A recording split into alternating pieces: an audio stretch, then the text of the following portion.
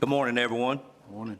Morning. At this time, I'd like to call the June the 1st Nash County Commissioner meeting together. It is customary for our commissioners to begin each of our meetings with a prayer and then a pledge of allegiance to the flag.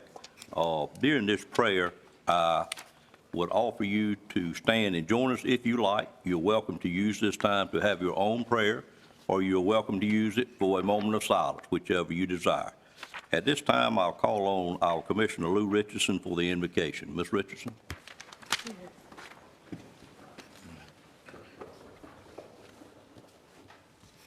Dear Lord, it is again that we come to you with thankful hearts and minds.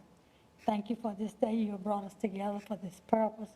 Help us to understand your will and your way. Thank you for blessing us and keeping us safe through these troublesome times and through the virus that is going around. We ask you to keep blessing us and help us to honor your name in all that we say and do. Bless our nation and keep us safe. For us in the name of Christ we pray. Amen. Amen. Join me in the pledge. I pledge allegiance to the flag of the United States of America and to the republic for which it stands, one nation, under God, indivisible, with liberty and justice for all.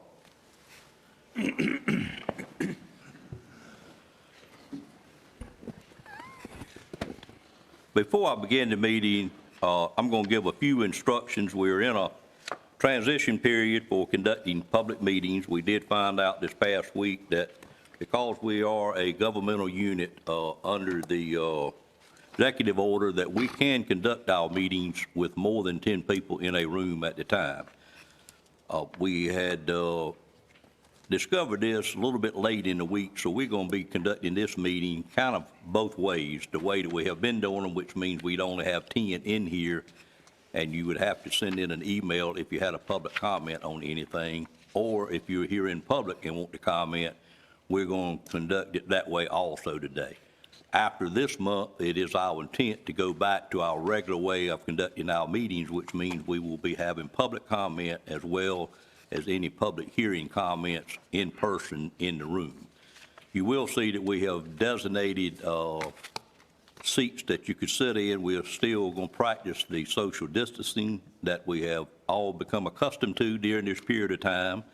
And I will be a little bit, moving a little bit slower as I get to each item, just in case someone out in the hallway wishes to speak when we get down into the agenda, particularly on public hearing items. When you have your item heard and is no longer on the agenda, you may wish to move to the outside. You're welcome to stay with us all morning. We like for our citizens to be with us, but you may want to move out of the designated seats in case there's someone at a later item that may wish to come in. With that said, we are now on item number 4, which is approval of the minutes. During the month of May, we had 4 meetings. We had one on May the 4th, our regular meeting. We had a recess meeting until the following day, which was May the 5th, for the commissioners to work on our budget for next year. And then we had a meeting on May the 20th, which was our recess meeting for budget work also. At this time, I'd ask the commissioners if they have reviewed those minutes, and I would entertain a motion to approve all 3 or any corrections or additions to the minutes at this time. Move for approval, Mr. Chairman. Got a move for approval. Is there a second to that motion? Second. Second by Commissioner Wells. Any questions on that motion? All in favor of that motion, let it be known by saying aye. Aye. Any opposed by a like sign? Minutes stand approved. Thank you, Madam Clerk. Also, this morning, I should have given instructions at 11 o'clock. We're going to pause if we are still in the middle of the meeting at that time, which we probably will be, to do our daily update that the manager does on COVID-19. And we also have a board of review scheduled for 11 o'clock also. So we'll do the update, and then immediately after that, because that's a published time, we'll have a board review at 11 o'clock. So now we're on item number 5, which is public comment. And what this agenda item is on our agenda 4 is if there's any citizen here today inside the room or out in the hallway that wishes to speak on an item that's not otherwise covered on our agenda, this would be the time that you would come forward. We do ask that you sign up at the meeting when you get here. We don't make you sign up ahead of time, and if someone happened to miss that part of it, this board has always been pretty lenient in that effect also, and because we like to hear from our citizens. But if there's anyone now, I did not have anyone to sign up other than a person that signed up to be on a particular topic, which was item number 11, and we would ask that person to wait until we get to that public hearing. But is there anyone inside or out that wishes to speak on an agenda, or on an item that's not otherwise covered on the agenda? The board would be pleased to hear from you at this time. And I will pause just a moment in case there's someone outside.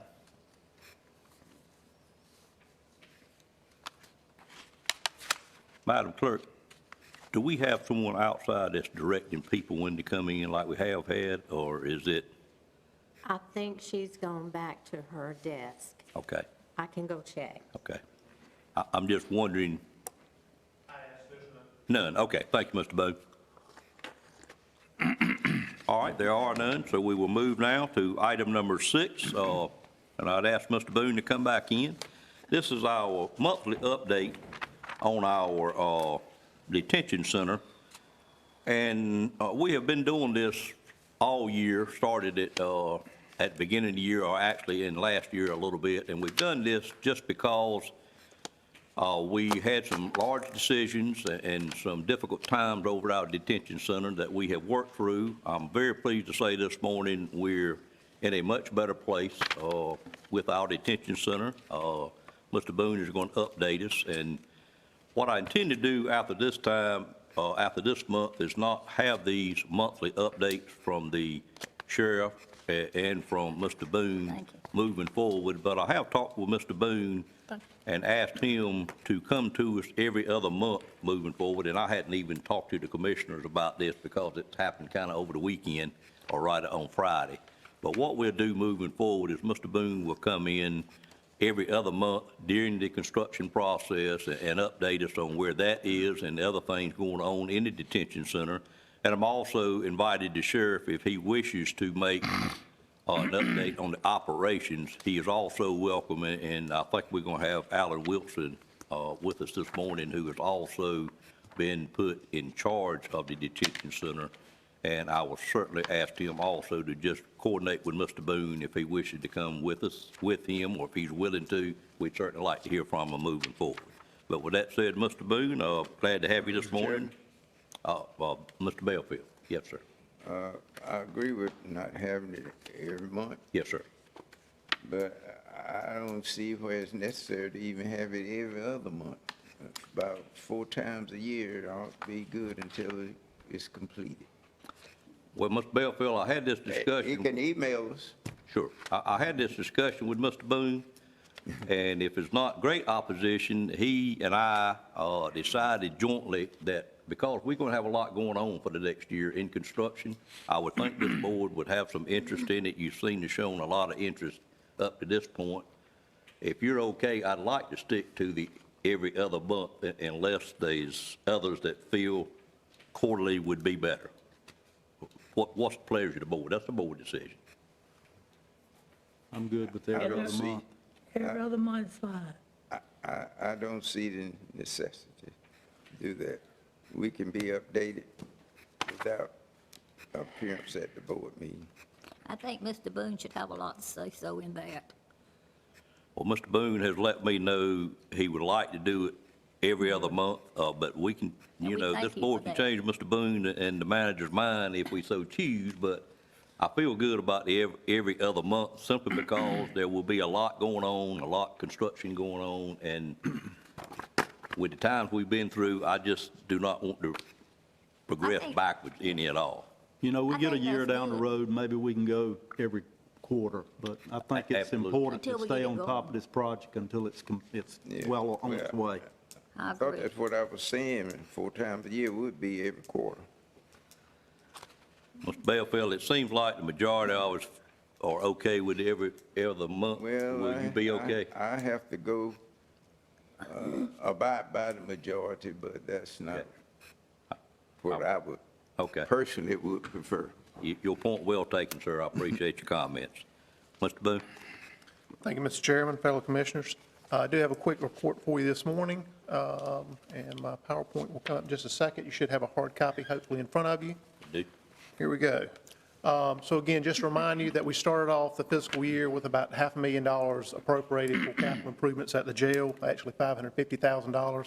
Commissioners came back and amended that on March 5th, at another $500,000, so we have a total budget of $1.05 million for work at the facility. I provide you these numbers each month. I'm going to skip to slide 5 and just remind you when we met last month on May 4th. Reported at that time we had spent or encumbered roughly $671,000 of that $1.05 million. And as we stand today, there's been a little bit of a lull. You may recall at the report last month, after we'd completed the work on the east side of the facility and dorms 4 and 5. But since that time, we have encumbered some additional funds to complete improvements in the former juvenile section and the east-west block, and some other improvements at the facility, which I will enumerate here in just a second. But as we stand today, we're at $934,000, so that's an increase of about $263,000. Again, most of that was in the east-west block, but if you have any questions about specific items, I'll be glad to answer those. As far as areas of emphasis since my report last month, we've continued to focus on those remaining items from the December 10th inspection report. There are about 7 items outstanding, and 4 of those relate to energy recovery units. You'll see that listed there. Continue to work on those. We've worked with the manufacturer. We've got 1 of those units back in operation, and now we've ordered the balance of the equipment to make the repair to the remaining units. We've also focused on, had some additional work to do in dorms 4 and 5. The sheriff's office has decided, and I think maybe I had reported, or we had reported last month, the sheriff's office decided to use one of those dorms to house female inmates, and then the other dorm they're keeping open, dorm 4, as possibly a dorm that could be used to isolate any inmates that come in that may be showing symptoms of COVID-19. So as a result of that, that presents a situation where we may have a male inmate housed in a dorm immediately adjacent to a dorm with female inmates, so they want us to do some additional work there. I'll show you a picture of that, but basically it involved reinforcing the doors between those 2 dorms and the common wall. We've also undertaken some renovations to the entrance to the sheriff's office and the west side of the detention facility over off Drake Street. I'll show you some pictures of that, primarily painting and removing the VCT tile and applying an epoxy floor covering. They've got some pictures to share with you, and they were working on that over the weekend. And then some other miscellaneous items, again, primarily related to work in the older section of the jail, which I mentioned earlier. So again, I mentioned the reinforcement of those doors between dorms 4 and 5. This is a photo here showing the before condition. There's actually 2 doors. If you look in this first photo, you can see the second door on the lower level, but in the common wall, there's a door between the 2 dorms. And again, because of proximity, male and female inmates, the sheriff's office want to reinforce that door, so we work with a local machine shop to come in and install a 1/4-inch thick steel plate over each of those doors. They welded those, and we've since painted it. I actually took the picture before that happened. But again, that was at the request of the sheriff's office because of, again, concerns over male and female inmates being housed in close proximity to one another. Other work, I mentioned the Drake Street entrance. This is a picture of that side of the facility. We have repainted all the walls in that unit, in that area rather. This is if you've been on that side, you come in, you enter the sheriff's office on this side, and you go to the left to access visitation on the west side of the jail. But we have had a contract to repaint the walls. This is still showing a photo of the VCT tile that has since been removed. You can see that here, and then over this weekend, they were prepping the floor and applied the first coat of epoxy, and we'll be applying a sealant on that tonight, and hopefully we'll be able to reopen that entrance tomorrow by noon. And then this is the door itself. We've had some issues with water infiltration. This is the exterior entrance. We're going to add an awning here. I've not done that yet, but we don't want to show you a picture. We're going to add awning on this side of the facility. That's the work at the Drake Street entrance. I mentioned the work in the former juvenile section. This is actually after some work had already been completed. We removed some of the fixtures from the wall.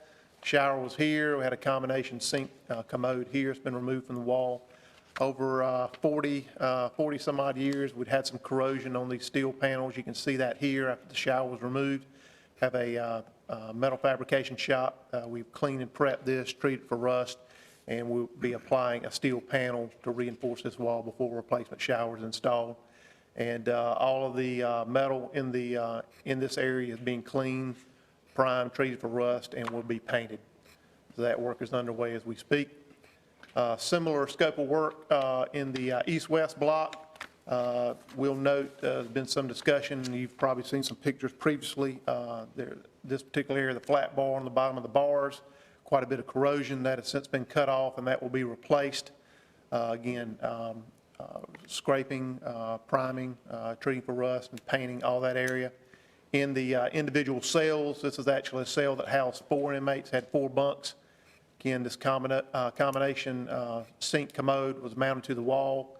Again, over 40 some odd years, there'd been some corrosion, so that's been removed. This area cleaned, and then there will be a sheet of steel that will be installed over that area, and then the fixture reinstalled. But everything in the cells will be repainted and repaired. And this should show some of the work underway where they've been working on the bars, and this is the hallway outside the west block. We will also be treating and painting that area. And that's pretty much what we've been working on over the past 4 weeks. Other improvements, certainly you're aware of, security system related improvements. Happy to report, I would say 95% of that work in terms of installation on the cameras has been complete. There were 3 cameras that were added to the scope of work that have been ordered. They have not arrived yet. Expect those to arrive in the coming weeks. So that work can be done, and then all that we left to do is to install some of the switching in the main control room, and then train the staff to use the new system. The new cameras now are in operation. They do not have control capability, so they've got a fixed point of view. But I will say, just looking at the images, the new system to the old system is a dramatic improvement from what we had before. So I think the Sheriff's Office will be well pleased with the capabilities they have with this new system. Another project you are well aware of is replacement of the kitchen cooler freezer. I believe I reported at our meeting last month that we had opened bids on that project. And you will see here, we did open bids on the 21st. 3 bids were received, 1 was non-responsive. Lance Restaurant Equipment out of Myrtle Beach, South Carolina was determined to be the lowest responsible bidder, a little less than $57,000. I would say that's well below the preliminary estimates we'd received from 2 other contractors, one of which bid on the project. At that time, we requested Lance Restaurant Equipment to provide cut sheets for the unit they proposed to use. We gave them some options in terms of manufacturers. We've since received those and approved them, working with, we're actually engaged a sub-consultant that worked with Mosley Architects on the jail needs assessment to make sure we were getting exactly what we needed. And he was satisfied with the cut sheet submitted, so we issued the purchase order on May 20th. And we expect about a 6-week lead time on manufacture of the unit, and then 2 weeks to demolish and remove the existing unit and install the new unit. And to minimize disruption to the jail and the facility, that work will be done after hours, beginning at 8 p.m. in the evening and working to 4 a.m. in the morning. I mentioned the December 10th inspection report. Again, there's 7 items remaining. You'll see those listed there, at least ones that we have identified that need to be addressed. And we'll continue to work on those. Again, 4 of those are related to those energy recovery units. And again, we've just ordered another $7,000 in materials to repair those remaining units. And then the remaining items on the inspection report are items in the older portion of the jail that we will not be working on the north-south block, or related to some mechanical systems that we anticipate we will look to address as part of the expansion project at the jail that Mosley Architects is currently working on. As I've done each month, I did not go back to January, but just want to keep you abreast of work orders at the facility. You will see at the report on May 4th, we had 23 active work orders, and as of 3 p.m. On Friday, we had 24 work orders. 19 of those you can see are new requests or either ones in progress, and we have 5 of those that are on hold, again, primarily related to areas in an older portion of the jail or items that we anticipate will be addressed as part of the work by Mosley Architects.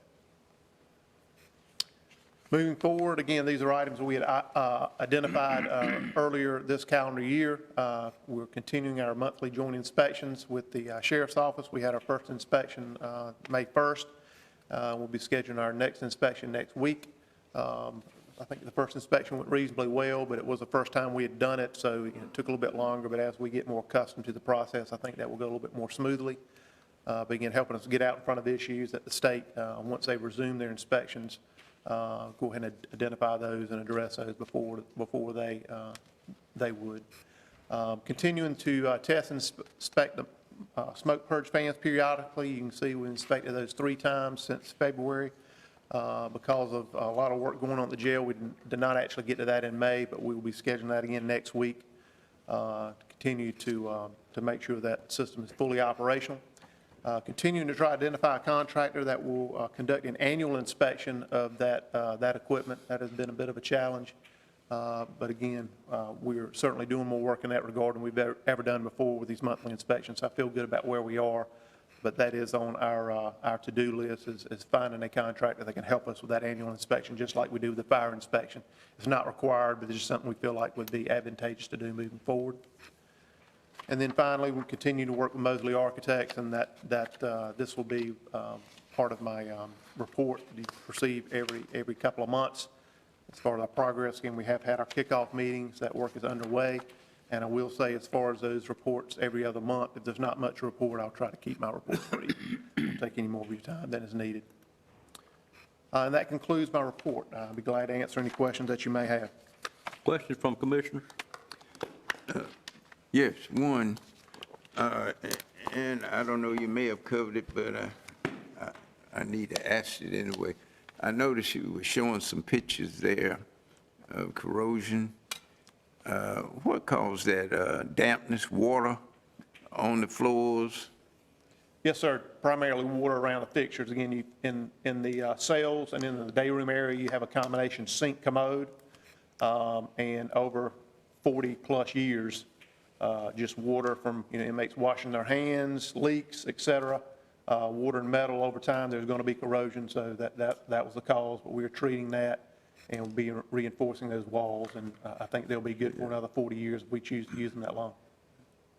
Did any of it come from inside the walls of the jail? I guess there could have been leaks in the plumbing over time. I mean, it's plumbing, if you probably had issues at your own home, from time to time you'll have leaks with your plumbing, so could have, but most of the corrosion was on the front side, on the inmate side of the wall, in the day room area and in the individual cells. Seems like to me that some of that could be prevented if the administration of the jail detention center would make sure that no water or anything is standing around constantly in there. I think we're doing a much better job now that we have a work order system facility due. The sheriff's office has been very proactive in terms of entering work orders in that system, which is what I've been reporting on here every month, how many work orders we've received. Well, not necessarily how many received, how many were open at the time that I compiled the data. So that fluctuates over the course of the month.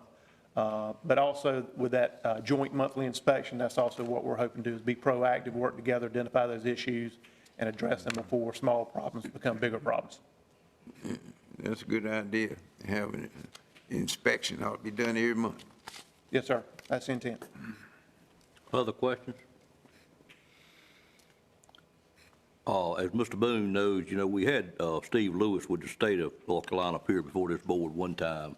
His last day, he retired on Friday, and I did have to remember that and called him Saturday about lunchtime and thanked him for what he had done for Nash County, and made sure that he didn't re-up another month. He was actually supposed to leave at the end of April. He did confirm that the 29th indeed was his last day. Of course, the gentleman that has also worked with Nash County some, Jeff Hearn, got his position, and that is official now, so that's who we will be dealing with moving forward. But Steve, I think, did a very good job helping us work through that, and I just told him the board was very appreciative of the time he had spent in Nash County. I think he had told us he had 113 jails in the state, plus he's responsible for hospitals. I think we were fortunate to have him here as many times as he did come. So I did let him know how much Nash County appreciated that. Was Mr. Wilson out front when you came in? Okay, all right. Anything else? Thank you, Mr. Boone. Thank you. You would ask, don't have to.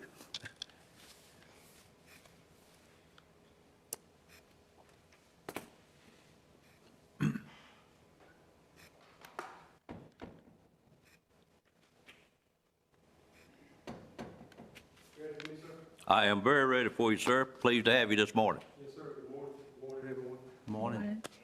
Morning. I'm Alan Wilson. I'm assigned to the detention facility to oversee the facility. Just going to give you an update of where we are as far as inmates, vacancies, and then kind of tell you some things about our operations that we currently have going on. Great. And I'll feel free at the end, take any questions that you may have, try to answer it, to clear it up. Currently, the 77 males that we have in-house, 5 females. We have 13 that are housed in other facilities. Out of those 13, 8 of them are held in New Hanover, and New Hanover is being generous to us and helping us with no cost on that. 4 of them at Central Prison, and that's costing $40 a day. We have a backlog from Central Prison of 11 of them that are serve their time here and waiting to go to prison to serve their sentence, but DOC is not ready for them yet, so we can't send them, and they are reimbursing us at the cost of $40 a day on those 11 as well with that. So and we have 16 out on the impact program at this time. Currently, we have 7 vacancies. We have 2 that are starting on June the 15th and 1 starting today. So our vacancies have come down. Current process at the jail with the COVID-19 is very serious, and we're doing our best efforts to try to keep that out of our facility. Some things that we're doing, just to let everyone know, is when people come in, we book them outside in the sally port as far as checking them, checking the temperatures, asking the questions. If there's any issues, we route them around and take them into another part of our facility to keep from putting them inside the dorms. If there's no issues with that, then we have, now we've instituted a classification program. So when someone comes in, the first thing they do is go into our SHU, which we'll call that special housing unit, and that's where our lockdown is. So they stay in there for a minimum of 5 days, and we monitor them, make sure there's no temperatures, no issues with that. After 5 days, if everything is good, one of our officers is assigned to look at them, and there's criteria that we go by. And we got that criteria from New Hanover County. And we look at that, and it's a chart, and it's based. So we use our open dorm setting 1, 2, and 3 based on the risk assessment on the particular inmate. And we use that to place the inmates. So far, that system seems to be working well. There's nothing going to be ever foolproof when you have a dorm setting where you're not going to have some issues, but it seems to be working well with that. Currently, we have got dorm 5 that we use for our females. Dorm 4, we got approval from the state, as you probably have already heard, to hold off on putting anybody in dorm 4. Our plan B is if anything COVID breaks out, then we can use dorm 4 for that. It's separated, it has a separate air unit, and we can use that as our medical facility to keep it away, and also keep our officers a lot safer from that because of the way that it's set up. So I'm thankful that we're able to use that and at least have a plan in place if something happens. Right now, we only have, like I said, 5 females, so we're not even close to capacity on that part. And as you probably heard Jonathan talk about, the juvenile part is being worked on. Once that is being worked on, and once that's up and running, our plans are to use the juvenile section as our female special housing unit. So when a female comes in, we'll do the same thing and have the same process to make sure where they need to go and what needs to be done with that part. Same thing with the east and west.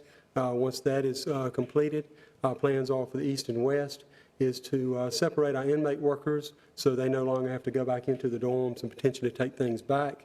They'll be used for that, and our weekenders, so we keep them separated as well, and then we can use up any other needs that may arise. So that's going to keep a lot of things from getting inside that may not, we'll basically keep from getting inside on that stuff.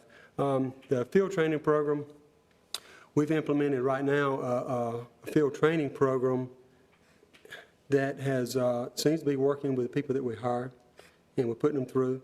We have a checks and balance at the end of that program. We have somebody, just like we do with our patrol deputies, we have somebody, a supervisor, a lieutenant, if you will, that actually ride with them for the day or be with them for the day, and they have to check off on everything that they do to make sure that they are proficient. That, one, sets them up for success, to make sure they know what they're doing, and if they're not, we put them back into that field training in the area they're deficient in. Also, that documentation protects the facility and the sheriff's office in the county as well, so somebody can't come back and say, well, somebody was not trained properly. So we make sure of that. Currently, we have someone assigned as our field training officer. He's going to be our coordinator. So with that, we are actually developing a full-fledged plan, much more detailed than what we currently have, to put in place with that as well. And so we've got other agencies that send us some information, and we're using that as models, and using those models, taking what we currently have and how it fits our facility, and making sure that that's going to work as well. So as with everything evolves, and you can't be so rigid that you can't change. You have to look at it, and you have to make changes accordingly with that. The other thing that we're doing, of course, Jonathan and I, we walk through the facility. We're doing that once a month, and we're kind of looking at things that are broken and things that need to be fixed or whatever. I am also once a month going into the facility, and we'll look at everything administrative, and I'll make sure that things administratively are done, and I'll write up a report on that. So by doing that, it's a checks and balance on the administrative part, making sure things that need to be taken care of, as reports and grievances and things of that nature there, are also being documented, and things are being followed up on that part as well. So the officers, the procedures that we have in place, but our end-of-shift reports and things of that nature, things seem to be running well. And we're going to continue to keep improving and try not to slip backwards in any way whatsoever. I'll be glad to answer any questions. All right. Thank you, sir. Questions from board members? I just would make a comment. I appreciate your report, and I appreciate what you're doing in managing the detention facility. There may be some that think that I don't have great respect and admiration for you and what you do, but I do. And I highly value what you're doing, and I appreciate it very much. Thank you for a good, positive report today, and for what you're doing to lead that jail system. Absolutely. Thank you. Thank you, sir. Yes, sir. Mr. Chair. Mr. Lamb? Yeah, I'm just trying to get the, you said there were, of the 13 in outside facilities, 8 were in New Hanover, and 4 was at Central Prison, and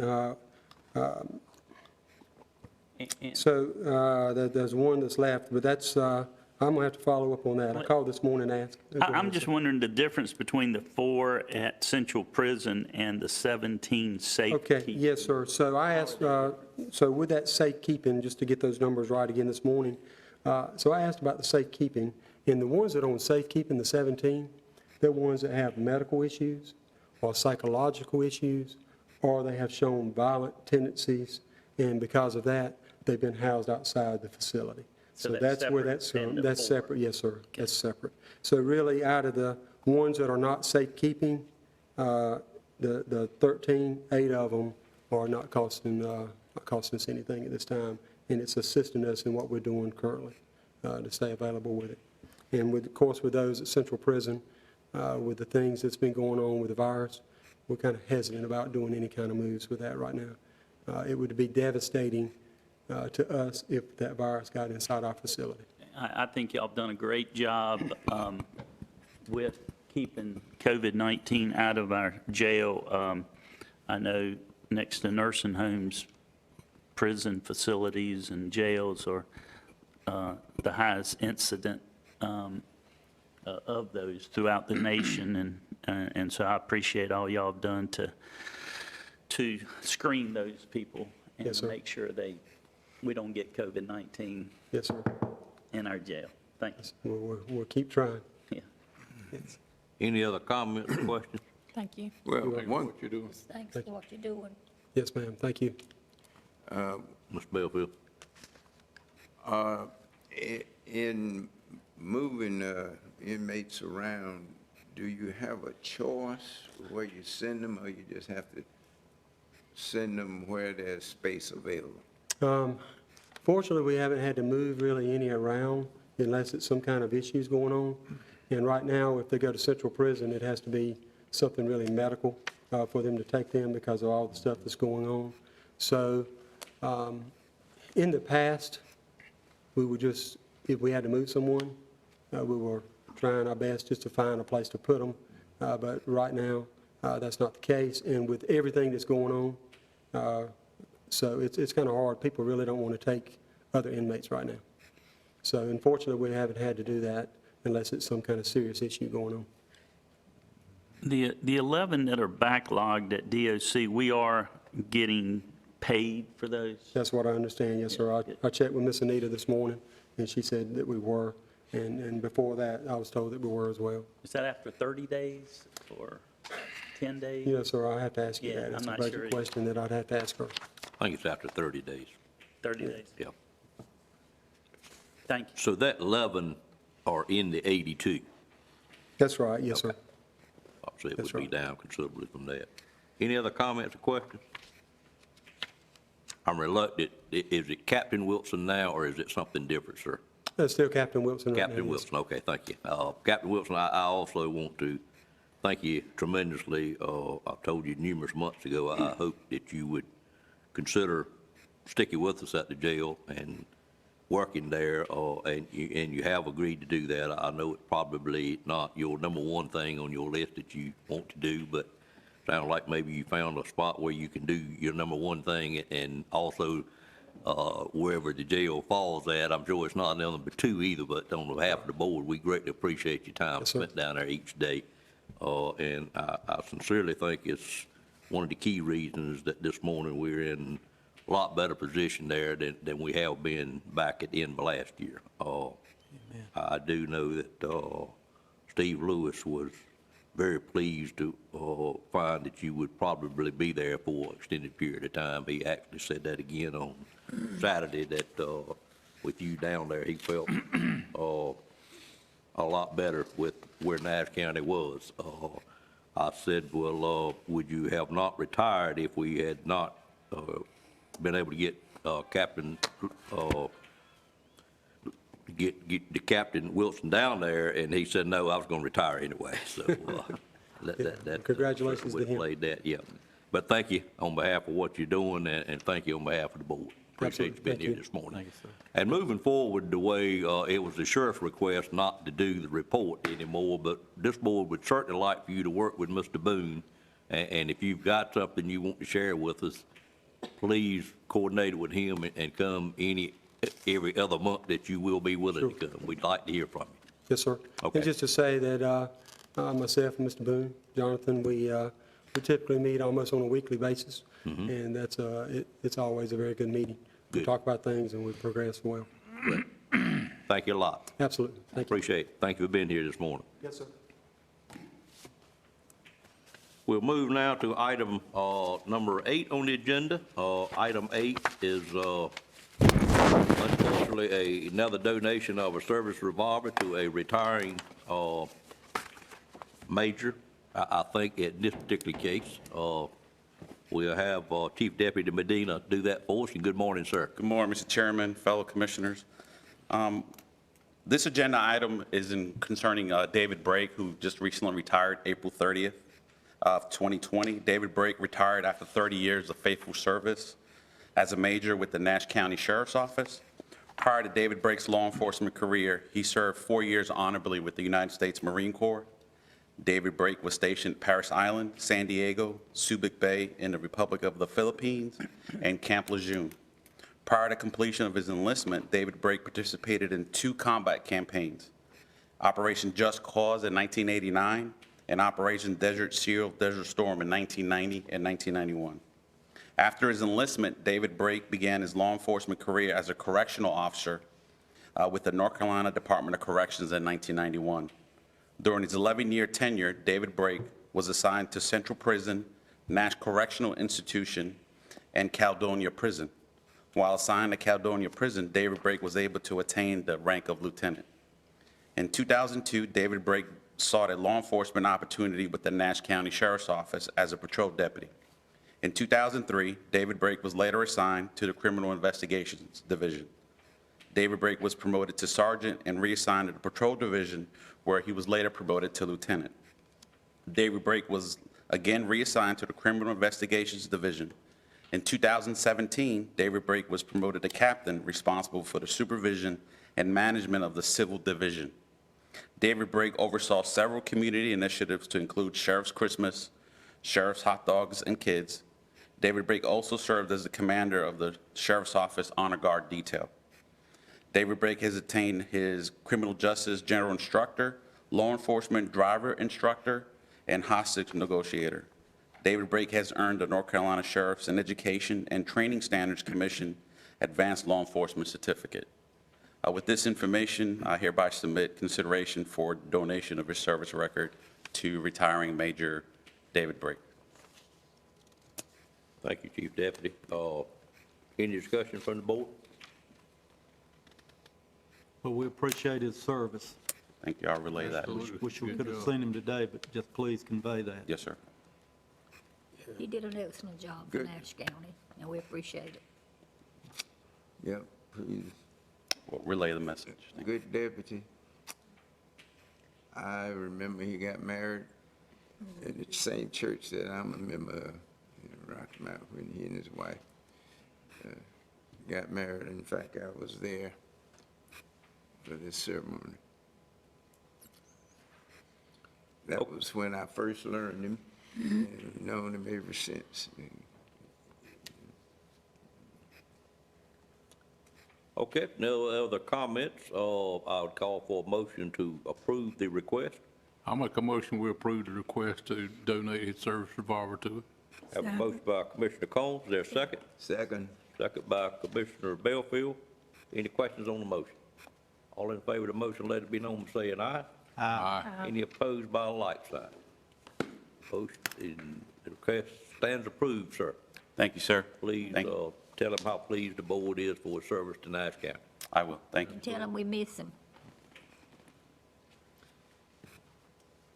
Okay, we are now on item number 9 on the agenda, which is the Community Service Block Grant, CARES Supplement Funding for Need. And I would call on Janelle Rogers to present this request.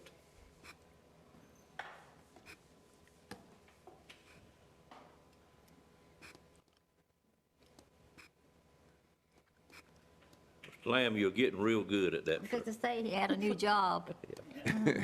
Janelle, welcome. We're always pleased to have you with us. Good morning, Good Commissioners. to see you this Mr. morning. Chair. It's awesome to be here again this morning. I hope everybody's doing well. I submitted the information for you, so we're excited here at NEED to be able to receive more funding on behalf of the Community Services Block Grant. You will see attached the budget that we're going to receive, about $679,438. That's going to start for July 1, 2020, and it's going to run for 2 years, so it's going to be September 30th of 2022, if the funding permits, so we'll see how that happens. I also submitted the work plan, the outcome measures on Table 1, and it will have about 150 clients we're looking at to serve, and again, this is on a 2-year basis, so you're talking about 75 clients per year, and if you divide that for the 3 counties that we serve, about 25 clients per county, but we're thinking we're going to definitely serve a little bit more than there. But you'll also see in there about the obtaining employment. We will work on also bettering their employment, looking at the number of jobs that have medical benefits. We're still changing this a little bit more. We've already submitted this application to the state office a couple of weeks ago. And so once they get back with me, if there's any questions that they have, they'll let me know about what we need to adjust. But as of right now, the money that we'll receive is, like I said, that's $679,438, in which $234,000 will go specifically for Nash County. I also submitted an addendum to our community needs assessment which is about 8 to 9 pages, so you'll see that. We're still also working on that information as well, just to clean up a little bit more for the state office. The data that we received came from the Department of Health and Human Services, so we didn't have to collect any additional data, just pull the information that obtained to Nash, Edgecombe, and Wilson County. And actually, you do not have to approve or sign anything this year. It's just for me to make sure I presented it to all of the counties and get your input if there's any questions. All right, any questions of Ms. Rogers this morning? I have on my agenda a motion to approve.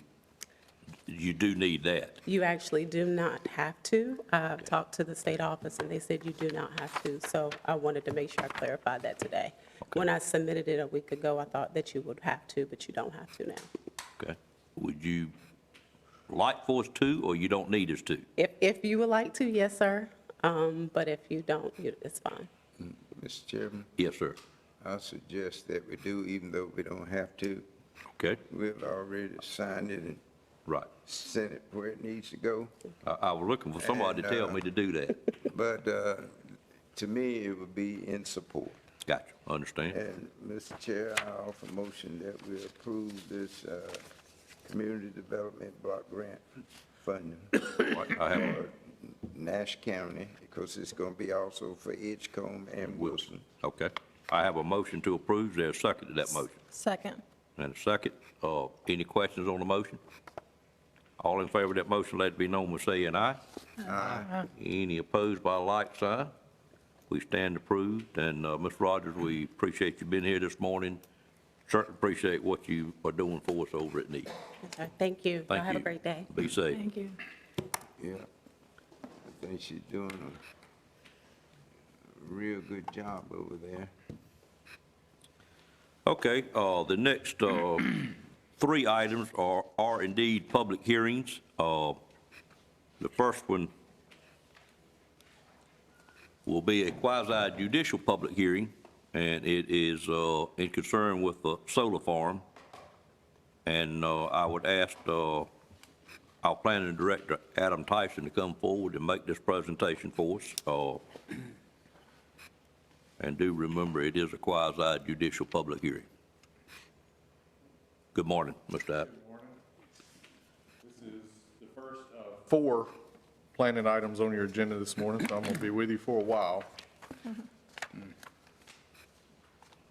This is a request to expand a solar farm that was previously approved by the board.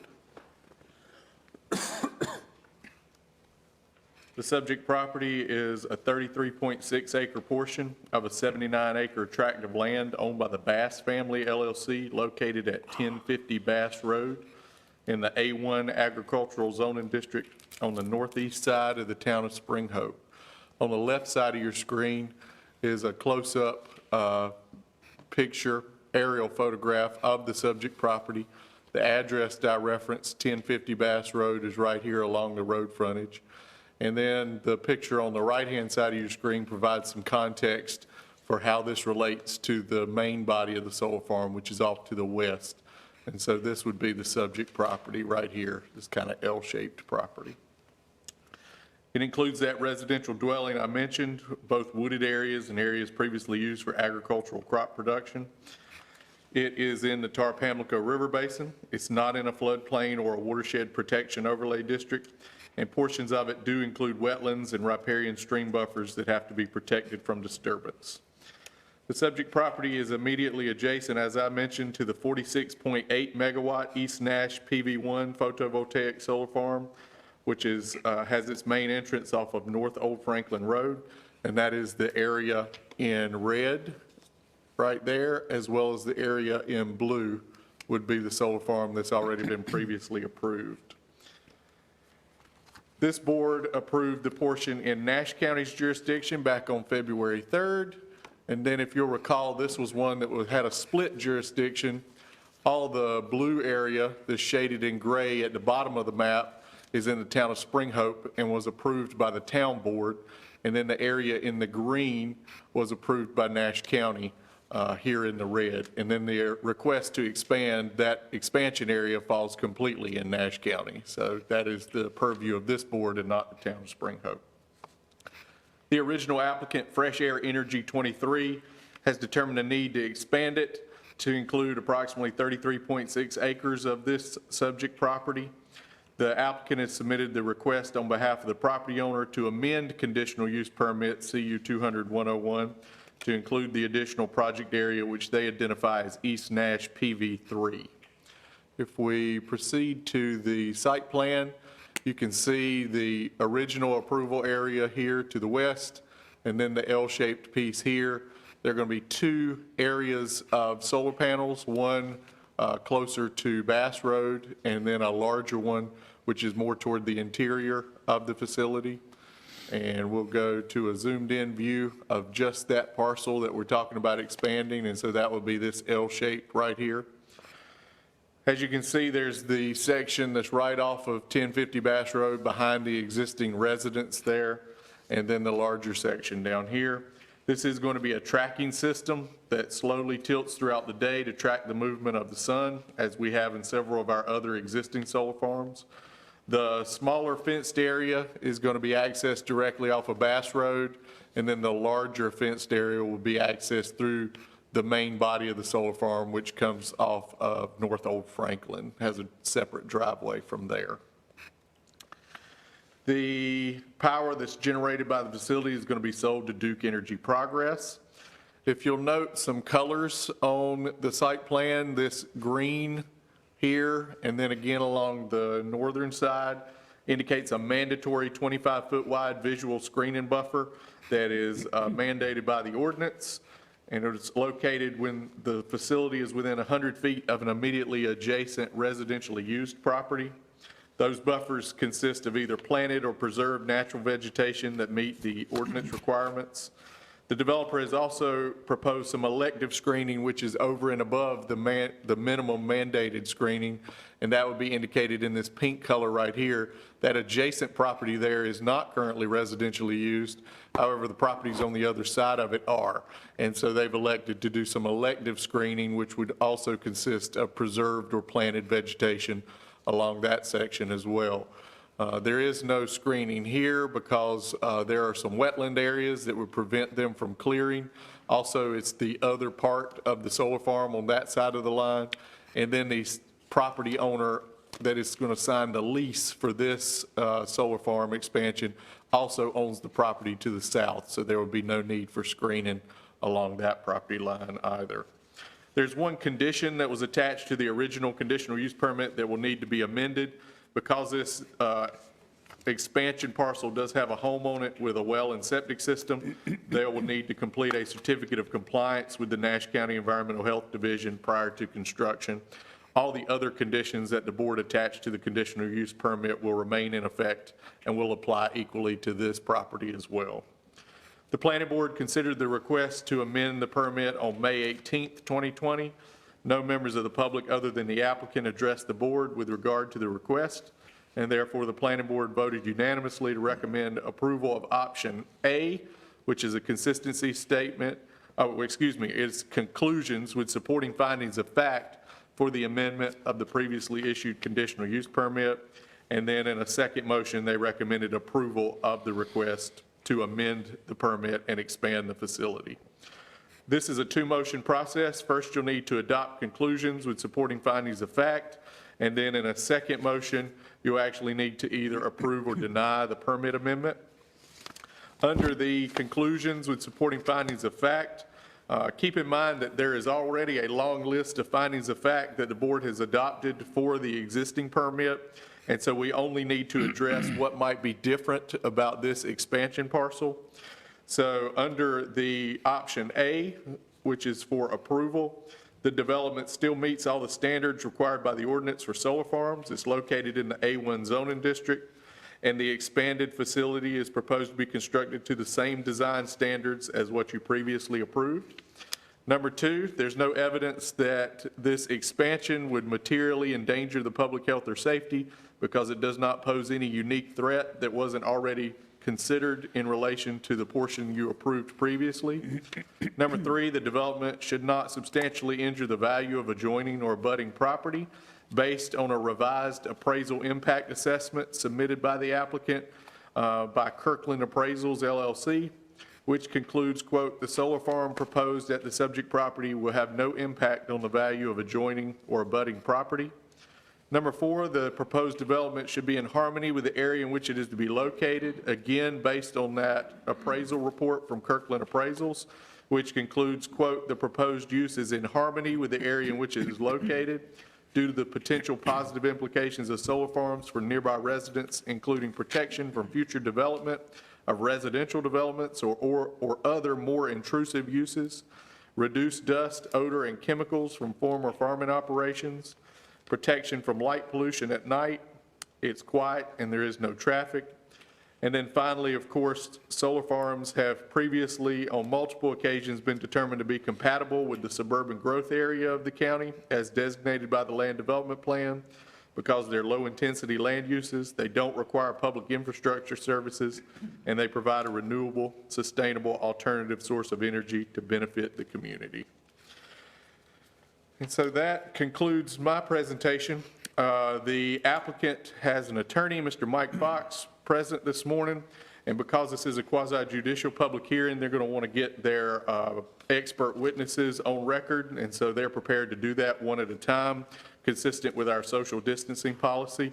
I would recommend that when we begin the public hearing, that instead of swearing everyone in at once, that we do it one at a time as they approach the podium. And I would ask that when the board opens the public hearing, that you would accept this report and all the supplemental documents that go along with it as part of the official record of today's proceedings. And so before we proceed with the public hearing, I'll be glad to take any questions that the board has. Questions of the board for Mr. Tyson at this time? Seeing none, thank you, Mr. Tyson. At this time, I'd call for a motion to go into public hearing on this item. So moved. Moved by Commissioner Outlaw, is there a second? Second. Second by Commissioner Wells. Any questions on the motion?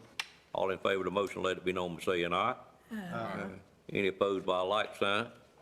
Motion carries. And ladies and gentlemen, in the room, outside the room, we are now in a public hearing on item number 10, which is indeed a quasi-judicial public hearing. If there's anyone that wishes to speak for or against this request, we'd ask for them to come in the commissioner's room. And we have several seats available if there are multiple ones out there. But at this time, whichever one wishes to speak first, which I have one gentleman in the room, we would ask for you to come on up. And Mr. Chairman, I would just ask very quickly if the clerk could swear me in case I need to comment throughout the public hearing. All right, we will certainly do that, Madam Clerk. Thank you. Do you solemnly swear or affirm that the testimony you're about to give will be the truth, the whole truth, and nothing but the truth, so help you God? I do. Thank you. We have seats that are identified with a white sticker on them. Good morning. If you'd state your name and address for the record, we'd greatly appreciate it. Glad to have you here this morning in Nash County. Good morning. Thank you, Mr. Chairman. My name is Michael Fox. I'm an attorney for the applicant here today, and we understand, we've been here several times before, Yep. and we know that your board and your county is very familiar with solar, so we want to be considerate of your time, and we'll have a very brief presentation as minimum as possible to get our evidence in the record. Of course, we'll be happy to answer any questions that you might have. I do have an updated version of the appraisal report that if I could get the staff maybe to distribute. And would ask that that be entered into the record. I got you. If we could. While he's handing those out, let me have the clerk swear you in, if I may. Thank you. Yes, sir. If you would place your left hand on the Bible and raise your right hand, do you solemnly swear or affirm that the testimony you're about to give will be the truth, the whole truth, and nothing but the truth, so help you God? I do. Thank you. So while he's passing that out, I will, if it's okay with the chairman, I'll go ahead. Yes, sir, that's fine. And start. As your staff indicated, and they always do a very good job, they are very thorough, and they're very good to work with from a developer point of view, so. Be easy with your compliments. We're in budget season. They'll want more money. Absolutely. They did a great summary. This is an amendment to a previously approved project. I have 3 folks here with me today. Philip Martin is with Ecoplexus, and they are the project developer. Philip can give you any information that you may want about the specifics of the site plan, buffering, et cetera, the details of why it's laid out like it is, if you would like to know that. And he can also answer any questions about Ecoplexus or the land and the property. I also have Tommy Cleveland, and Tommy is a licensed engineer who will come and briefly give you his experience and his opinion that there's nothing about this amendment to this solar farm that will materially endanger the public health or safety. And finally, I have Nick Kirkland with me, who is with Kirkland Appraisals, who are the authors of the report which we just passed out. And Nick will briefly give you his credentials as well as his summary that this amendment to the solar farm, the existing approved solar farm plan, will not substantially injure the value of adjoining or abutting properties, and it will be in harmony with the area in which it's located. And we believe that the staff presentation already given certainly supports that it's in general conformity with the land development plan or the other plans officially adopted by the Board of Commissioners. So that will be our evidence. I'm happy to answer any questions that you may have of me, and I would ask that you would admit Mr. Kirkland's report into the record. And if you don't have any questions, then I'll be happy to turn it over to Mr. Martin. Okay, any questions of Mr. Fox at this time? I think we're good, Mr. Fox. Thank you very much. Thank you, sir. State your name and address, and then we'll have the clerk to swear you in. Absolutely. Philip Martin, 600 Park Offices Drive, Durham, North Carolina. Good morning. Good morning. Do you solemnly swear or affirm that the testimony you're about to give will be the truth, the whole truth, and nothing but the truth, so help you God? I do. Thank you. Thank you. Thank you, Chairman. Thank you, Board, for having us today. We were here earlier this year, so I'm with Ecoplexus. We are the developer, and we'll be the owner and operator of this project.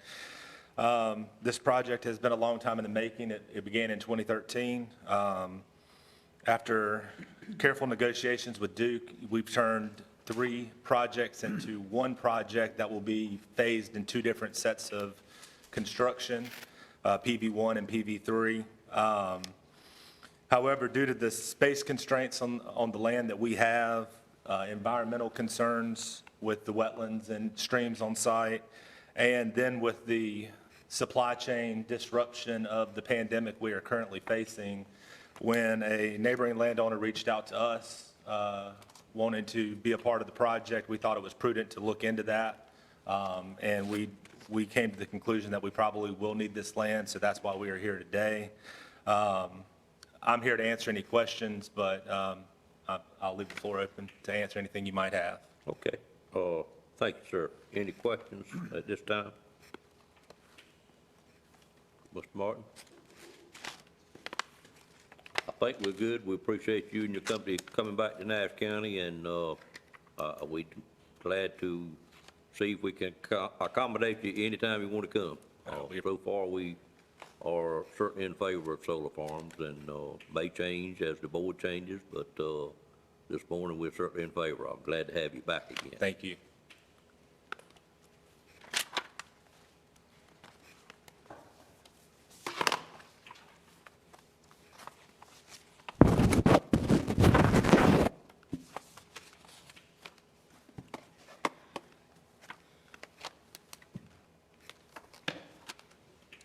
Good morning, sir. Good morning, Board. My name's Tommy Cleveland at 4141 Laurel Hills Road in Raleigh.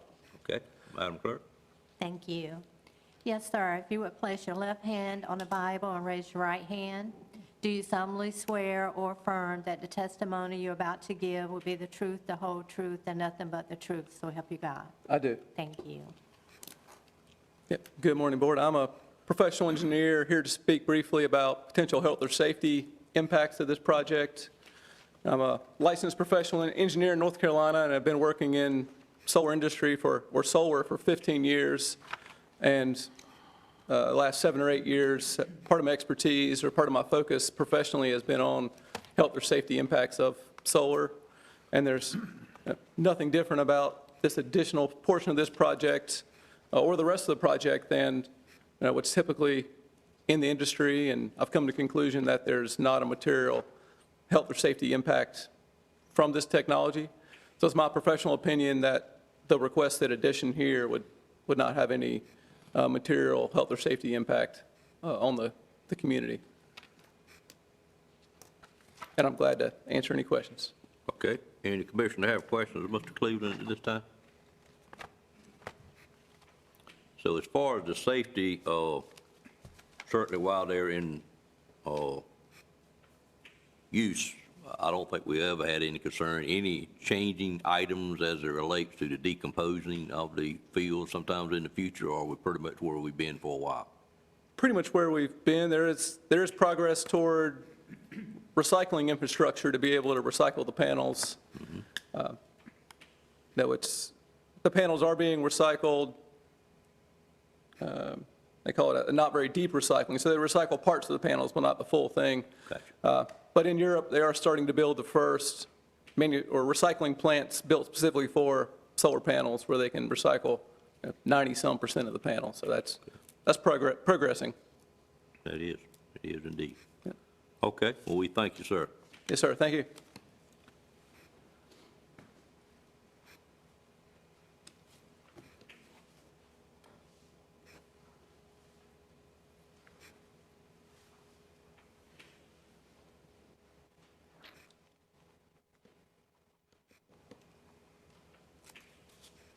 Morning, Mr. Kirkland.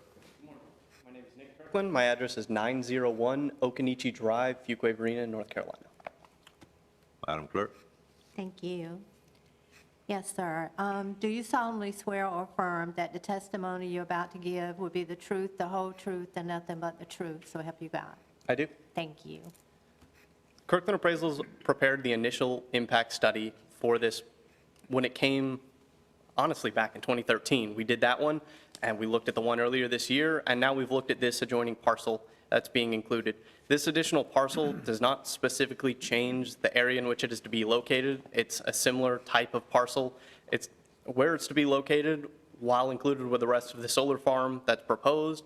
It is my professional opinion that it will be in harmony in this area. Furthermore, it's following the same types of setbacks and vegetative buffers as were already going to be implemented on the previously approved parcel. And based on this information, it is my professional opinion that it will not injure the value of adjoining or abutting properties. And I'm happy to answer any questions you might have. Okay. Any questions of the appraiser on this item? Seems like we're good, Mr. Kirkland. Pleased to have you back again. Thank you. Is there anyone else that wishes to speak for or against this item number 10 at this time? I had one more question for Mr. Martin, if I could, with the owner. I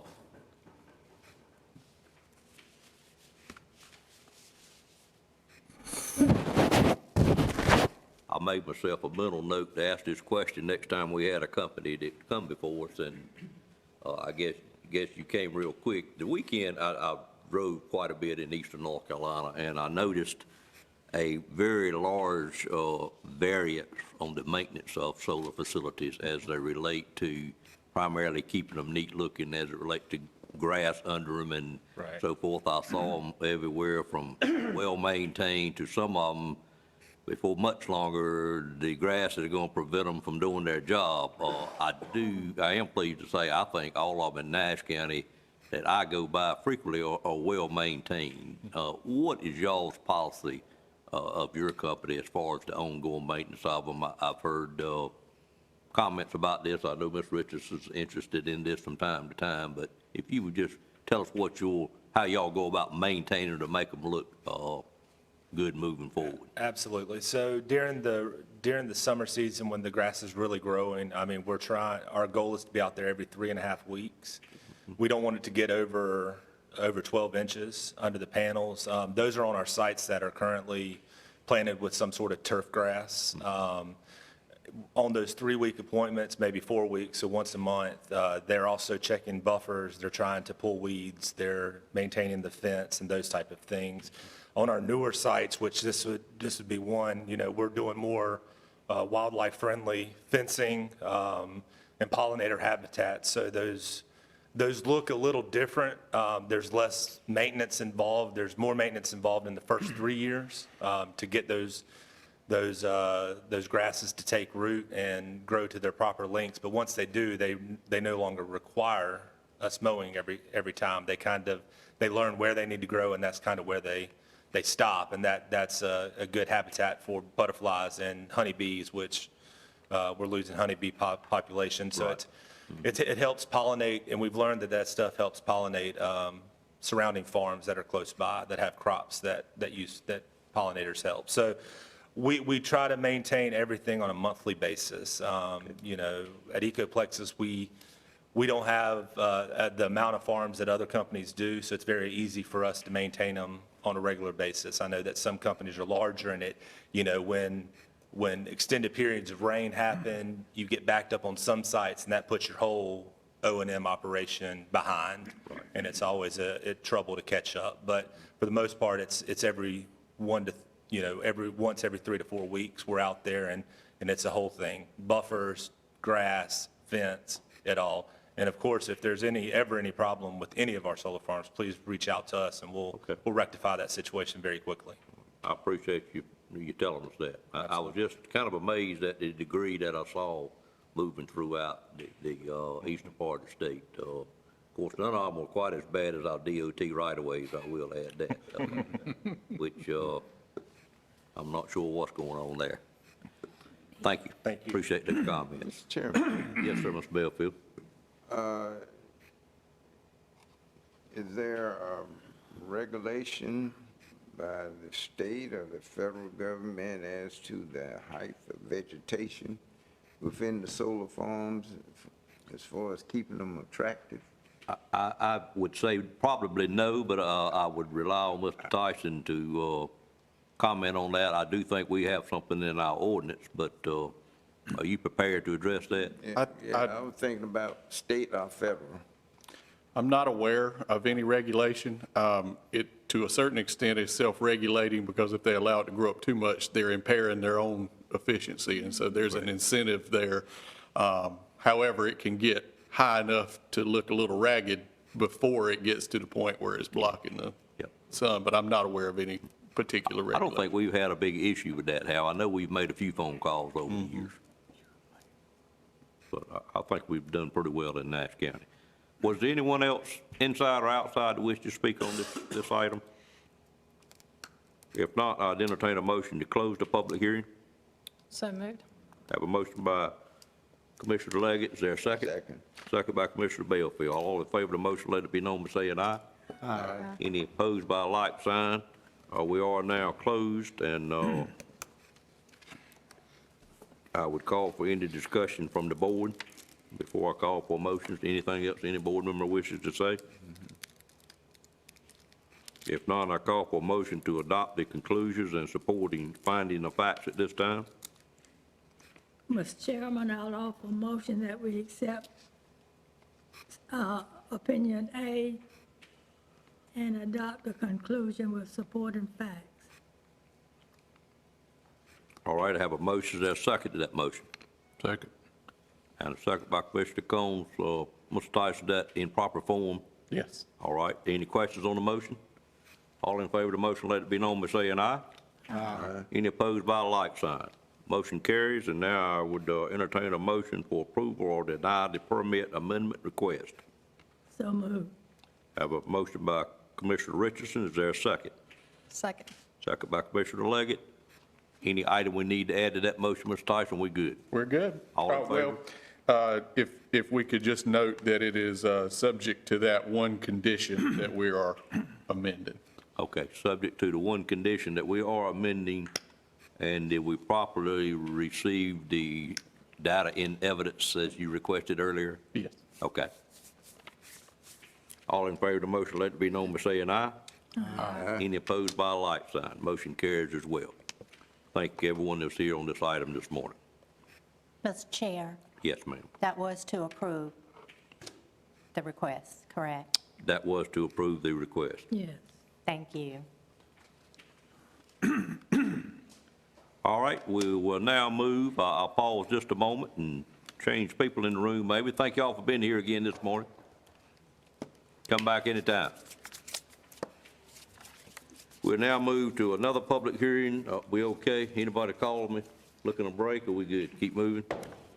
Keep moving, okay? Item 11 is another public hearing. It is a general rezoning of 81 acres on Stony Hill Church Road, Chapman Road, and Juniper Road from R40 single family to RA30 single family and RA30 single family to RA20 medium density. Mr. Tyson, if you will make that presentation, sir. The next two items are public hearings, however, they're legislative, so we will not need any sworn testimony. The first of the two rezonings, the subject property consists of 3 separate tracts of land. You can see them outlined in red on the aerial photo on the left side of your screen, one here, and then one here. They were acquired by the C.T. Williams Corporation back on February 6th of this year. They total up to approximately 81 acres. They're on both sides of Stony Hill Church Road, which is the main road running from east to west across the map there.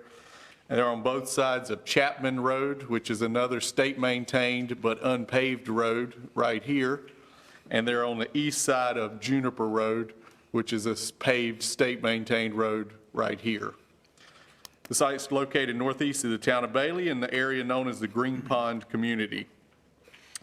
The 12-acre tract, which is right here, was previously part of a larger 24-acre tract that the board rezoned to RA30 back on October 7th of last year. And so on the zoning map on the right-hand side of the screen, you can see that denoted in the orange color here, that the board approved a rezoning. It was previously R40, matching the green surrounding area, and the board rezoned this 12 acres as part of this larger 24-acre tract back in October. That parcel was subsequently subdivided on February 11 to create Phase 1 of the Williams Ridge subdivision, which includes the 16 lots that you can see cut out along Juniper Road, Stony Hill Church Road, and Chapman Road.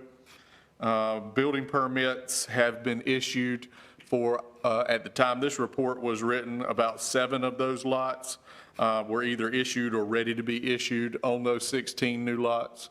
What you might recall is seeing a map that looked like this. This was a cluster development, meaning that although the RA30 zoning district typically requires 30,000 square feet per lot, the cluster option allowed these lots to be as small as 20,000 square feet, as long as all of the excess lot area that would have normally been in the residential lots is concentrated in a shared common area lot, which is what you're seeing here. And so these lots all had to be at least 20,000 square feet, and any amount that they were under the typically required 30,000, that lot area had to be aggregated and provided as a shared common area.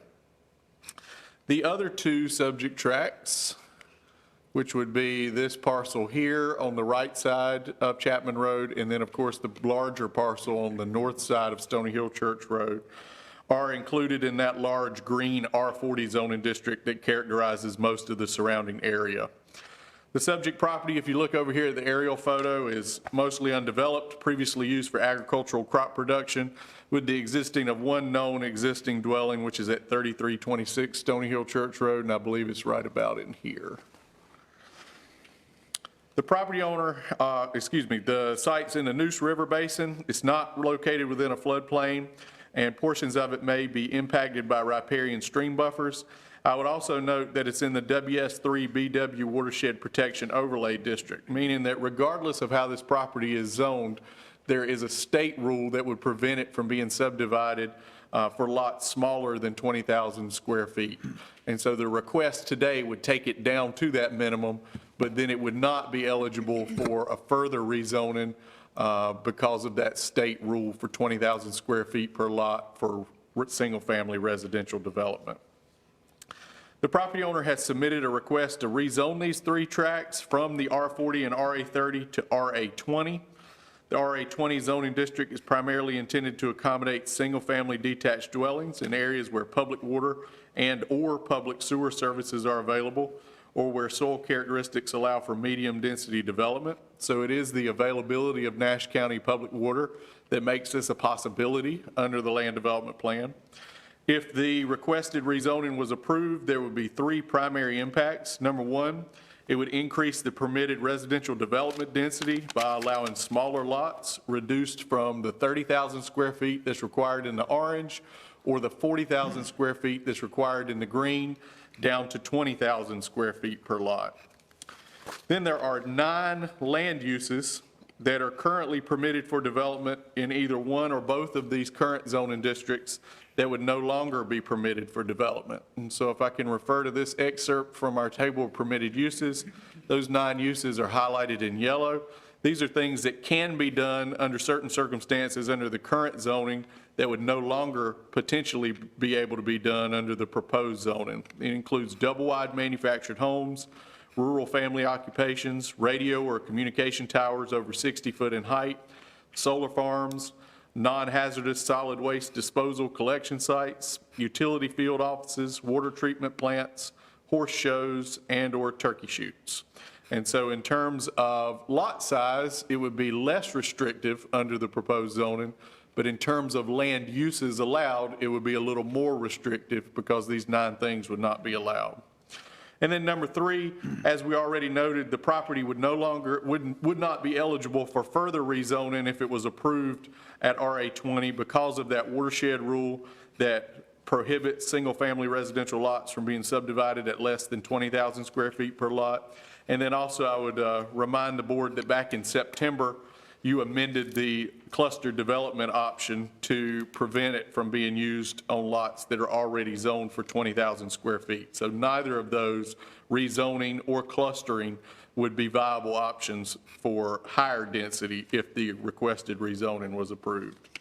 We have 2 tools that we use, of course, to evaluate rezonings, our land development plan and then concerns about spot zoning. The general rezoning request is consistent with the recommendations of the Nash County Land Development Plan. As you can see in this map, this whole entire area is this yellowish color, which indicates it's been designated as suburban growth area. The plan supports rezoning to either RA30 or RA20, where public water service is available and where the soil conditions are suitable for on-site septic systems. As I mentioned, there is a 4-inch Nash County water line along Stony Hill Church Road that runs the length of the road here that could be connected to, and in fact would be required to be connected to for subdivision development. Then the applicant for the rezoning has installed a new 2-inch water line down this length of Juniper Road here in anticipation of further lots in this red area right there. And the Public Utilities Department has previously determined that there is sufficient capacity to accommodate the residential development of the subject property at the proposed 20,000 square foot per lot density. And then, as we have stated in the past, when we discussed this property, the subject property has been observed to be generally sandy, well-drained, and favorable for the installation of septic systems, and permitting higher density residential development would accommodate the goal of the land use plan for accommodating significant residential growth in this area. However, as you might recall, when you looked at the last rezoning of this property, the plan leaves the decision regarding the appropriate development density, either RA30 or RA20, to the discretion of the board on a case-by-case basis, subject to the consideration of the specific characteristics of each particular site. The second tool we use is spot zoning. And if we refer to the zoning map again, this could of course be considered spot zoning because it would be the first property in the area to become subject to the higher density standards of the RA20. There are some arguments for it being reasonable spot zoning as well as some arguments for it potentially being unreasonable spot zoning. It could be considered to be reasonable because the large size of the property will create a new district instead of a single small isolated area. And obviously, the intent of that district is to subdivide additional lots within it. Number two, it could be reasonable because it has unique access to public water service and unique favorable soil conditions for on-site septic systems. It's consistent with the land use plan as we established already. The subject property already is and will continue to be zoned for residential use. And then, as I mentioned, although the rezoning would allow higher density, it would also be more restrictive in terms of permitted land uses than either of the two current zoning districts. However, the request could also be considered unreasonable spot zoning if the board determines that the 20,000 square foot lot density is simply too substantial of a difference to be compatible with the 30,000 and 40,000 square foot zoning that's already established in this area. The Technical Review Committee considered this request on April 30th and recommended denial based on being consistent with two previous decisions by the board. On October 7th of last year, the Board of Commissioners again was asked to rezone this orange area to RA20, which is the exact zoning district that the applicant is requesting today. And at that time, the board determined that the RA30, which you approved and which is indicated on the map, was more appropriate and compatible with this predominantly rural and low-density development conditions. And so the TRC felt that the board had previously considered RA20 and is reminding you of your prior decision. Of course, it's within the board's purview to change your mind at this point. And then secondly, the board might recall it was asked back in December of last year to expand this RA30, the orange area, to include some additional parcels. Those parcels included the two that are on the table for today, as well as some on the north side of the road that are not included, that stretched a little bit to the west off of the map there. And the board determined that that request to expand the RA30 was not reasonable until this 24-acre tract was further developed in order to demonstrate its compatibility with the surrounding area. And so the subdivision that you reviewed at that time has been recorded, and about 7 of those lots either have building permits or ready for building permits. But that's as much development as has happened, with the exception, of course, of that short span of water line that was installed along Juniper Road right there. The planning board considered this request on May 18th. In addition to the applicant, there was one adjoining property owner who addressed the board in support of the request. That was L&F Farms, the owner of this large parcel here, and the previous owner of these 3 parcels that are subject. That property owner addressed the board in support of the request, and there was no one present to address the board in opposition. The board voted to support higher density in this area. They unanimously recommended approval of consistency statement A, finding the request to be reasonable in the public interest, consistent with the land use plan, and reasonable spot zoning. And then they voted to recommend approval of the request to rezone the 81 acres to RA20. This will, again, be a 2-motion process. You'll need to adopt a consistency statement, and I think the staff has provided you with adequate support for either decision, consistency statement A for approval or consistency statement B for denial. And then a second motion to either approve or deny the zoning map amendment. So just to recap, the Technical Review Committee recommended denial based on the board's previous decisions having to do with this property over the last year. And then the planning board recommended approval, being in favor of higher density for this area. The only other thing I have in my presentation are some site photos of the construction that is ongoing. I believe this is on Chapman Road, the eastern side of the property, which is the dirt, unpaved but state-maintained road.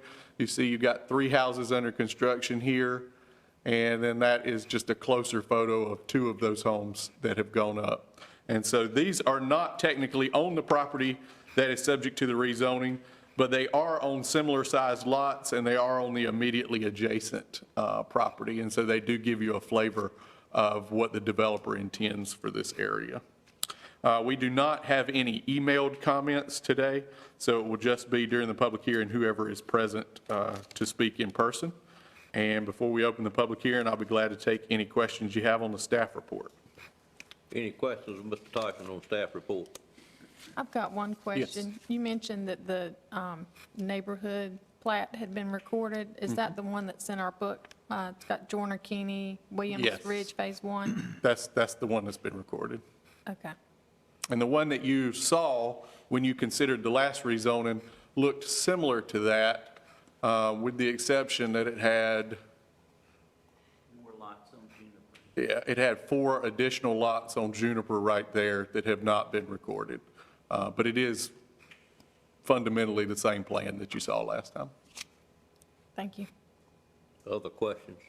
How much land is in this block right where you? Let me go back. Right here, is that set aside for these 16 lots?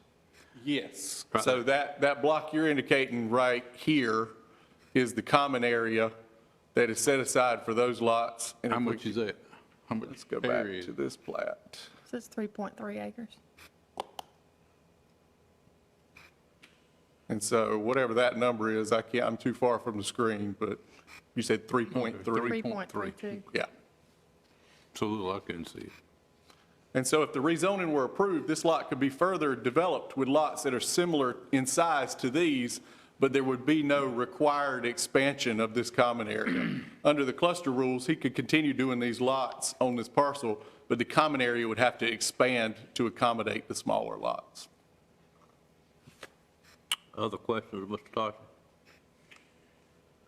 Only comment I had, or question really, Mr. Tyson, I'm a little bit puzzled as to why the Technical Review Committee, which I envision looks at something from a standpoint of just what it's called, Technical Review Committee, would base a decision on a prior decision by this board.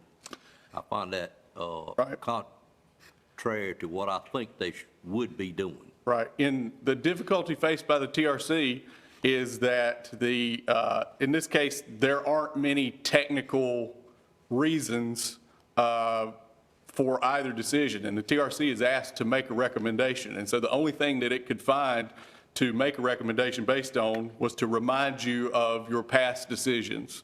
It is consistent with the land use plan because it allows for either RA20 or RA30. And as we went over in the report, it could either, depending on the outlook of the board, be considered reasonable or unreasonable spot zoning. And so the board struggled a little bit to come up with a decision. And so the only thing left to base it on was to remind the board of consistent actions with its previous decisions. But the board, of course, can make a different decision at this time.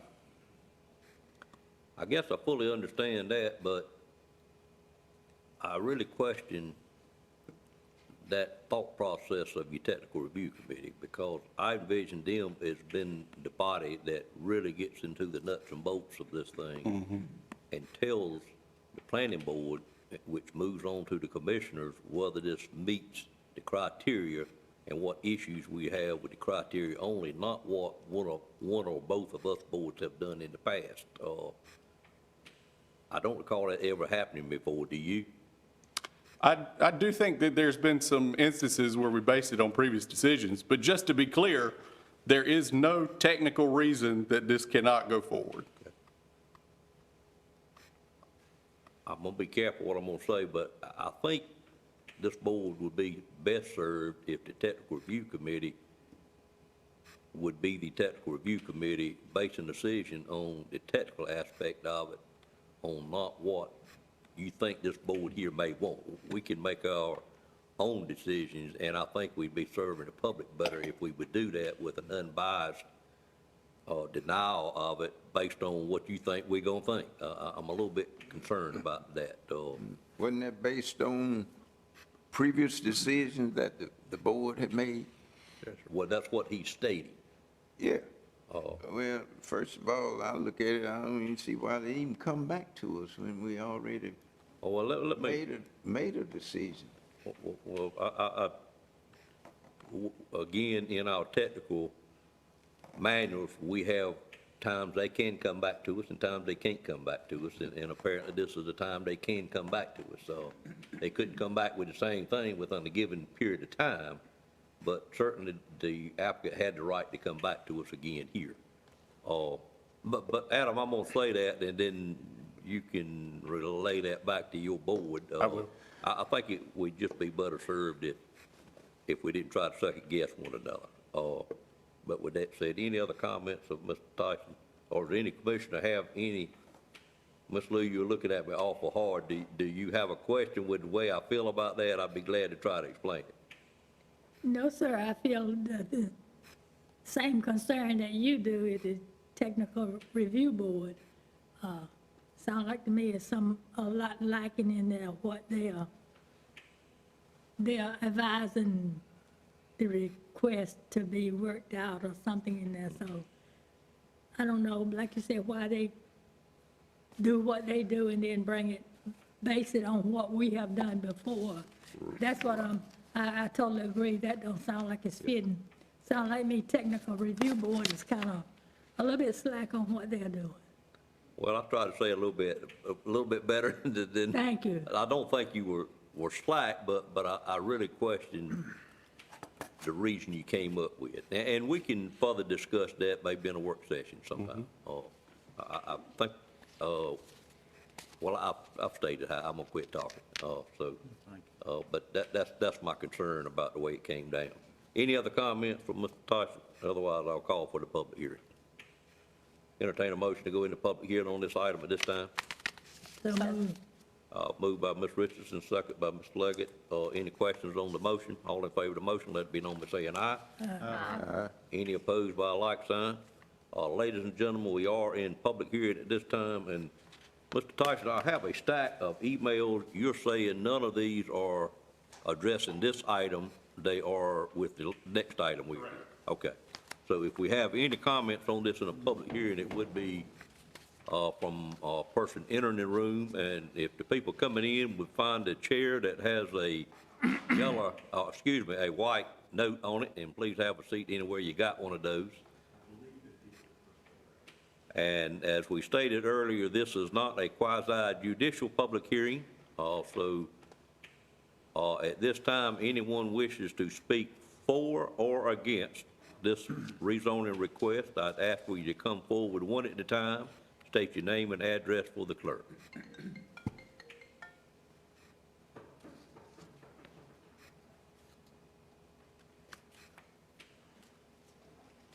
Good morning, sir. Good morning. My name's Jim Page. I stay on 581 Highway, Bailey, right outside of Mount Pleasant. The question I have is the 81-acre site. The Brantley graveyard is there. It's been there since the early 1800s.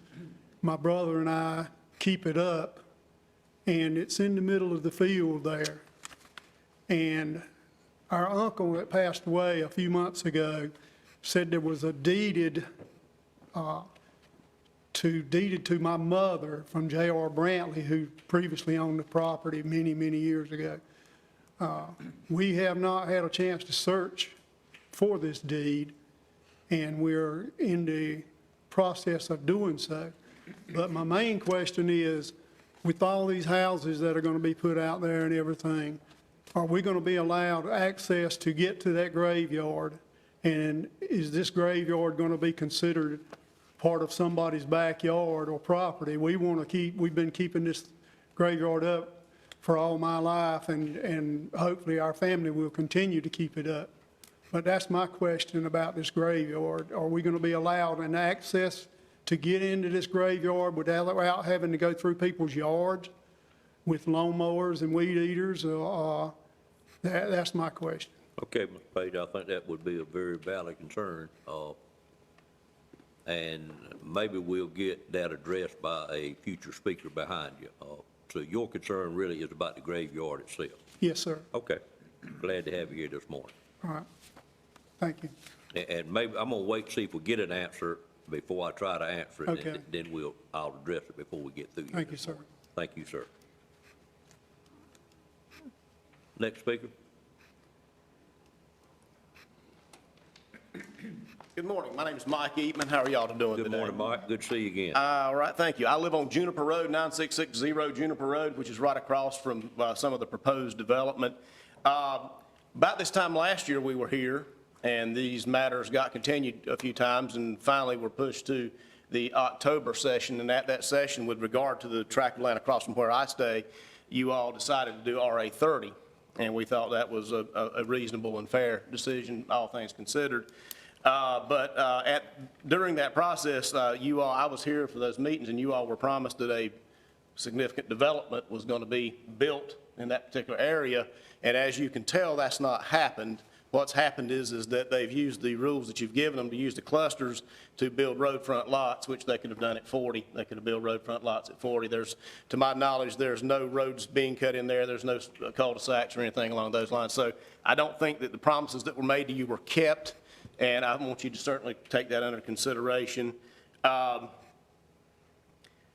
Again, basically what's best I can tell what's going on here is that the initial request approximately a year ago was for 20, and they didn't get it, and so they're coming back again until they get what they want. And so we think that the decision you've already made on that tract of land, it was the correct decision the first time. We asked that you keep it that way. And based on that very same factor, since the promises that have been made have not been kept with regard to the tract down the road, we would ask that you deny that current request as well. And would like to let you know there are some additional people that are out in the hallway that are against this as well, but because of the COVID situation, we're not allowed to come in here like normal. So. All right, thank you. Thank you. Steve. Anyone else to speak for or against this item?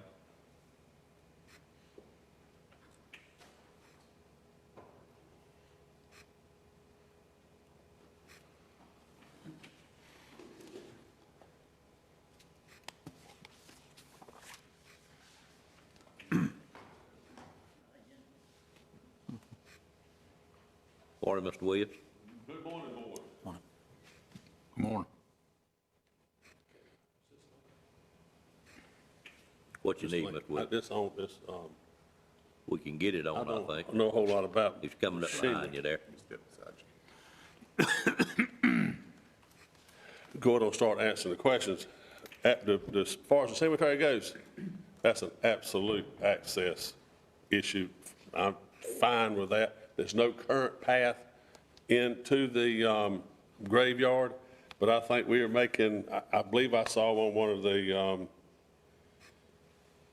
of the plats or sketches that I've had done that we are putting access. There will be access to that cemetery from either Interior Road or from Stone Hill Church Road. Do you know if it is a separate platted area that you did not purchase? That was one of the questions I think Mr. Page had. It was not, there was no blocked out part on the. It wasn't an exception to your deed when you bought it? No, I didn't see an exception to it in the deed, but that don't mean that we can't do that if the family wants to take possession of it and maintain it's a well-maintained cemetery. Right. And if they want to take possession of it, we'd be tickled to death to cut it out and deed it to the family and give them, give them access to it. That's just not an issue whatsoever.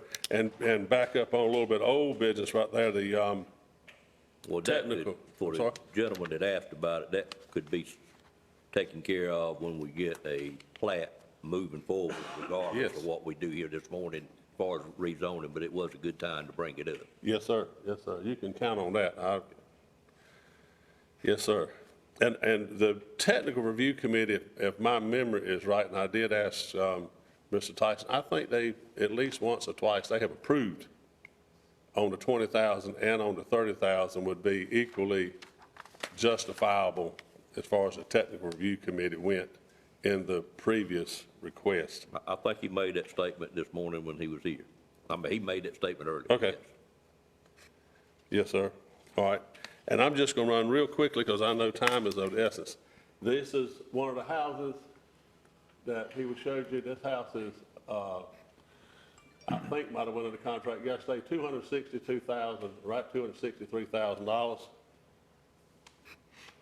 Another one here is 267, and there's 4 of them out there that's already up, and the very last one here is 264.9. It's under contract.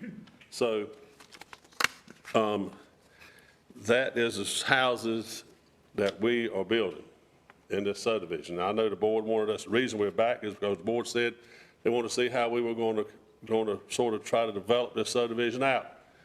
And that is sort of where we are going to be.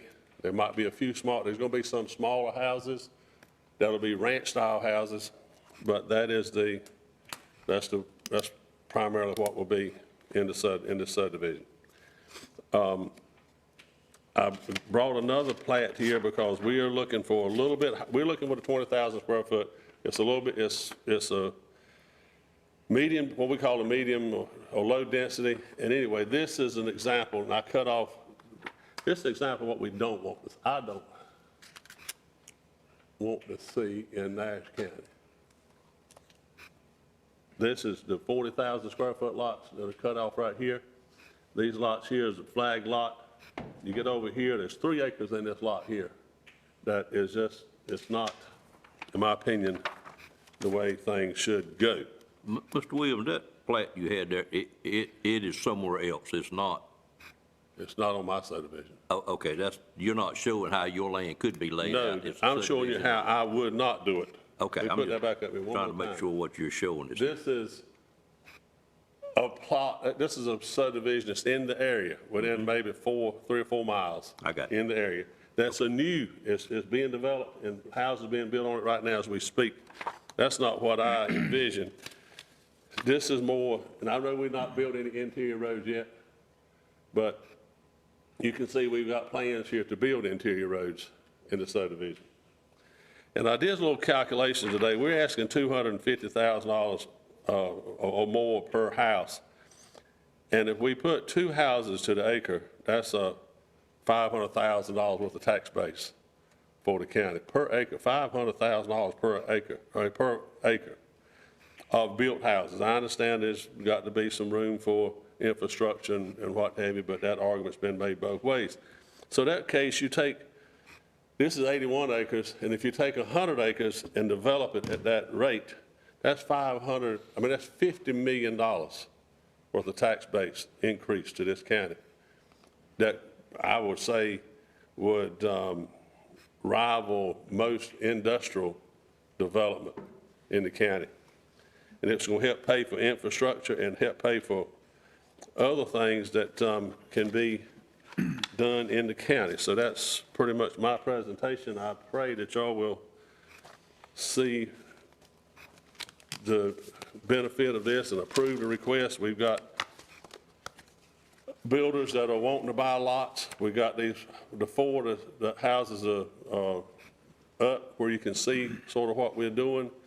And we intend on being good stewards and of land and develop it to the highest and best use is what we want to do. So I'm for any questions. Any questions of Mr. Williams? I have a question. Yes, ma'am. Mr. Williams, can you speak to Mr. Eatman's point that he raised about developing out this entire tract that we have already rezoned, including the interior area? Okay. Where quick.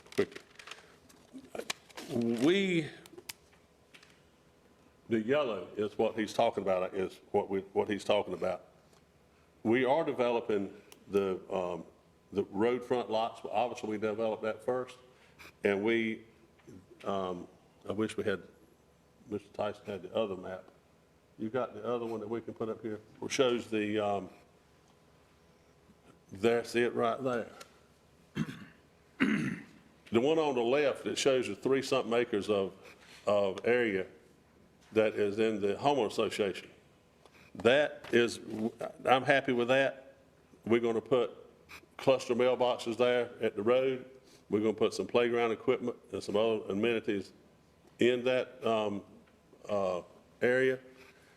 But if we continue at the 30,000, and that's within the rules of the ordinance, continue with the 30, if we do the half acres with the 30,000, then at some point in time, your area that you are dedicating to the homeowner association is going to become burdensome at some point in time to the homeowner association.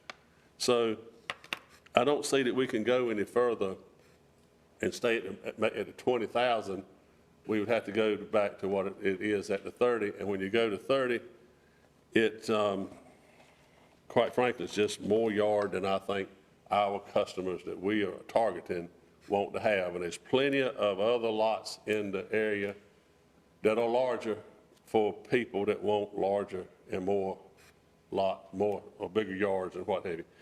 So this is the target that we have, and I think it's the most prudent for the land use of the county and the use of the water lines that the county's put in and the infrastructure.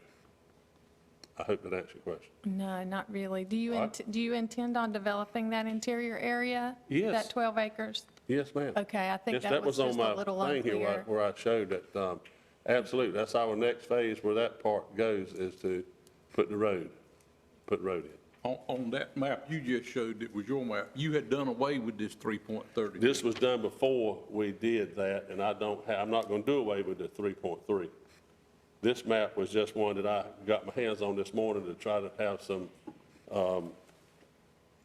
some correlation or contrast with the map that shows the shotgun lots and the flag lots and so forth. Commissioner Combs, where we are, he can't do away with that 3.3 acres because he's already moved forward That's correct. with the part that requires that, so, It's already deeded to the homeowners association. yeah. That's really not a concern we should have because it's already, Well, I was just looking at his map. Yeah, I understand. Right, I Yes, sir, understand. yes, sir. yeah, I saw the same thing, but I figured it was an earlier map, but yeah, there's no way he could back up on that. Or anybody could back up on once that happens, it stays Right. like that. That's Other correct. questions of Mr. Williams? Mr. Lamb? Yeah, an earlier plat had 4 building sites on Juniper Road. Why did they get deleted? They're not really deleted. Those lots that we had to put a water line in, we installed the water line, and we had those lots sold. In fact, all the lots were sold and are supposed to close on March the 25th. And I think it's either that day or the day before is when the shutdown come with the virus. And so we just did not move forward in having those lots recorded yet. There's 4 lots there. But the water has been put in. Yes, sir. The water line is in, and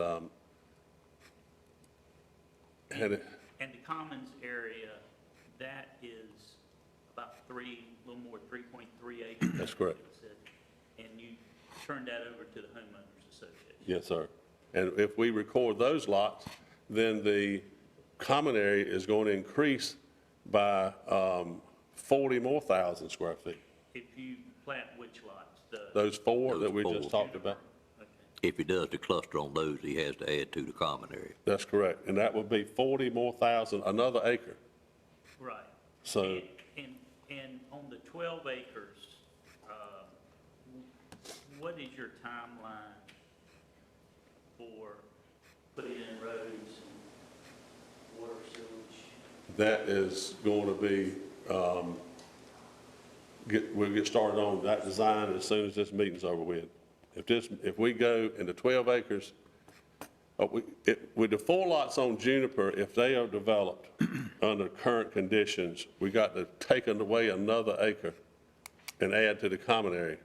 Then if we put in interior roads and do the 20,000 square feet, we're going to have to take away even more land and put it towards the common area. And So- that additional common area will be contiguous with the 3 That's with what we got now, yes, sir. And I mean, that's just, at some point in time, that's going to get burdensome to a homeowner association to have to cut the grass and maintain that large of a homeowner association. So that's where we're at now on those interior lots, is how we're going to do that, contingent on hoping that we get the rezoning request approved. No further questions. And we would have the homeowner association spot, like I said, with the playground equipment, and on the other part, we would end up with another set of mailboxes, centralized mail pickup, and whether it is in the, it won't be, I'm afraid it won't be in the cluster, but we're going to, around the mailbox stuff, we're going to put some more playground equipment and some stuff down the walking area and what have you for the other part of the subdivision. Other questions? Mr. Williams? I've got one more question. Yes, ma'am. But to be clear, if the rest of this area was developed out on 30,000 square foot lots, you would not be required to expand the common area. Is that correct? That in the 30,000 that's already zoned now, that it can go either, it could go either way. We could have done the 30,000 and would have tremendously reduced the total number of lots and not had any common area. But we used the cluster to get some common area, but I think the 3 acres, 3 1/3 acres is enough common area, and I would hope that we could get it rezoned to R20 and use the common area is pretty well situated to where it would serve all the lots that would be on that original 25 acres. Mr. Chairman.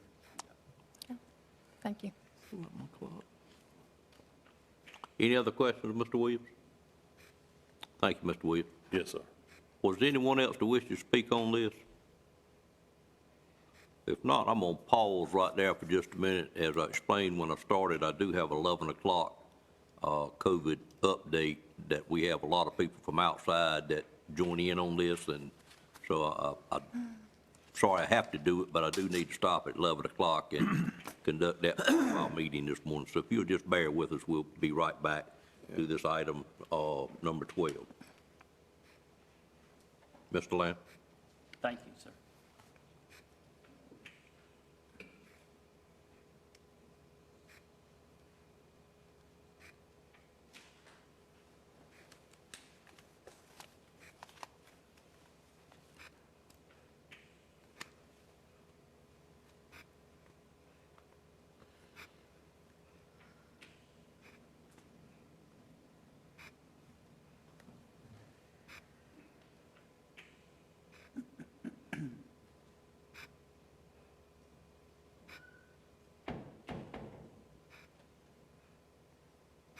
I have your text, Ms. Leggett. Sir? I have your text.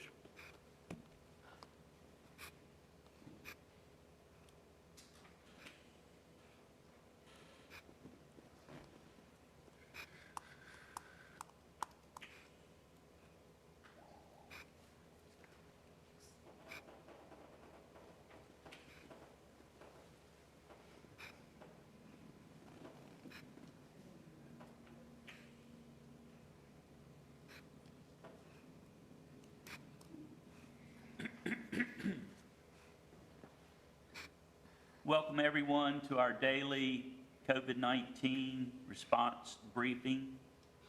It is Monday, June the 1st, 2020. We are having this meeting as part of our monthly county commissioners meeting. And at this time, we will hear from our health director, Mr. Bill Hill. Good morning. Hope all are doing well, and I hope you can hear me loud and clear. Yesterday, we had a few problems. Good. I see you nodding in the affirmative. Good, good. We had an unusually active night overnight, yesterday late and last night.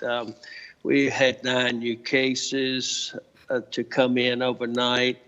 We had to subtract 1 from being in a different county, but of the 9 that came in overnight, that does take us to a number that we're now approaching 214.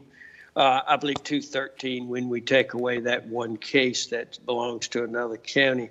Of the 9, 7 are Hispanic, 5 male, 2 females, and the other 2 beyond the 7 to make up 9 are males from the African American population. They're spread out in all different age brackets. I don't see but 1 above 65. They're all in the workforce primarily with the especially Hispanic population. We're seeing a lot of testing activity going on with Harvest Medical Clinic, which dedicates a lot of their service to the farm workers, migrant farm workers. And that's why we're especially seeing a lot of positives come in right now. We had their test. I think they probably have tested one entire camp just about, or working on that with some issues that involved a busload of farm workers, migrant farm workers coming in last week. Having said that, I think we're going to see some more positives, as you have noted in previous presentations and announcements I've made. We are seeing a lot of new cases in the migrant population. So this is concerning to us. We're following it. We're following the contacts, and we're trying to stay on top of it the best we can. Also, with the metric of hospitalizations, that's as high as it's been, with 10 now instead of 9. I reported throughout the weekend we're at 10 hospitalizations. We are still showing recovered at 127, isolated home 71, still 4 deaths. But nevertheless, we have added considerably to our numbers to now be at 213. I believe we went into the weekend around 201, and we're coming out with some numbers now that are largely responsible for the Hispanic population. Excuse me, I'm getting a note in right now.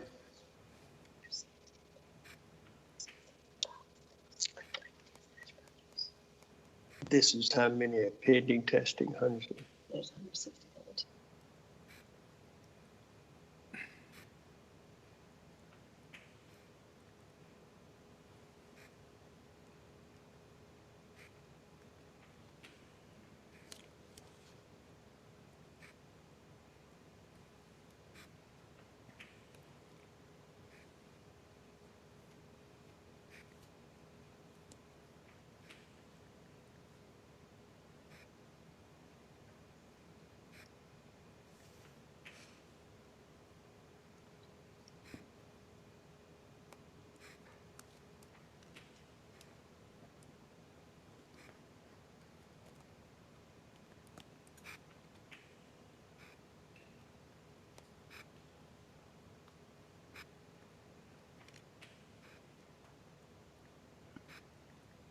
Mr. Hill?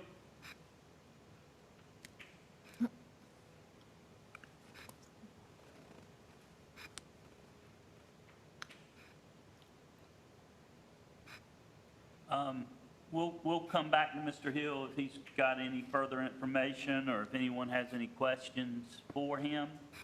At this time, we will hear from Brent Fisher and Emergency Management. Hope that was, you could hear that. Could you hear that?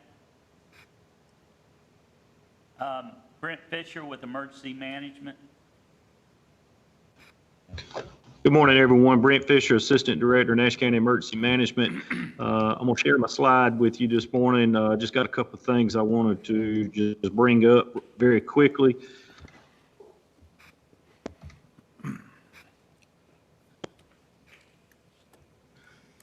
So today, there will be a media briefing this week, or the weekly briefings will be Monday, or the daily briefings for this week will be Monday, Wednesday, and Friday. Briefing will be at 2 p.m. with DHHS Secretary Dr. Mandy Cohen and North Carolina Emergency Management Director Mike Sprayberry. And again, you can see it at this link or on the channel UNC Public Television station. I did put in the chat, and this is somewhat of an extensive list on useful websites related to COVID-19, but it's a guide to COVID-19 for guidelines, information, and websites that was put together on May 27th. So that is available. It's a pretty good list of mitigation strategies, videos, and so forth. So I thought that was worth sharing. Today marks the first day of hurricane season 2020. And, we're decisively engaged in COVID-19 activities as well as ongoing civil disturbance operations. We must stay focused as well on the distinct possibility of impacts from hurricanes and tropical storms. As North Carolinians, we know hurricanes impact us and can be felt anywhere in the state, so all must be ready. And as we're aware, we've already seen 2 tropical storms this year, Tropical Storm Arthur and Tropical Storm Bertha. Next would be Cristobal is the next name that's on the list, but I wanted to share the 2020 Atlantic hurricane season outlook. NOAA's Climate Prediction Center is forecasting a likely range of 13 to 19 named storms, which consist of winds of 39 miles per hour or higher. 6 to 10 could become hurricanes with winds of 74 miles per hour or higher, and 3 to 6 major hurricanes, which means category 3, 4, or 5, with winds of 111 miles per hour or higher. NOAA provides these ranges with a 70% confidence, and just keep in mind that an average hurricane season produces 12 named storms, of which 6 become hurricanes, include 3 major hurricanes. So you can see that the prediction is a little bit higher than normal, so we must be prepared. And the main emphasis and that we're trying to send out to everyone is preparedness for this year as we're dealing with COVID-19 and hurricane season as it starts today. So we encourage everyone to have a plan and be prepared as we go through hurricane season. That's all I've got to report unless there's any questions. Any questions for Mr. Fisher and Emergency Management? Mr. Lamb, can you hear me at this point? Yes. Mr. Hill. Okay, and I apologize for whatever's taking place with my connectivity here, but I'm not so sure how far I got with reporting some of the concerns I had, but with the Hispanic population especially, and We heard you through the point when you got a note from staff. Okay, and I think I was probably talking about at that time with Memorial Day weekend, with phase 2 coming in, counting incubation days, and hopeful that we won't see a surge or spike in cases. I don't think this has to do with what we're getting in what we've gotten in the last several days has to do with that. I think this is primarily endemic in our Hispanic population where these numbers are coming from. I did express concerns with the activities taking place in our cities across America, with North Carolina, with the closeness, and with anytime you have, whether sneezing, coughing, or talking, or shouting, I'm concerned about particles that can be admitted to the air, and I hope that we don't see a spike in activity with coronavirus. I'm pretty sure coronavirus is not taking a vacation during all this that's going on. But we'll be hopeful that we'll keep the numbers as low as we can, and that does conclude my report for the day with the 9 new cases overnight. We'll watch this throughout the day, and of course, we update our reports by 4 or 4:15 each afternoon. Thanks. Thank you, and I know in recent days you've talked about your outreach efforts in the Hispanic community and throughout the county, so we appreciate all you're doing to touch those people. Are there any questions for Mr. Hill or Mr. Fisher? Yes. Got one question from Commissioner Belfield. I thought I heard him say something about outbreak in migrant housing. Is there any recommended suggestions for migrant workers along this line of the coronavirus? Can you hear that, Mr. Hill?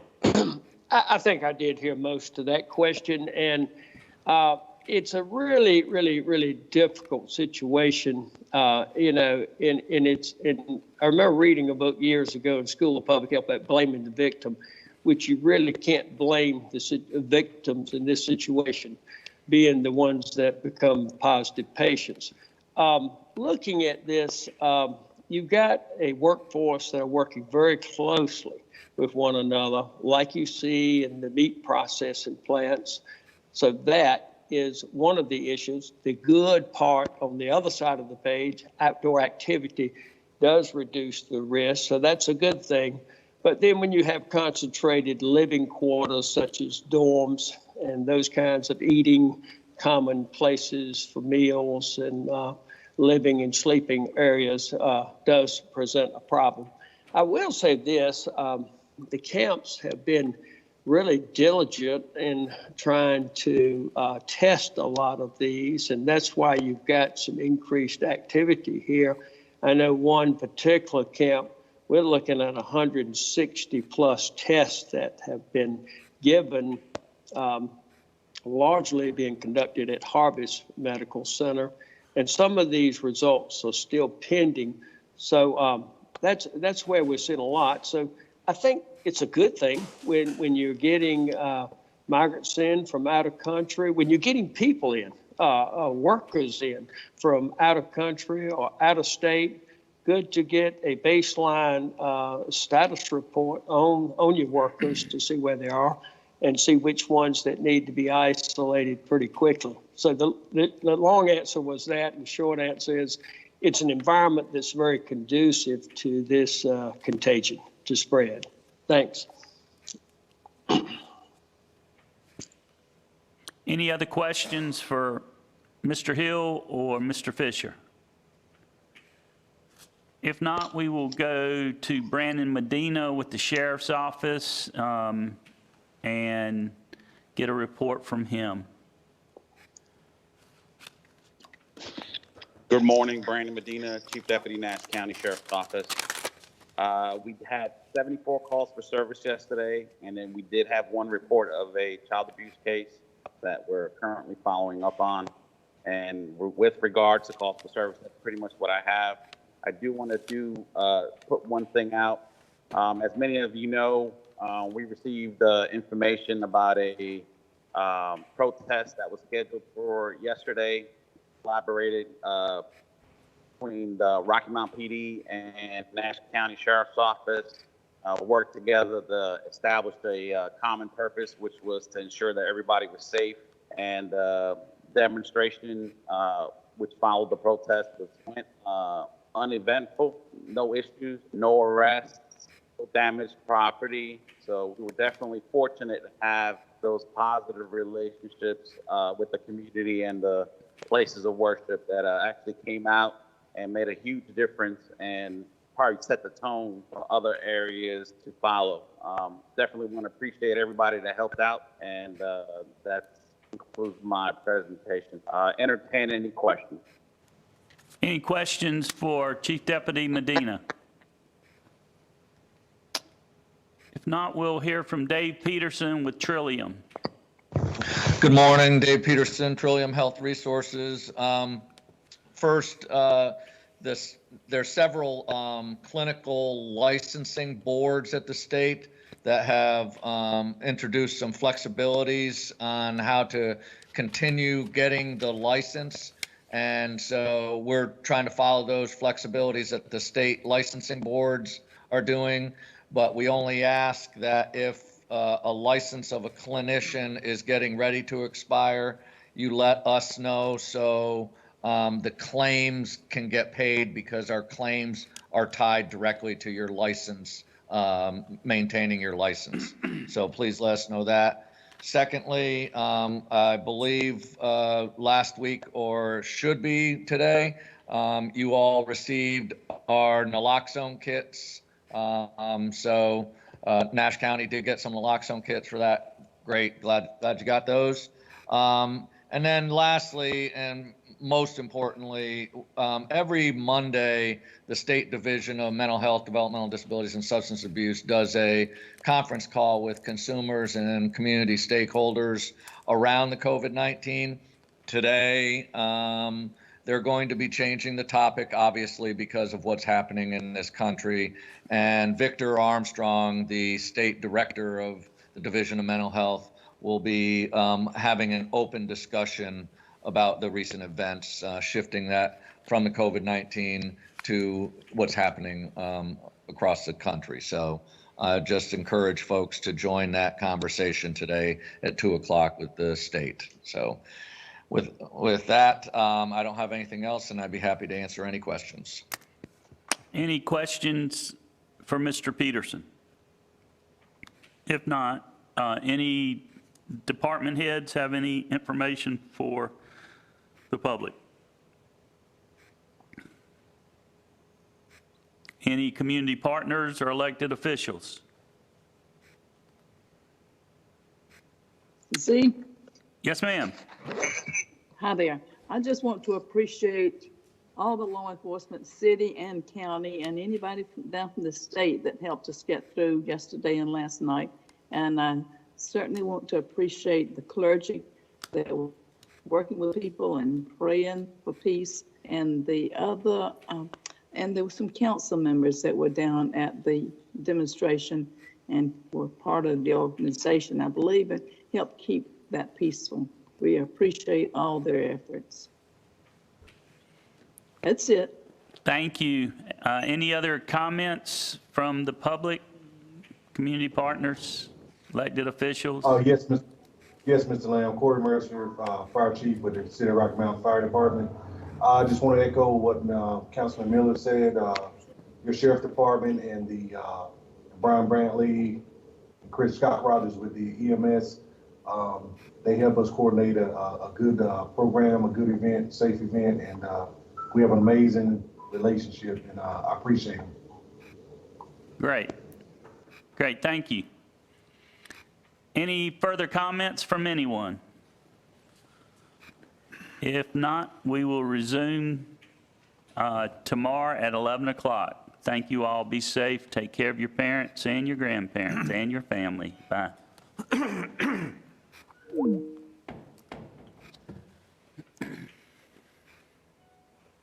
Okay, thank y'all's patience on that. Mr. Lamb, do you know if we have anyone here for the board review?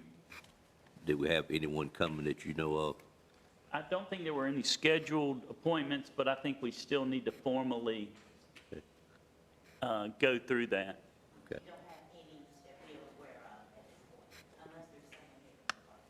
Okay, no appointments, and therefore we can adjourn for the year, right? Doris, why don't you come on forward and let's do that right quick, since it is an 11 o'clock scheduled public hearing.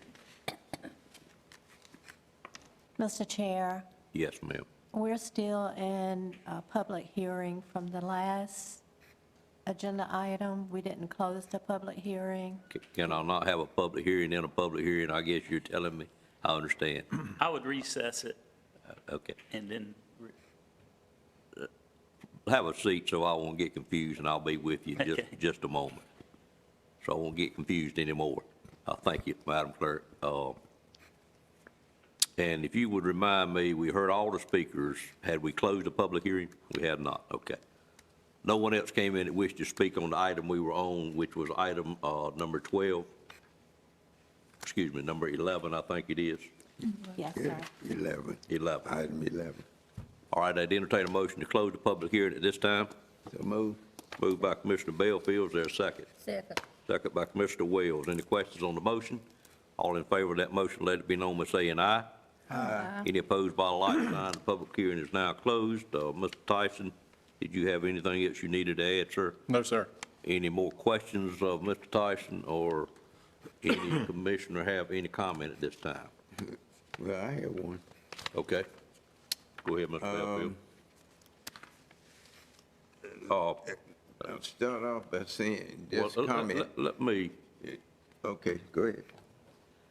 I'm trying to think how to properly do this. You know, we've had the public hearing, and now we just need to take action on it. Is your comments based on something said during the public hearing, or where are you going? I'm a little cautious on where you might be going. Well, all I want to say is that, well, forget it. I'll make it later. Okay, all right.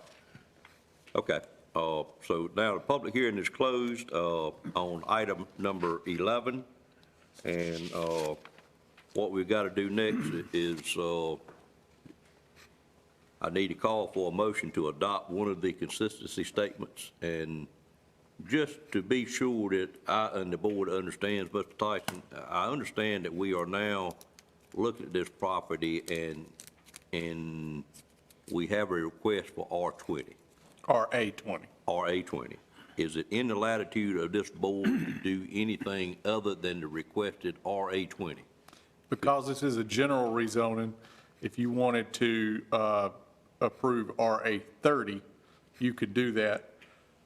You could also approve either RA20 or RA30 for a subset of the parcels. And so because there's 3 parcels included, we can't go beyond it, but you could choose to expand one of those 2 zoning districts to one of the 3, 2 of the 3, all 3 of the 3, or none of the 3. All of that is on the table. All right, and my last question is, is there any of this that would put us in a cluster situation possibly moving forward if we took something other than the R20 that was requested? If you choose to expand the existing RA30, for instance, to cover one or both of these parcels, then those parcels would remain eligible for clustering down to 20,000, just as has been done here.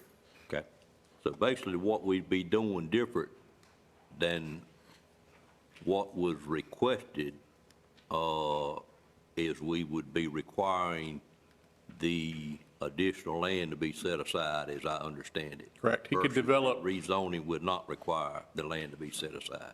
If you expanded the RA30, he could still develop 20,000 square foot lots, but he would have to offset those lots with common area, and ultimately he would get fewer of them because of that. Correct.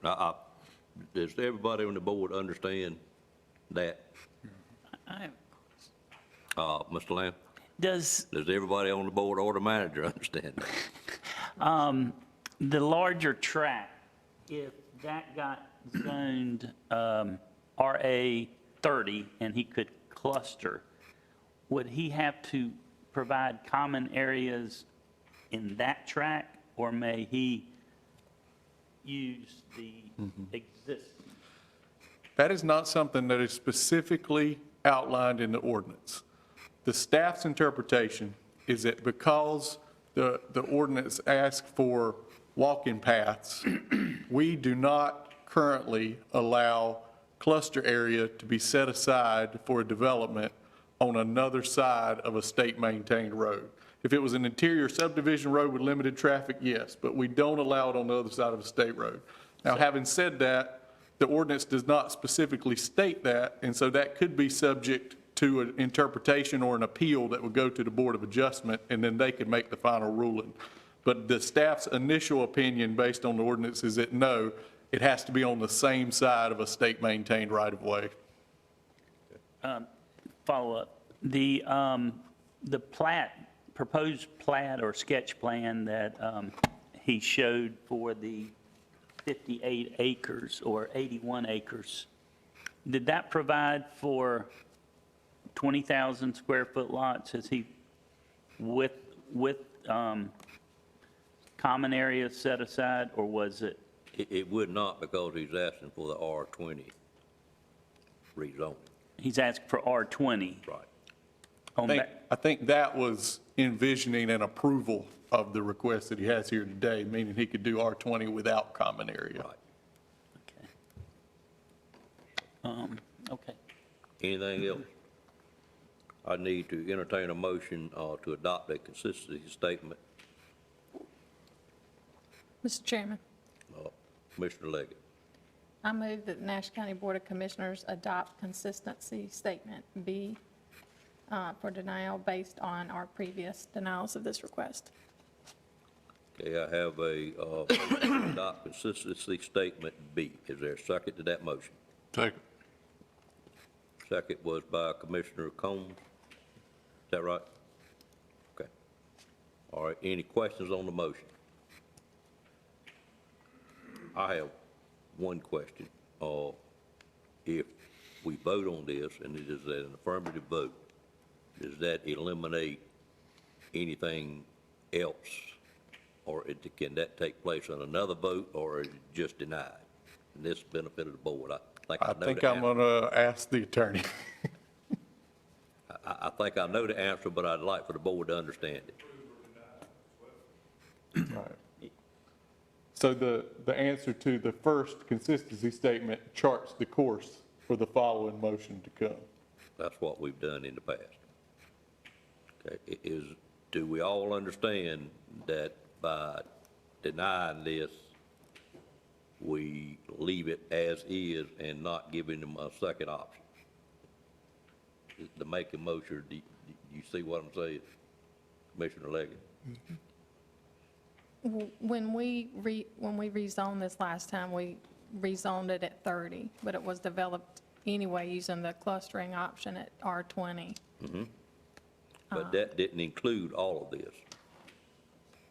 Sir, That did not include everything we got here today. that is correct. The original did not. It was focused on the 24 acres. Then there was a following request to expand it that was denied. Correct. So I've heard two things in the discussion here. I've heard R30, the option for R30, and then I've heard R30 with cluster. Okay. So which one are we looking at if we leave the R30 open? Mr. Tyson, is everything that's asked for today existing R30, or is there some R40 in there? There is some R40. If you look at the two green parcels, That's the point. they're I'm getting at. R40, and the orange is RA30. So what we'd in effect be doing is leaving the R40. And I just want to make sure that's what you want to do. Okay. It don't say you can't come back again 6 months from now and request something different, is that? That's just don't- correct. It just does don't nail not, it. because he's asking, he can't come back and ask for 20 again. But he can come back and ask for something again. I'm just trying We to got make sure that we understand what we're doing, and we'll be putting another step in that with the motion I got on the floor. What I've heard feedback from the citizens in that area is that they're willing to accept R30 but not R20. Right, there's a way to do that this morning, if that's really what you want to do, but that's not where we're headed.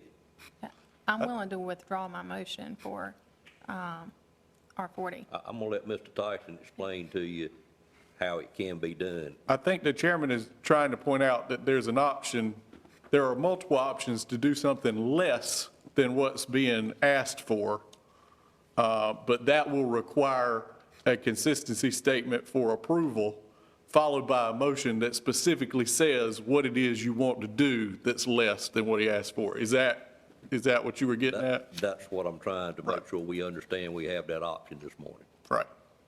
And when I say less than, I mean less than geographically in area, if you wanted to do one or two of the three parcels, or less density by stepping it down from the requested RA20 to the RA30 that's already established in the orange area.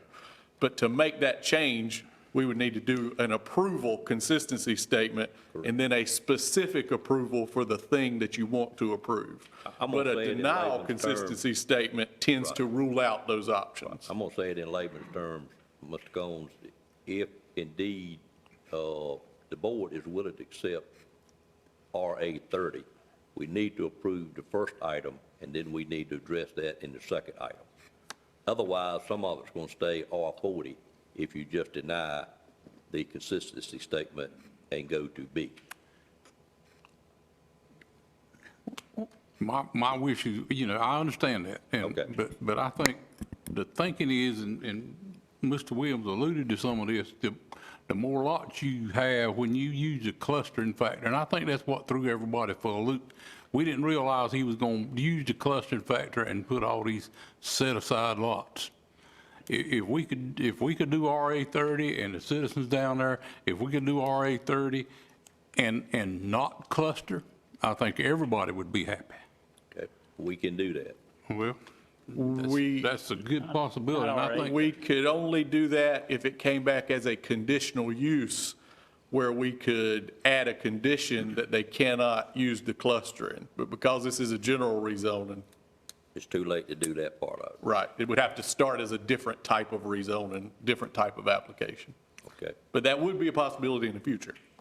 Would that be a possibility not to do this today, just delay this today and see if Mr. Williams is willing to come back with R30 without the cluster? He's already alluded to the fact that it causes a lot of problems. Somebody's going to have to mow the grass and all that stuff down the road. So it seems like to me the clustering's creating a problem too. Mr. Tyson, are you sure we don't have the mechanisms in place that we could approve it? And the difference between R30 and RA30, both allow the cluster.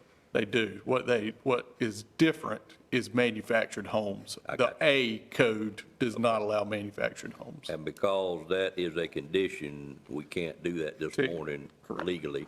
Can we do it illegally? I'm kidding with you. Right.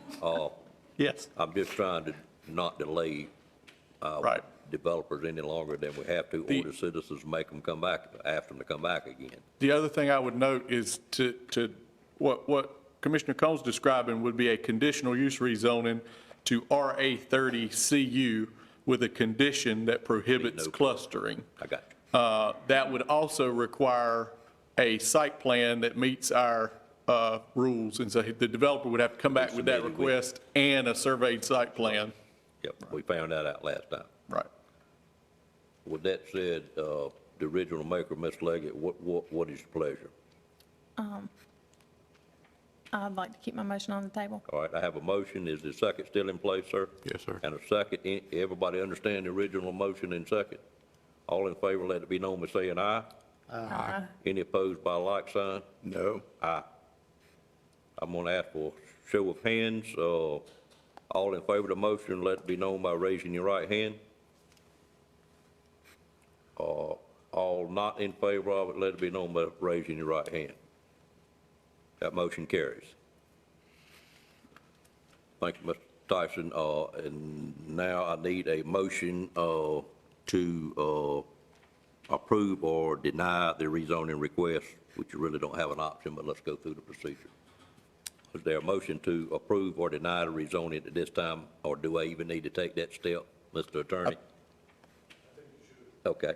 Is there a motion to approve or deny the rezoning? Mr. Chairman, Commissioner Leggett. I move that the Nash County Board of Commissioners deny the general rezoning request. All right, have a to rezone motion. the subject property. To deny, is there a second to that request? Second. Second by Commissioner Combs. Any questions on the motion?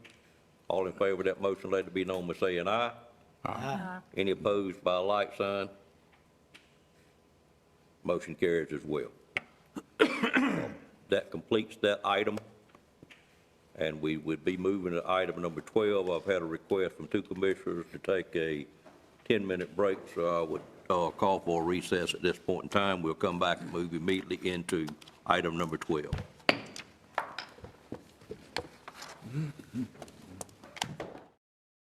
We are now on item number 12, which is another public hearing for rezoning 66 acres of land on Jordan Road from R20 medium density and R20 CU medium density to R10 high density, and I'll call on Mr. Adams to make this presentation. All right, the subject property and aerial photos on the left side of the screen, and then the zoning map is on the right side of the screen. Subject property consists of two adjacent tracts of land outlined in red, owned by the C.T. Williams Corporation, or at least the tract on the left is. The tract on the right is owned by Fairfield Realty Down East LLC. However, they're both represented by Mr. Williams, who's here this morning. They total up to approximately 66 acres, and I'll also note that there is a portion of the second parcel that extends to the southern side of Jordan Road. This site is between the Rocky Mount Wilson Regional Airport to the west, or off to the left of this map, and then the town of Sharpsburg would be off to the east or the right-hand side of this map. This 22-acre eastern tract right here, as you can see on the zoning map, Was previously rezoned by the board to R20 back on January 8, 2007. It's west of and immediately adjacent to phases 1 through 4 of the Williams Meadows subdivision. That's what you can see, this subdivision right here on the far eastern side of the map. Phases 1 through 3, which consist of 17 lots, were developed initially with a minimum required lot size of 30,000 square feet per lot. And then phase 4, which consists of 2 lots in this area, was developed later after the rezoning, and they consist of 2 lots that are 20,000 square feet or greater. Then you have the 44-acre western tract, which is right here. And if you'll note on the zoning map here, it's a little difficult to see, but it should have stripes on it indicating that that's a conditional use rezoning district. That was rezoned to R20CU by the board back on October 1 of 2018. You might recall that the board attached 3 conditions to that parcel's rezoning, attached conditions, and one of those conditions was to exclude the development of 3 specific land uses that are typically permitted in the R20, but are not permitted on this particular parcel because of the conditions. And that was to exclude the development of boarding and rooming houses, congregate care facilities, and/or manufactured home parks. There was a second condition that applied to this parcel back in 2018, and that was a prohibition against the use of individual sewage grinder pump stations to provide sewer service on any future lots that were subdivided out of that parcel. What you can see is that after that, in July of 2019, phase 1 of the Worthington Farm subdivision, which consists of 9 residential lots right here, right along the road frontage of Jordan Road, was subdivided. They have 20,000 square feet of lot area or more, as is compliant with the R20 rezoning. And they're all served by individual on-site septic systems. And so there are certainly no sewage grinder pumps as were prohibited by the conditions of the rezoning. I believe we have, yes, so that is the subdivision plat that cut out those 9 lots. Each of those lots now includes a completed single-family dwelling. On February 17th of this year, the planning board, at the request of the applicant, reviewed and approved a major subdivision plat for a phase 2 of this Worthington Farm subdivision. It would be on the north side of Jordan Road as well as the south side, lots that are right along the road frontage beside phase 1 right here. They would have left a gap here for an internal road and then extended lots here and here. The planning board reviewed and approved that back on February 17th. It included 17 new lots. And again, those lots would be 20,000 square feet in size. And so I just wanted you to see this map so you can see where it fits in. And then we'll go over here, and this are the 17 lots that have been approved by the planning board. The developer proposes to provide municipal sewer service to each of these new lots through an existing utility agreement he has with the town of Sharpsburg.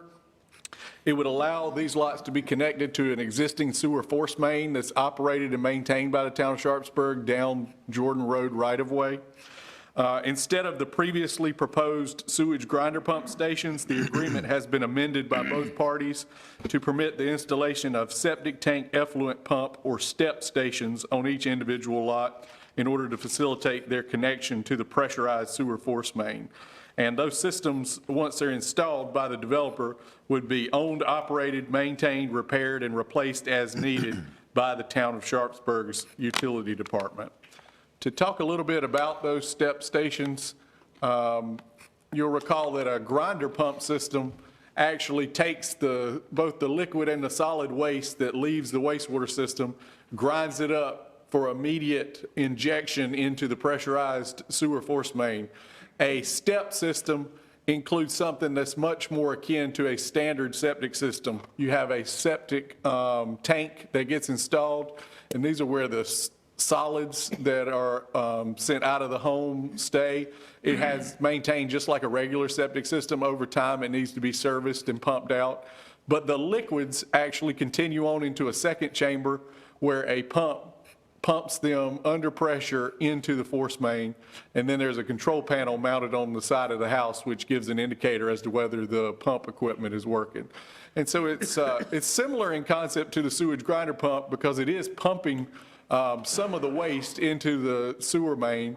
But it's different because there are much fewer moving parts because the solids are staying on site like a traditional septic system and not having to be ground up. And so there are less mechanics that can go wrong and need replacement over time. But still, there is an individual installation on each individual lot that would have to be maintained by the town. The applicant still plans to, according to his statements at the planning board, still plans to pursue this plan right here. Although the rezoning, if approved today, would give him the opportunity to redesign it with smaller lot sizes, that is not his stated intent right now. He plans to take advantage of the rezoning on the rear of the property. But of course, if it was approved, he would have the option of redesigning this and basically cutting these lot sizes in half. The subject property, if we go back to the aerial photo, is undeveloped and includes wooded areas and areas previously used for agricultural crop production. It's in the Tarpamlico River Basin. It's not in a floodplain or a designated watershed protection overlay district. But I will note that it is close enough to the Rocky Mount Wilson Regional Airport to the west to be in the AOH horizontal airport height limitation zone. That means that structures that would be higher than about 166 feet above the ground, such as a cell tower, would be restricted, but it shouldn't have any direct immediate impacts on the type of residential development that are actually being proposed here. The property owners have now submitted this general rezoning request, Z-200-502, in order to rezone both of these parcels from the R20 and the R20 CU to R10 high-density residential.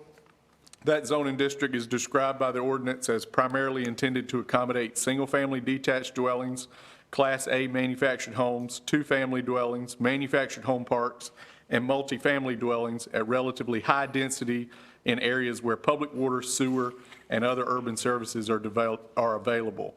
And so really it is the potential availability of both Nash County Public Water and Town of Sharpsburg Public Sewer that makes this request a possibility under the land use plan.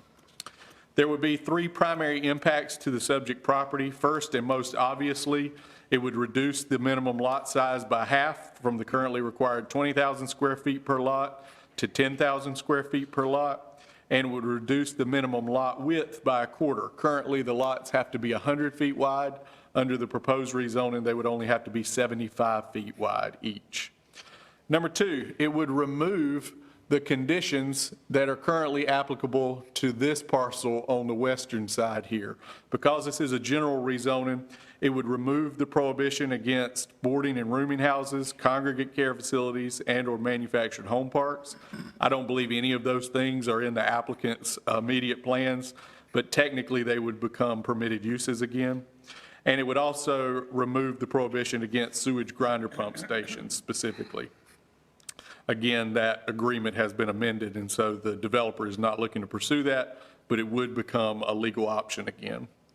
And then on both tracks, not just the conditional use, there are three land uses that are not permitted under the current zoning that would become permitted under the new zoning, and those include group care facilities, multifamily dwellings, which means apartments or condominiums, and/or townhouse dwellings. The applicant was previously planning to subdivide these tracts into 10,000 square foot lots using the clustered development option. However, as we talked about in the last item, the Board of Commissioners amended those requirements on September 23, 2019. And once a property is zoned for 20,000 square foot lots, as these are under the amended rules, they cannot be clustered any further under the option. And so that is no longer on the table, and he would need to secure this rezoning in order to have 10,000 square foot lots.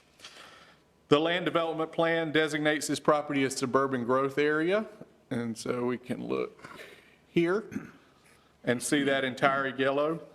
The LDP supports rezoning of the property located within the suburban growth area for higher density residential development for lot sizes smaller than 20,000 if both public water and public sewer are available. As we discussed, Nash County Public Water is available, and Town of Sharpsburg Municipal Sewer would be available under the terms of that amended agreement. And permitting higher density residential development would help accommodate the significant residential growth anticipated for this area by the plan. However, it is not consistent with one other recommendation of the land development plan, The LDP recommends the potential use of buffers or other design features when permitting higher density residential development smaller than 20,000 square feet in order to minimize the impacts on adjacent properties. And so when we talk about adjacent properties, we're talking about the 30 or 20,000 square foot lots that are over here in the Williams Meadows subdivision, and then the 20,000 square foot lots that are already existing here along the frontage for the Worthington Farm Phase 1. And so the plan would recommend that we provide some buffering or some space or some sort of design feature between these lots and the higher density development. However, we can't require that under a general rezoning request because, as we just talked about, we can only add conditions to a conditional use request. And so that particular recommendation of the LDP would be difficult to comply with based on the type of request we have. Spot zoning, of course, this would be the only R10 in the area, so it could be considered spot zoning, which means we need to make a determination about whether it would be reasonable or unreasonable. It could be reasonable, again, based on the large size and the fact that you could subdivide multiple lots from it after the rezoning was potentially granted. It does have it's unique in the sense that it has access to both public water and sewer, which is not something that is common in the unincorporated area of the county. And it's consistent with most of the recommendations of the land development plan. And it's already zoned and will continue to be zoned for residential use. However, it could be considered to be unreasonable spot zoning if the difference between the 10,000 square foot lot sizes and the currently required 20,000 square foot lot sizes were determined to be too substantial to be compatible with the surrounding area. And also it would permit about 6 new land uses that are prohibited either on one or both of those parcels. Probably the most notable would be the multifamily dwellings, apartments, condominiums, or townhouse dwellings. The Technical Review Committee considered this back on April 30th, and unfortunately, they did base their denial on a previous decision by the board. I know we've discussed this morning that at least some of the board does not feel that that's appropriate, and so that's something I'll communicate to the TRC at the next meeting. However, we have what we have this morning, so this was a recommendation for denial based on the board's denial back on August 6, 2018, of a request to rezone this 48-acre, it was 48 acres when these lots were a part of it, to R15, which would be less dense than the requested R10 that's before you today. At that time, the board determined that 15,000 square foot minimum lot areas would be too dense to be compatible with the 20 and 30,000 square foot lot areas required by the surrounding area. The TRC also noted that a conditional use rezoning request, as opposed to this general request, might be more appropriate because it would allow the attachment of conditions that could restrict the development to particular land uses or restrict it to a particular design that might provide some buffering or separation distance for those already existent lots. The Planning Board considered this request on May 18th. The applicant was present to address the board in support of the request. 6 adjoining and/or surrounding property owners addressed the board in opposition. They cited various concerns, including the high-density nature of the proposed zoning district, the potentially permitted land uses, the desire to maintain a rural lifestyle, as well as fears of increased traffic and crime and diminished property values. The Planning Board ultimately was split, but voted to recommend approval of Consistency Statement B. That's a vote of 4-3, which found the request to be unreasonable, not in the public interest, mostly but not entirely consistent with the recommendations of the Nash County Land Development Plan, and unreasonable spot zoning, and then ultimately to recommend denial. So that was a split vote, 4-3, to recommend denial by the Planning Board. The Planning Board members who opposed it, the 4 members, specifically cited the broad list of permitted uses that would allow apartments, condominiums, townhouses on this particular tract, and also agreed with the TRC that a conditional use rezoning might be more appropriate if we're going to pursue high density in this area. There are, again, 2 motions to this process. You have consistency statements for both approval and denial. You can approve the zoning map amendment or deny it in the second motion. To be clear, There is nothing in the land development plan that would prevent you from doing this, except that specific entry that recommends the buffering or the separation distance between high density and medium density that is already there. These are some photos of the development that have been done on the 9 lots for Worthington Farm Subdivision Phase 1. This is looking toward, from the airport side, looking toward Sharpsburg. And then this would be looking back in the opposite direction from Sharpsburg, looking back toward the airport. And then this, I believe, is the model home that's currently being used as the marketing office. And I say that because it doesn't have traditional garage doors on it. So I believe that is probably being utilized as the office space for the model home there. And so during the public hearing, due to COVID-19, we have had 7 individuals who have emailed in public comments that I'll be happy to share with the board. I think it would probably be fair if we let the people that are present here physically go first, if that's okay with the board, and then I'll read the emailed public comments after that. And before we do that, I'll be glad to answer any questions you have about the staff report. Any questions of Mr. Tyson's staff report? Seeing none, entertain a motion to go into public hearing on this item. So moved. Moved by Commissioner Wells. Second by Commissioner Outlaw. Any questions on the motion? All in favor, let it be known by saying aye. Aye. Any opposed by a like sign.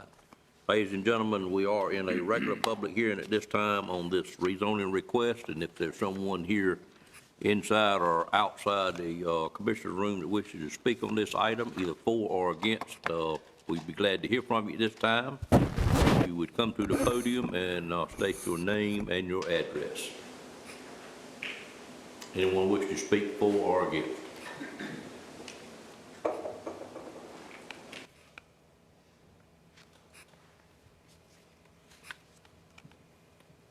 Good morning. Good morning. My name is Linda Jordan Shepherd, and I live in the adjacent property on the airport side of this rezoning area.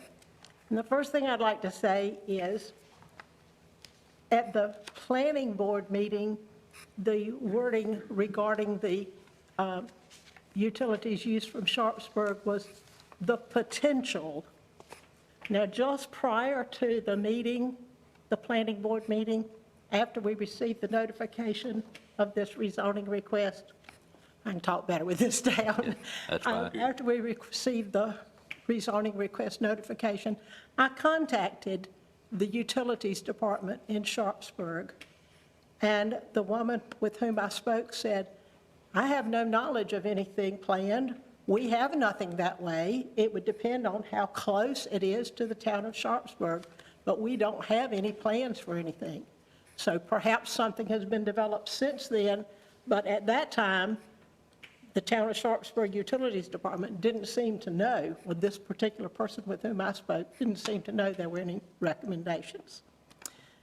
Next thing I'd like to say, I am the offspring of family who has lived in that area for many, many years, and like other landowners, property owners who have had that, naturally, I would like for it to remain agricultural. But I know that ship has sailed, so to speak. So we support the ruling that was made about 1.5 years ago with the conditional use R20. Put yourself in the place of those people who bought homes when the required land size was R30, 30,000 square feet. And they were told, they tell me they were told there would never be anything smaller than R30. How would you feel now to think that there are going to be lots 1/3 the size of yours, reducing your property value? Or put yourself in the place of those people who have just bought those 9 lots, 9 houses. Some have not even moved in yet. And suddenly, if this is approved, the land size is going to be cut in half and their property value will be reduced. And then put yourself in the place of the people who are going to buy the houses on the R10 with the lots that are 75 feet wide. How difficult will it be to tune out the argument of the couple next door or the loud music coming from next door if the lot is that narrow. I don't know how this works. I took some photos when I was out walking on Saturday morning late. I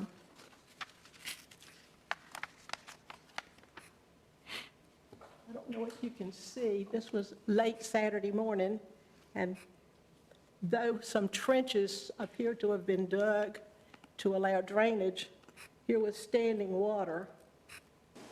And all of this is standing water. It's hard to see because it's reflecting the trees, but this is standing water. What will happen to that when many, many houses are built? Where will the water go? Here's another spot, and here is the standing water. Apparently not draining.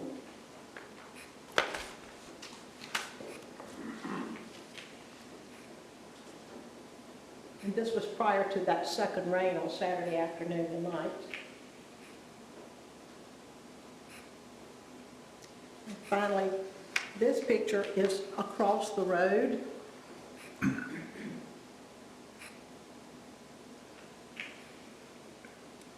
If many, many houses are built in this area, more than are currently allowed, I'm afraid there will be a real problem with drainage problems for those homeowners. It's not considered in a floodplain, I believe he said, but I've always heard from my father and grandparents that the back of the land was very wet, and if you walked out there, you would get your feet wet. So this is close to the road. How much worse is it farther back on the property? Thank you. Thank you, Ms. Shepherd.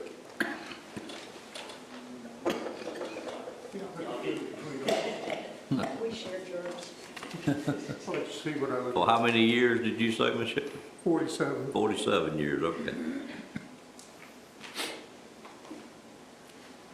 Let me get this out of the way.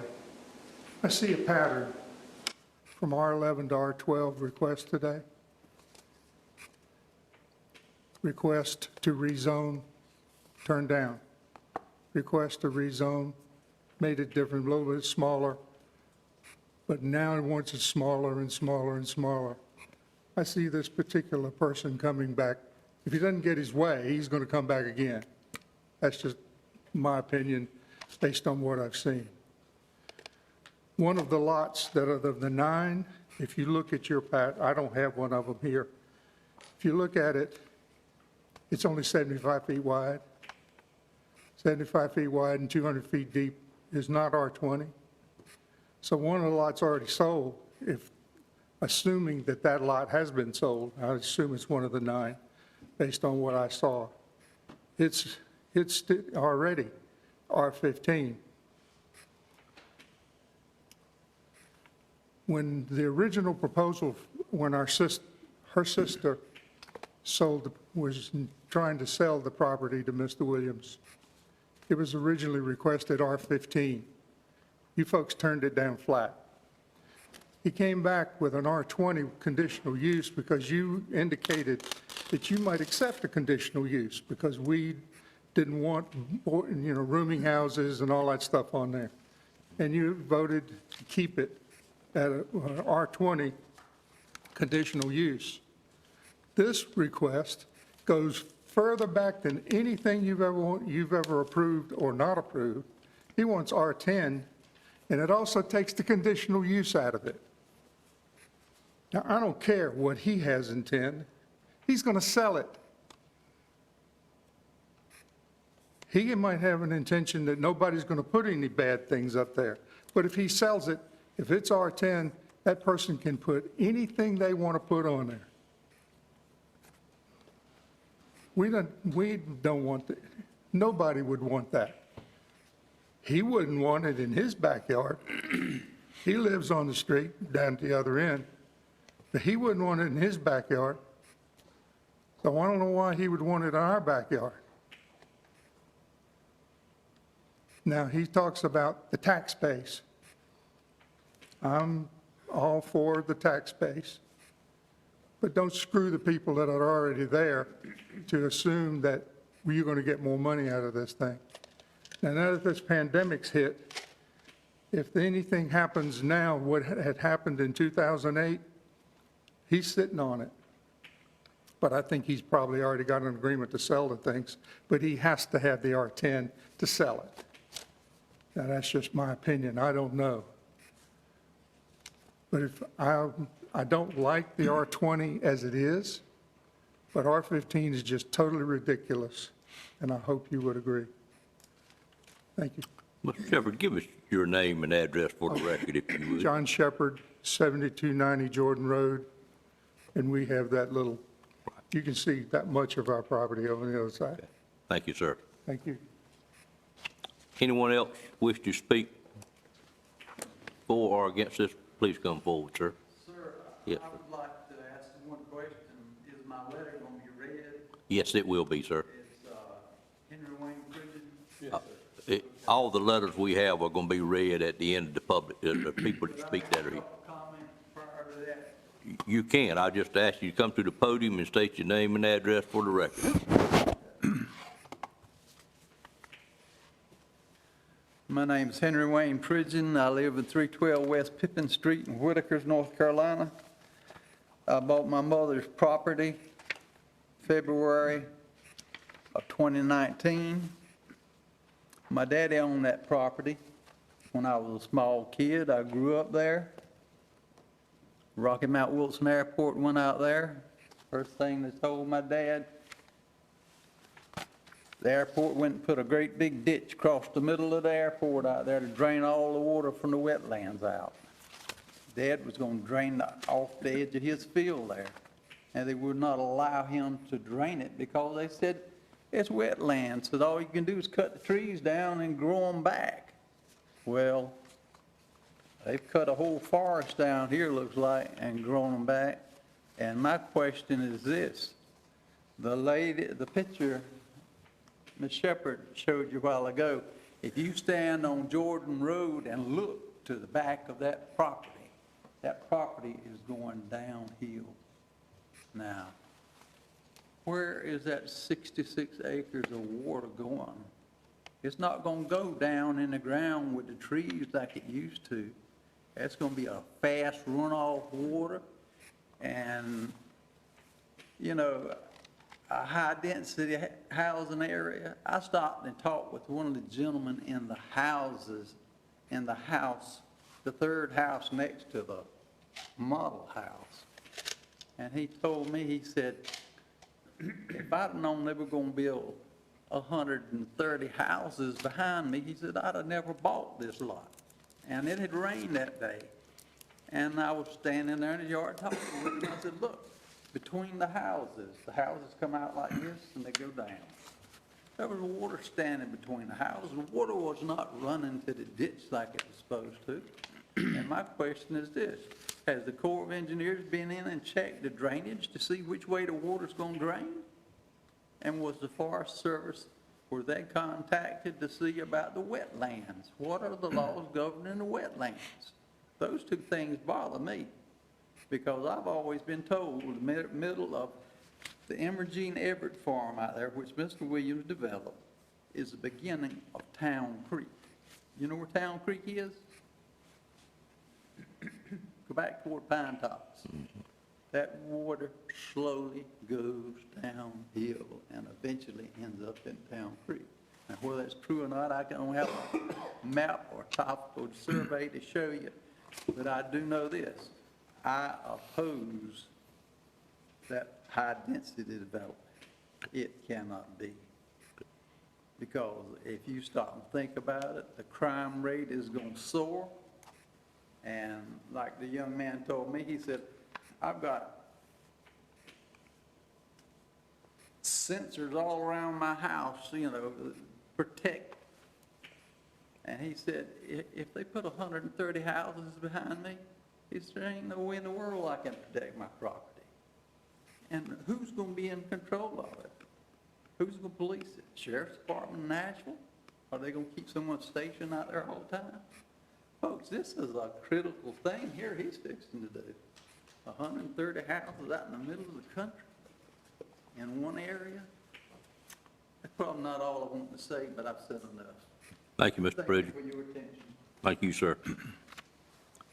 Anyone else wish to speak on this rezoning?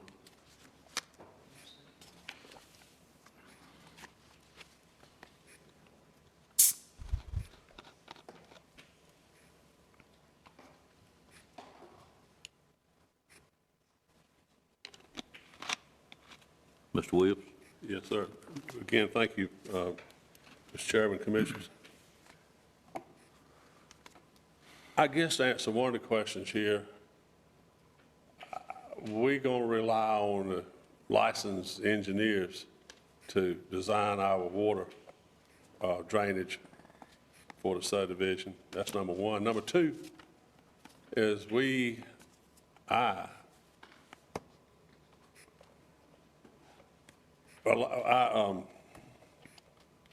it just got so many things going on right now, it's something else, man. But anyway, we relied on an engineer to design the 9 lots in the subdivision. Mr. Tyson here and the planning staff reviewed the 9 lots. And I want to apologize to this board if we got a lot that's 75 foot wide in this 9-lot subdivision that the minimum standards are 100 foot wide lots in a 20,000 square foot subdivision. If I've done that, I don't know where I can do anything about it now, not. Because the lot's been sold and it's been reviewed by the planning staff, and so maybe somebody else, maybe before this meeting's over, somebody can tell me what the problem is there.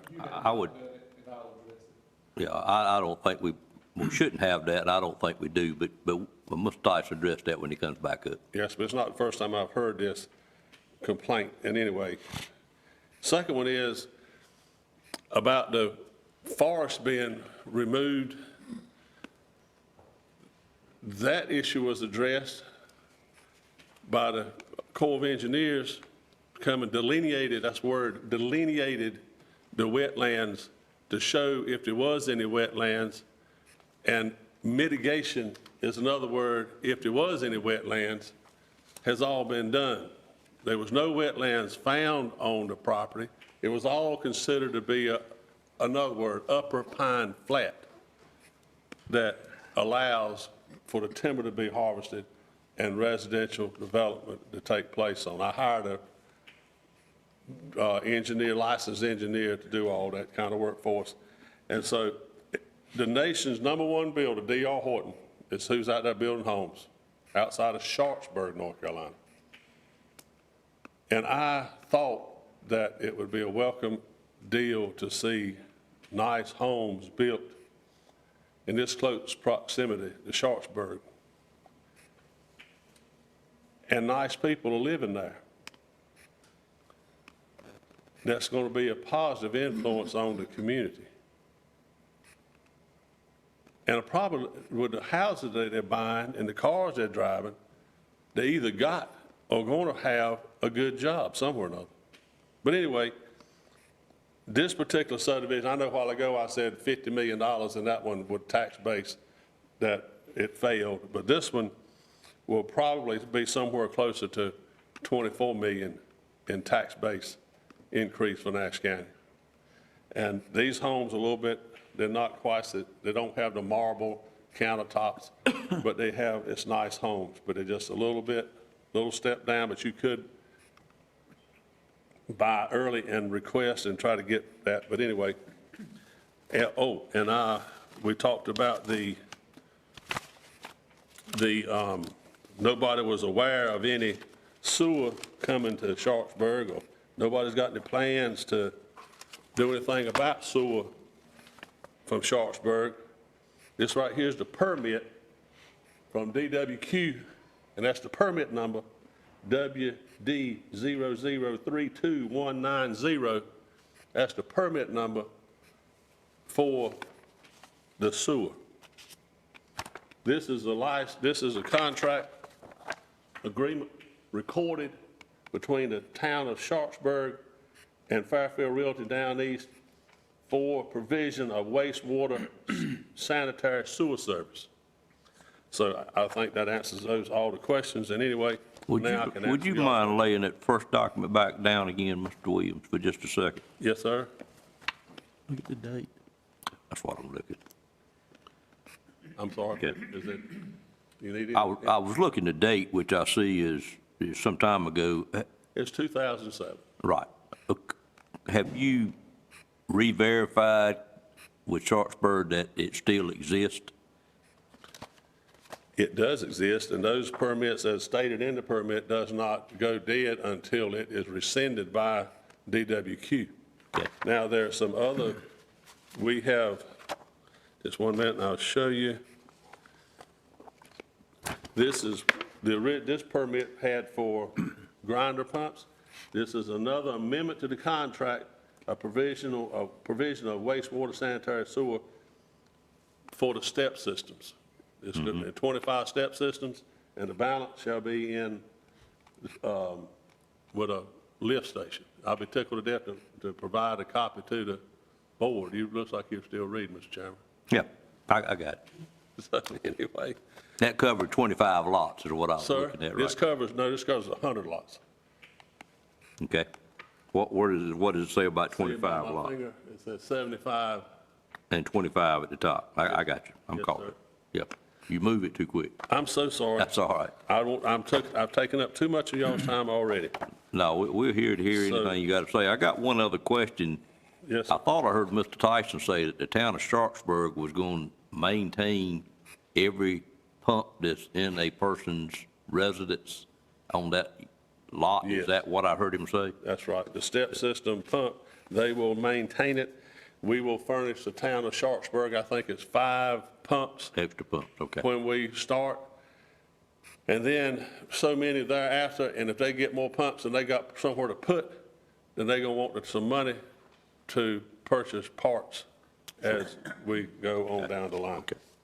But I mean, this is the darn houses that we're building right outside of Sharpsburg. So anyway, I'm here to answer any questions anybody's got. Any board member got any question, Mr. Williams, in the public hearing? And I Thank you, will Mr. say that, one other thing, it gets cost prohibitive to put sewer inside a subdivision. With two other, it gets cost prohibitive when you are at 20,000 square feet. And this lot, when this was rezoned and we agreed to the not putting in the grinder pumps, we were part of a cluster deal. Right. And when we agreed not to put in the grinder pumps, it forced us to go back for amended permit application. And in the time that we were getting our amended permit application approved, the cluster in 20,000 square foot got taken away. I personally didn't think that was right, but that's why I come up here today to hope that we can get a positive resolution and get the 10,000 that we would have got if we'd had the cluster available to us. Correct. Any questions? I think I didn't ask. Any other questions? I think not, and just to make clear what Mr. Williams was saying, when he some time ago rezoned this to R20, it is a fact that at that time it allowed for a cluster down to R10, and since then this board has chosen to change that. Therefore, that happened after he got it rezoned, but it still has to fall under the current zoning. And in fact, that makes it clusters not available, which is why he's come to ask for R10. That's correct. Thank you, sir. Anyone else wish to speak on this item? If not, I'd entertain a motion to close the public hearing at this time. So moved. Second.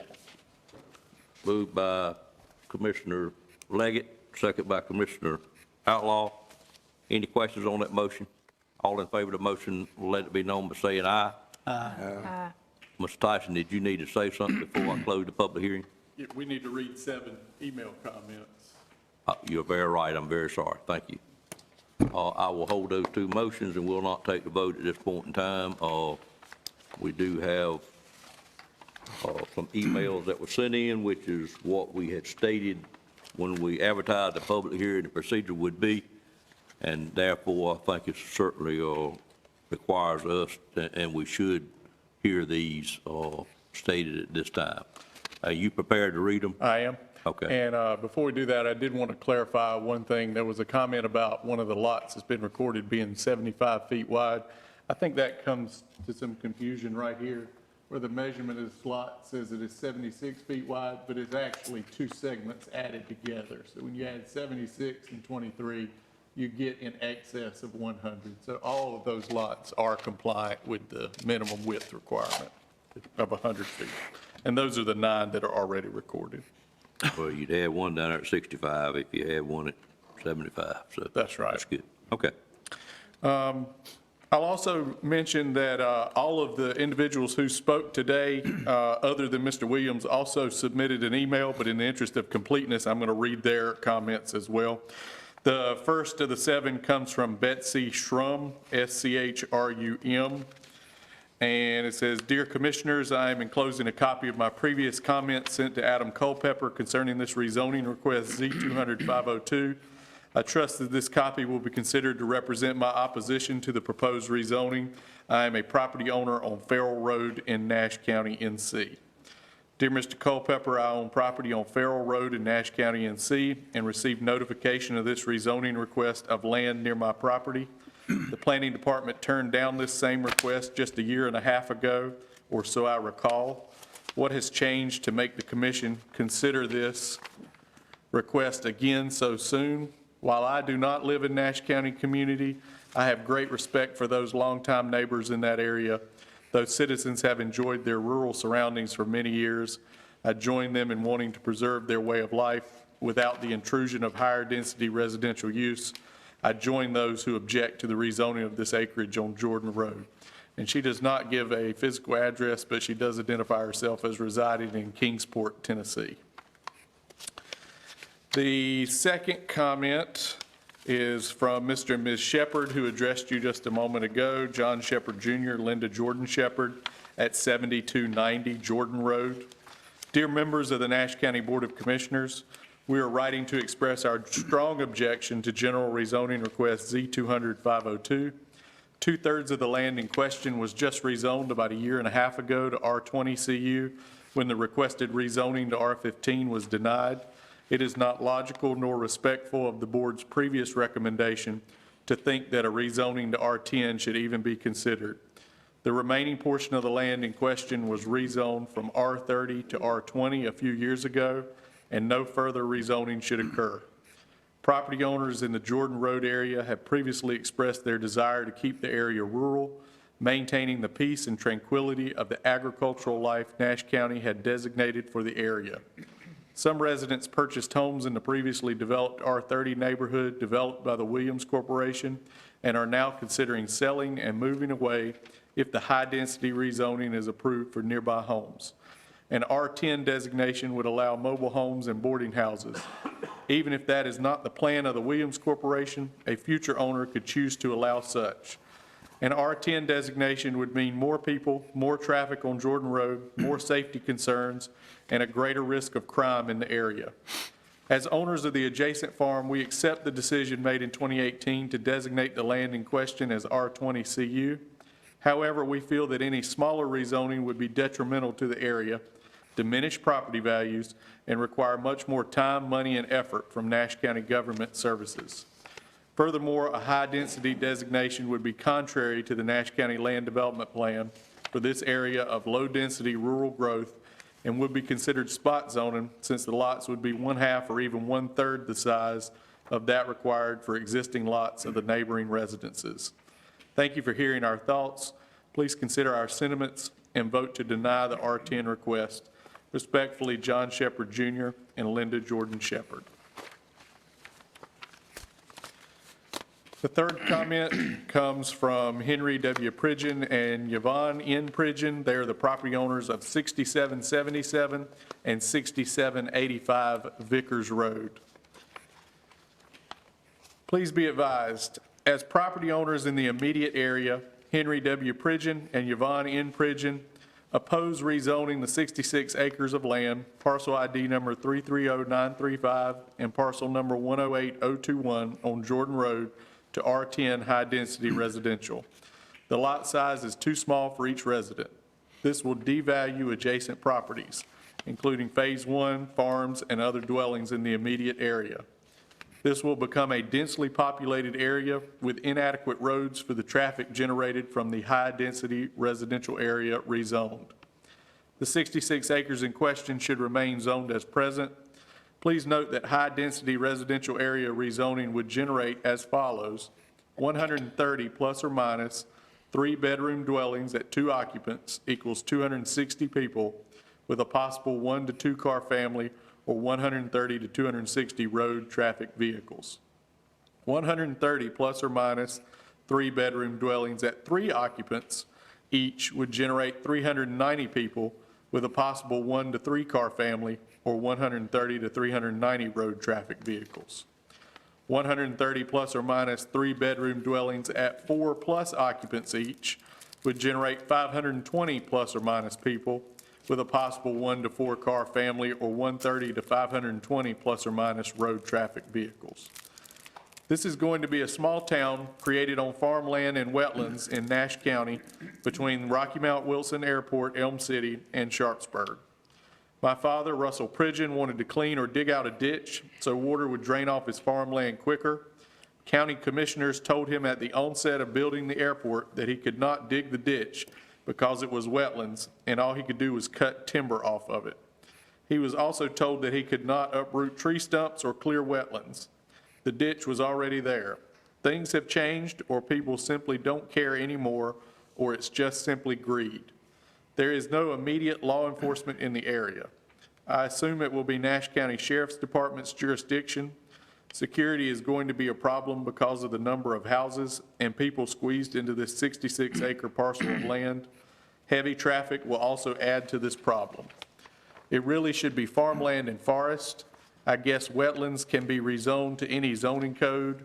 The fact remains they are still wetlands. Note, it is true that people need homes, but God expects us to be good stewards of the natural resources that He gave us when He created the world. Don't destroy it all. Again, this letter serves to object to general rezoning request Z-200-502. Our response is no. Respectfully, Henry W. Pridgeon and Yvonne N. Pridgeon. The next comment comes from Laura Godwin at 7746 Jordan Road. It has been brought to my attention that C.T. Williams Corporation and Fairfield Realty Down East LLC is in the process of trying to rezone the property located on both sides of Jordan Road from R20 and R20 CU to R10 high-density residential. The property in question borders my property on 3 sides. When I purchased my property to build my home, I chose the area because of its rural and tranquil nature. If this rezoning is approved, it will disrupt the way of life myself and my neighbors are accustomed to. The land was recently rezoned to R20 CU, and at that time, the board denied the rezoning requested by C.T. Williams Corporation and Fairfield Realty Down East LLC to R15. Based on the board's past denial of R15, there have been no changes in circumstances that would justify the consideration of rezoning at this time. Thank you for your consideration, Laura Godwin. The next comment is from Billy D. Winstead and K.W. Winstead. Nash County Board of Commissioners, we own a house and farm at 6708 Jordan Road. We understand that Cecil Williams has requested that approximately 66 acres of land on Jordan Road be rezoned from R20 conditional to R10. We are opposed to this request and ask that the board disapprove it at the meeting scheduled for Monday, June 1st, 2020. This property was just recently rezoned from R30 to R20.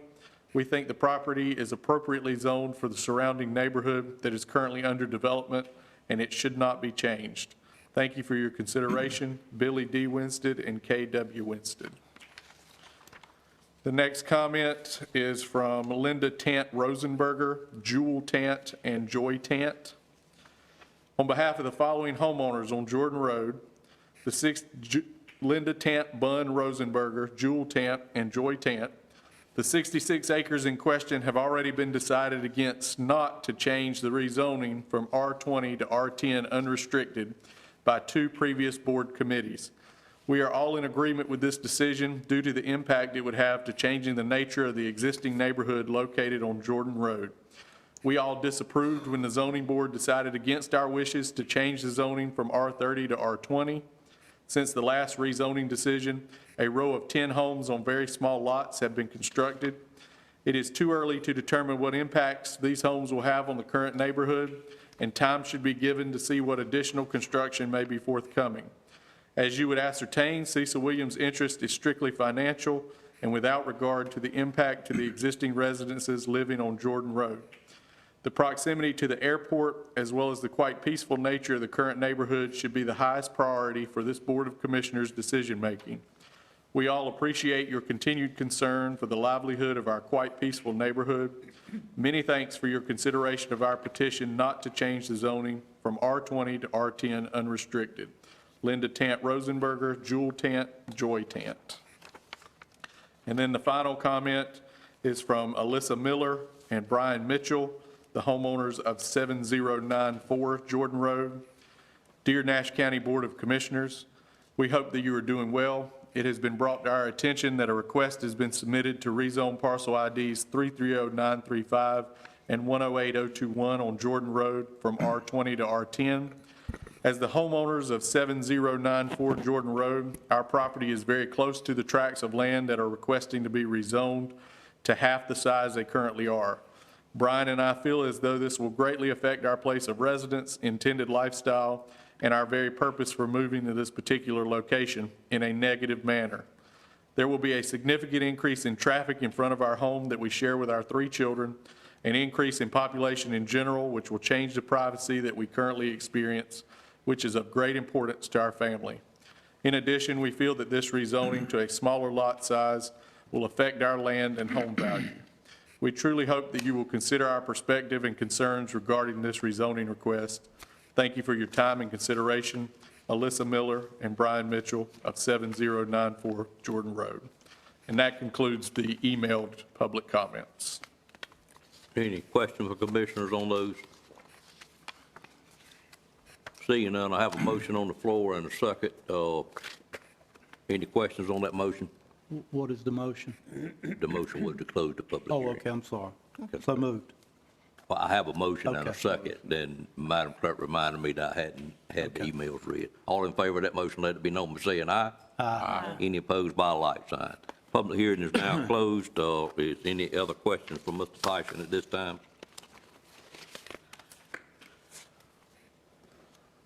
Seeing none, the land is currently zoned R20 or R20 CU. The request is to change it to R10. I'd entertain a motion at this time for consistency statement A or consistency statement B. Mr. Chairman, Mr. Outlaw? back when this land was rezoned from R30 to R20, I was not a supporter, and I'm still not a supporter of rezoning this land, but that horse has already left the barn. And I heard the shepherds, and I heard in some of the letters that the neighbors in the area would be okay with an R20 CU. So I'm just sitting here thinking, if I voted against going from R30 to R15 and it was approved at R20, why would I sit here today and vote to approve taking it to R10, which makes the lot sizes much too dense, in my opinion, for the surrounding R20, R30 area? I like the conditional use aspect of it because it takes some uses out that I don't think are good for the area. So without any further comments, Mr. Chairman, I would move for approval of consistency statement B for denial of this request, but I would entertain at some point the R20 CU. Well, actually, Mr. Outlaw, that's what we currently have, is the R20 CU. I know that, sir. But you've got additional land that you're considering here. Do I have anything, Mr. Tyson, that isn't already R20 CU? Well, you We have. got some that's R20. You have something that's R20, but I'm not sure I see what the incentive for the applicant would be to add conditional uses to that. Yeah. I'm not sure. Well, it was my understanding there was additional land, but regardless, Right. I would move for approval of consistency statement B for denial. Okay. I have a motion on the floor. Is there a second to that motion? Second. Second by Commissioner Richardson. Any questions on the motion, Mr. Belfield? Well, one thing I would like to clear up is this additional land with no zone? No. That's not zone 40 or 20 CU? It's not. It's either all currently zoned, the majority of it is zoned, the undeveloped part, R20 CU. And there's a portion of it that's zoned R20 that doesn't have the CU. That's correct. So it's either R20 regardless. Okay. But there's a big difference between R20 and R20 CU. It is a big difference. So that's the point I'm trying to make. Okay. Any other comments before I call for the vote? I have a motion and a second. All in favor of that motion, let it be known by saying aye. Aye. Any opposed by a like sign. Motion carries. For consistency statement B, I'd entertain a motion to approve, which I'm not sure we really can't do, but I'd entertain a motion to deny the rezoning at this time. Move for denial of the rezoning request. I have a motion by Commissioner Outlaw to deny the rezoning. Is there a second to that motion? Second. Second by Commissioner Richardson. Any questions on that motion? All in favor of the motion, let it be known by saying aye. Aye. Any opposed by a like sign. Motion carries as well. Thank you, people that were here today for that public hearing, and we'll move on now to the, yes, sir. We'll move now to item number 13, which is a conditional use permit extension for existing, or a area that is existing rezone for a solar farm. Correct. And this does not require a public hearing, so it should go much quicker. Right. This is, the Board of Commissioners issued a conditional use permit back on January 5, 2015 for the development of 3 solar farm facilities. Spring Hope Solar 1 on the south side of Fraser Road, Spring Hope Solar 2 on the northwest side up here, and Spring Hope Solar 3, which is in this blue area right here. To be located along Fraser Road. The issuance of the permit established a 2-year vested right period within which the facilities could begin construction. That period expired on January 5, 2017. Since that time, the approval for Spring Hope 1 on the south side of the road was allowed to expire by the applicant. They're no longer pursuing that project. Spring Hope Solar 3 was authorized for construction by Pine Gate Renewables with the issuance of an electrical permit on September 24, 2019 over here, which leaves us with Spring Hope Solar 2, which has not proceeded to construction. That project includes 53 acres owned by Dogwood Creek Land Holdings LLC. The board has previously granted 7 successive 6-month extensions for that permit. And now it is scheduled to expire again on July 5, 2020. However, Cypress Creek Renewables, the project developer, has requested an additional 6-month extension to allow the permit to remain valid through January 5th, 2021. Whenever we do one of these renewals, we ask the applicant to update us on their progress. And in this case, they're proceeding through the North Carolina Interconnection Procedures process.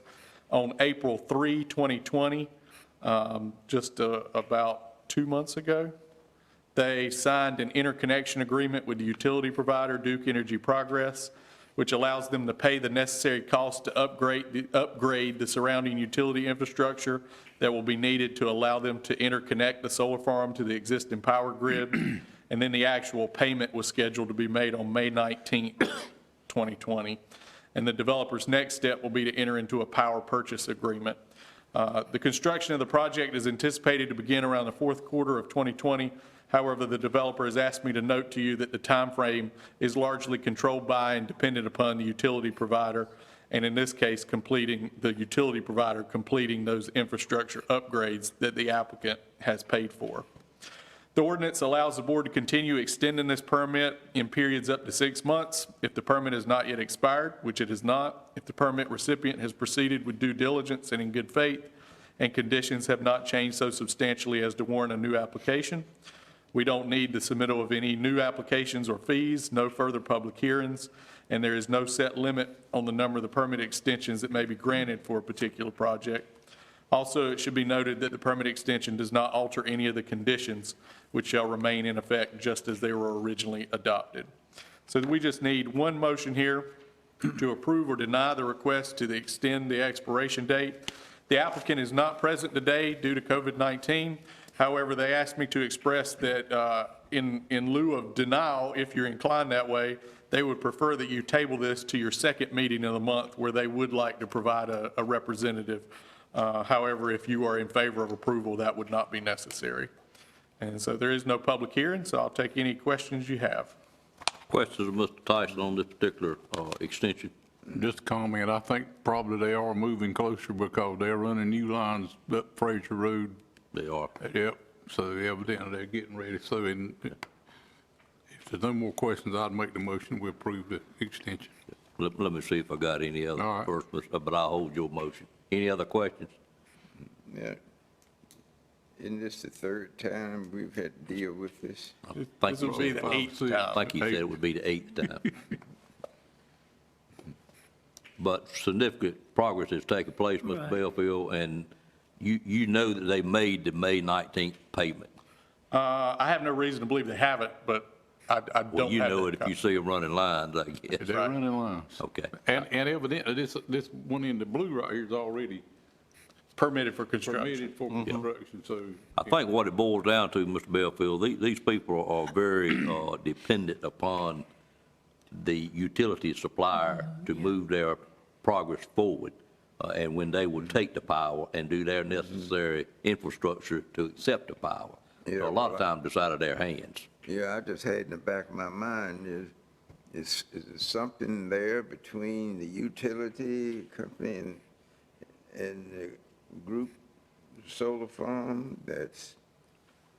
they haven't gotten together yet as to what That they're gonna do? 600 acres about 3 miles down the road might have slowed it up that they've just put in, you know. Yep. It didn't become a priority. Yep. Well, this particular company has many projects in Nash County already. Yeah. So Well, I'm for solar farm, but I'm just wondering what's going on. They got to keep asking for extensions. I think it's dependent upon that utility provider to be in a position to take the power. They don't want to build it and it just sit there. That's what it sounds like from what I've heard. Any other questions? I have a motion on the floor to approve the request. Is there a second to that motion? Second. Second by Commissioner Wells. Any questions on the motion? All in favor of the motion, let it be known by saying aye. Aye. Any opposed by a like sign. Request stands approved. Thank you. Thank you, Mr. Tyson. Enjoyed having you all morning this morning, sir. We are now at 1 o'clock. I'm going to do that. After I do that, do you want to have pause for lunch then? Yes, sir, please. Okay. All right. We had a Board of Equalization and Review scheduled this morning for 11 o'clock if anyone was here to present. So, Darcy, if you could come forward and tell us what we need to do, I'd greatly appreciate it, ma'am. Good morning. Yep. Appreciate your patience. No problem. Okay, so at this point, you would need to call the Board of ENR back to order. Okay. To entertain a motion to go for the ENR Board to go back into session. So moved. Moved by Commissioner Outlaw. Is there a second? Second.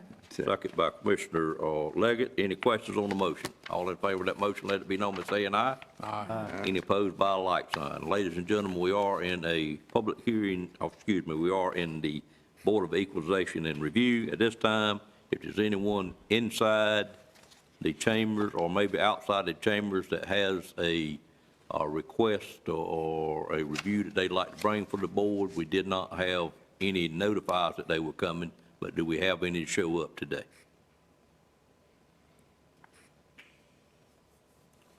So, sir, I'm not aware of any, and we have resolved all the appeals that we had, so we have none to bring to the board for consideration. Okay. Does it seem like it is any? And if I understand it, this is our second meeting, so we close it for the year now? Yes, sir. So this is our second meeting, and if there are no appeals, the board can adjourn for And we 2020. would go back into session next year again? Yes, sir. Okay. All right, seeing none, I'd entertain a motion to close the E&R board for the 2020 session. So moved. Have a motion by Second. Commissioner Richardson, second by Commissioner Bellfield. Any questions on that motion? All in favor of the motion, let it be known by saying aye. Aye. Any opposed by a like sign. Motion carries and we stand adjourned. All right. Thank you. You have some other items later in the agenda. Yes, sir. I think, I guess I'll just follow the agenda as given. Does the board wish to break now for lunch? I do know I've got one lady here that's head is moving pretty quickly up and down, so, and two. Mr. So, Chairman, yes, sir. for Ms. Sumner's benefit, would it be pretty expeditious to go ahead and do her last two items if she needs to? I'll be glad to do. We have two more items, number 21 and 22. Typically, they don't take very long. Okay. Any problem with that from board members? No. No problem. Okay. All right. She might have. I'm going to move over to item number 21, which is the monthly tax report. Okay, yes, sir. Welcome back. Thank you. At this time, we have the monthly tax report. As you know, it's for information to keep the board abreast on the activities in the tax office. It does not require approval, but it is recommended that you accept the report so to be noted in the minutes. Okay, if any commissioner got a problem with accepting the report, accept it as presented. Thank you, ma'am. Okay, thank you. We'll move on to item number 22 then, which is tax refund. Yes, sir, we do have a refund that we need approval so that we may disperse those funds. It's one. One, yes, sir. Okay.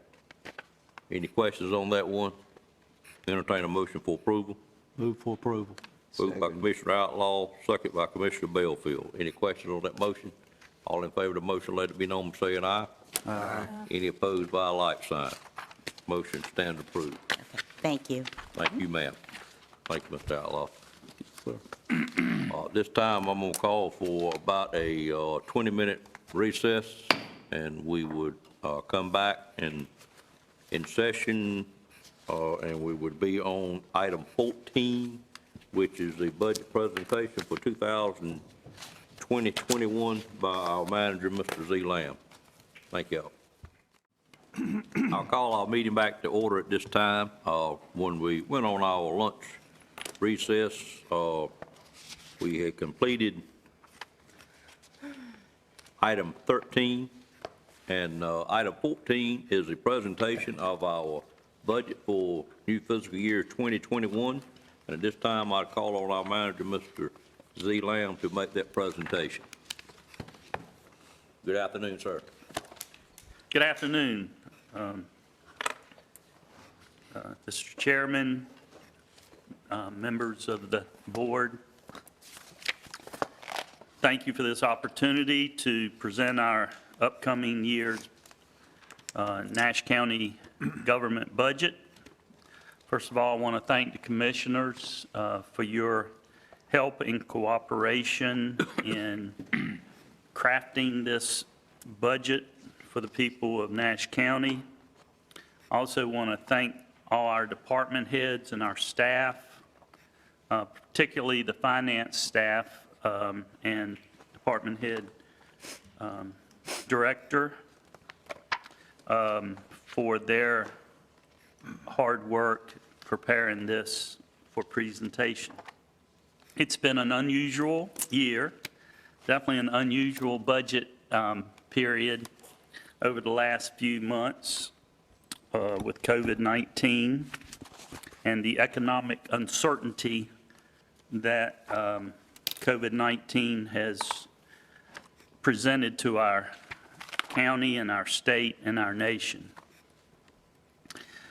We are presenting this budget according to North Carolina local government law. The proposed budget is presented subject to a public hearing and the Nash County Commissioners' revisions and approval. This budget as presented is balanced. The budget provides the resources necessary to ensure the delivery of government services in a fiscally responsible manner for the people of Nash County. The budget is one of the best tools to demonstrate the board's priorities for the future of Nash County. This proposed budget is a continuation of the financially sound and fiscally conservative practices established and embraced by Nash County government. The budget contains the expenditures and revenues for all county funds. This message will focus on the general fund. At the end, I will touch upon the water and sewer fund and several other funds. As y'all are all aware, and I've referenced, local governments are facing unprecedented economic events with the coronavirus pandemic and related restrictions. With this in mind, we believe our budget reflects our effort to be cautious and conservative. This budget has limited capital expansion, presents no new positions in county government, and includes reductions in areas we believe will least affect our direct operations serving the people. Next year's budget is proposed to be $95,575,924. That amount is $2,555 less than last year. So basically, we've got the same amount we had last year in the current year. As recommended, this budget has a 67-cent tax rate, the same as the current year. This represents the 11th consecutive year the tax rate has remained at 67 cents per 100 valuation. The tax rate is recommended, as recommended, is able to remain consistent without reducing services to our citizens due to frugal budgeting efforts, a moderate tax-based growth, and use of previously appropriated general funds to capital projects remaining available to assist with funding debt service. County administration received budget requests, revenue estimates, and other financial information from various officials, officers, department heads, and agencies of Nash County. The proposed budget is based on staff information and information provided by and input from the county commissioners. Each department or agency presented an original budget to the finance office. The county manager reviewed the request to establish a budget for submission to the Nash County Board of Commissioners. Subsequently, the commissioners have preliminarily reviewed the budget. We had 2 budget work sessions. In the case of special appropriations requested by outside agencies and nonprofit organizations, including the Board of Education and Nash Community College, the recommended appropriations reflect results of budget work sessions involving the Board of Commissioners and county staff.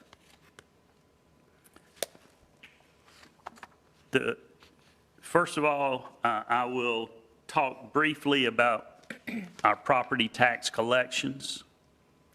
As the chart on the message indicates, for the last 7 years, we have increased our tax collection rate. And because of the pandemic, we were concerned that we may not continue the upward trend. However, as of Friday, we were at 98.8%, and are very confident that we will surpass last year's 98.85%. This despite the COVID-19 issues and unemployment that has occurred as a result of that. Luckily, this year, we were already in our collection. The bulk of our collections had taken place by the 1st of January, but we were still concerned about being able to maintain that upward trend.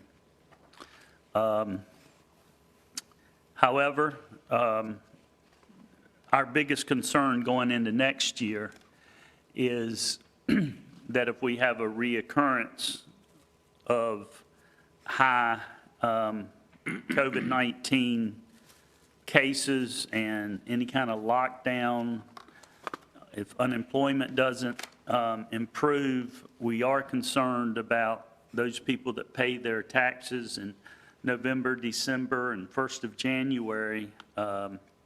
We are concerned about the ability of some people to pay those taxes.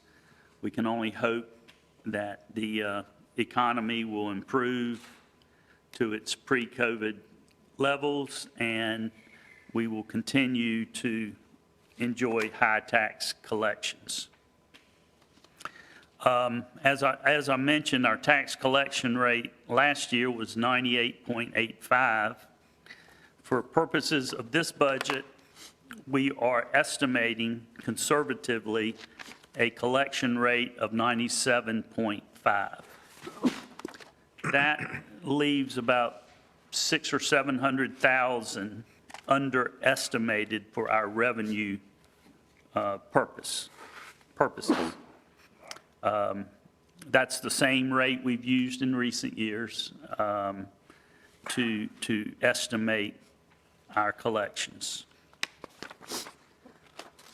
The tax office, I don't know if she's here, she's not, but they have done a great job in collecting our taxes, and that's very important because, as you see on the bottom of the 3rd page of the presentation, ad valorem taxes, including personal and real property and motor vehicles, represent 53.4% of our general fund revenues.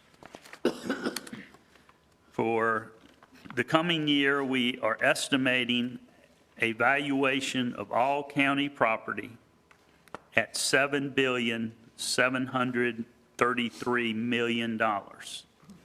So at 100% collection, each penny generates $773,300. However, when we factor in the conservative collection rate of 97.5, we believe that we will collect about $50,515,823 in ad valorem taxes, both real property and personal property, public utilities, and motor vehicles. We also anticipate collecting $425,000 in prior year's delinquent taxes and motor vehicle taxes in prior years, as well as $178,000 in penalties, interest, and other miscellaneous charged assessed upon delinquent taxes. The biggest concern of local governments this year, going into next year's budget, is our sales taxes. We are budgeting almost 16 million in sales taxes to be collected, which is about 1.33 million per month. We are using the actual collections from 2018-19, last year's audited numbers. We usually use the current year's numbers with them based on 9 months and figure out what 12 months on the average of those first 9 months are. But that usually is a 4 to 6% increase. We are seeing statewide about a 5 to 6% decrease in collections. However, the last couple months, we've been fortunate in Nash County to pretty much collect what we've collected in prior years for the similar months. So we're very hopeful that these sales taxes, as we start to reopen and restaurants reopen, will maintain past year's performance. We will also collect property excise tax, vehicle rental tax, privileged license tax, ABC, bottle tax, beer and wine tax, and video programming. Those amounts equal about $791,000. So total sales tax and other taxes collected will be more than $16 million, and they represent 17.5% of the general fund. So you add up the 53.4%, which is ad valorem taxes, plus the 17.5, you can see that over 70% of our revenue streams are sales tax and ad valorem taxes. We are expecting a decrease in what we budgeted last year for EMS collections.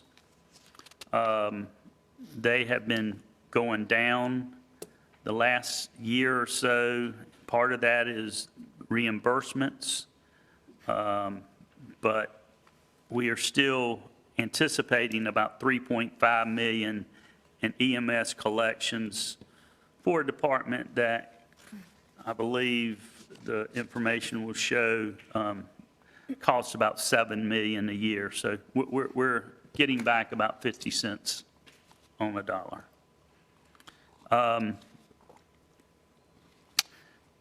We also are anticipating $307,000 in court and jail processing fees, and also senior services and park and recreation special events.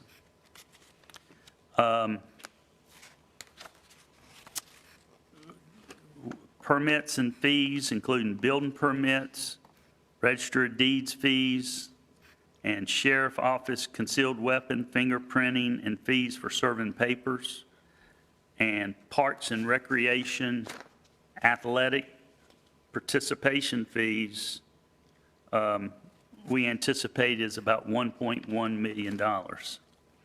One area that we are taking a hit of about $500,000 or $575,000 less than the current year are our investment earnings, what the money we make in interest on our fund balance. As y'all all know, the interest rates have dropped. We were making about 2.4, 2.5% on our money, and it's going to drop down to It has dropped down to much less than that, less than 1%. So we are anticipating over $500,000 less in interest income than what we budgeted this year. We are going to appropriate funds that are left in the courthouse project and in the Middlesex Shell Building project, and from our limited obligation bonds issuance that we still have in those capital budgets. We're going to use those for debt service, and which is something you can use borrowed money for. You can use it on the building, or you can use it for debt service for that particular project. One place we're taking a hit this year coming up will be the local government retirement contribution by the employer, Nash County. Employees put in 6% of their income to the retirement system, and the county must put in, it's increasing for regular employees 9 to 10.2%, for law enforcement from 9.7 to 10.84%. That is going to cost us right at $375,000 next year. And that's an attempt by the Local Government Commission and the retirement system to make the retirement system more actuarially sound. But again, the 6% that the employee puts in, if they leave prior to retirement or vesting in the retirement system, they get that money back if they leave. But when they leave, we don't get any of this back. The money the county puts in the retirement system stays in the retirement system. So, does it stay in our system or the system? Local government system, yeah. That's what I thought. Health benefit, we, of course, have saved money over the last few years as a result of moving to the state health plan. We've got continuity of services and continuity of the plan, but we are anticipating, as we have in past years, an increase in those costs, and we put that at $440,000.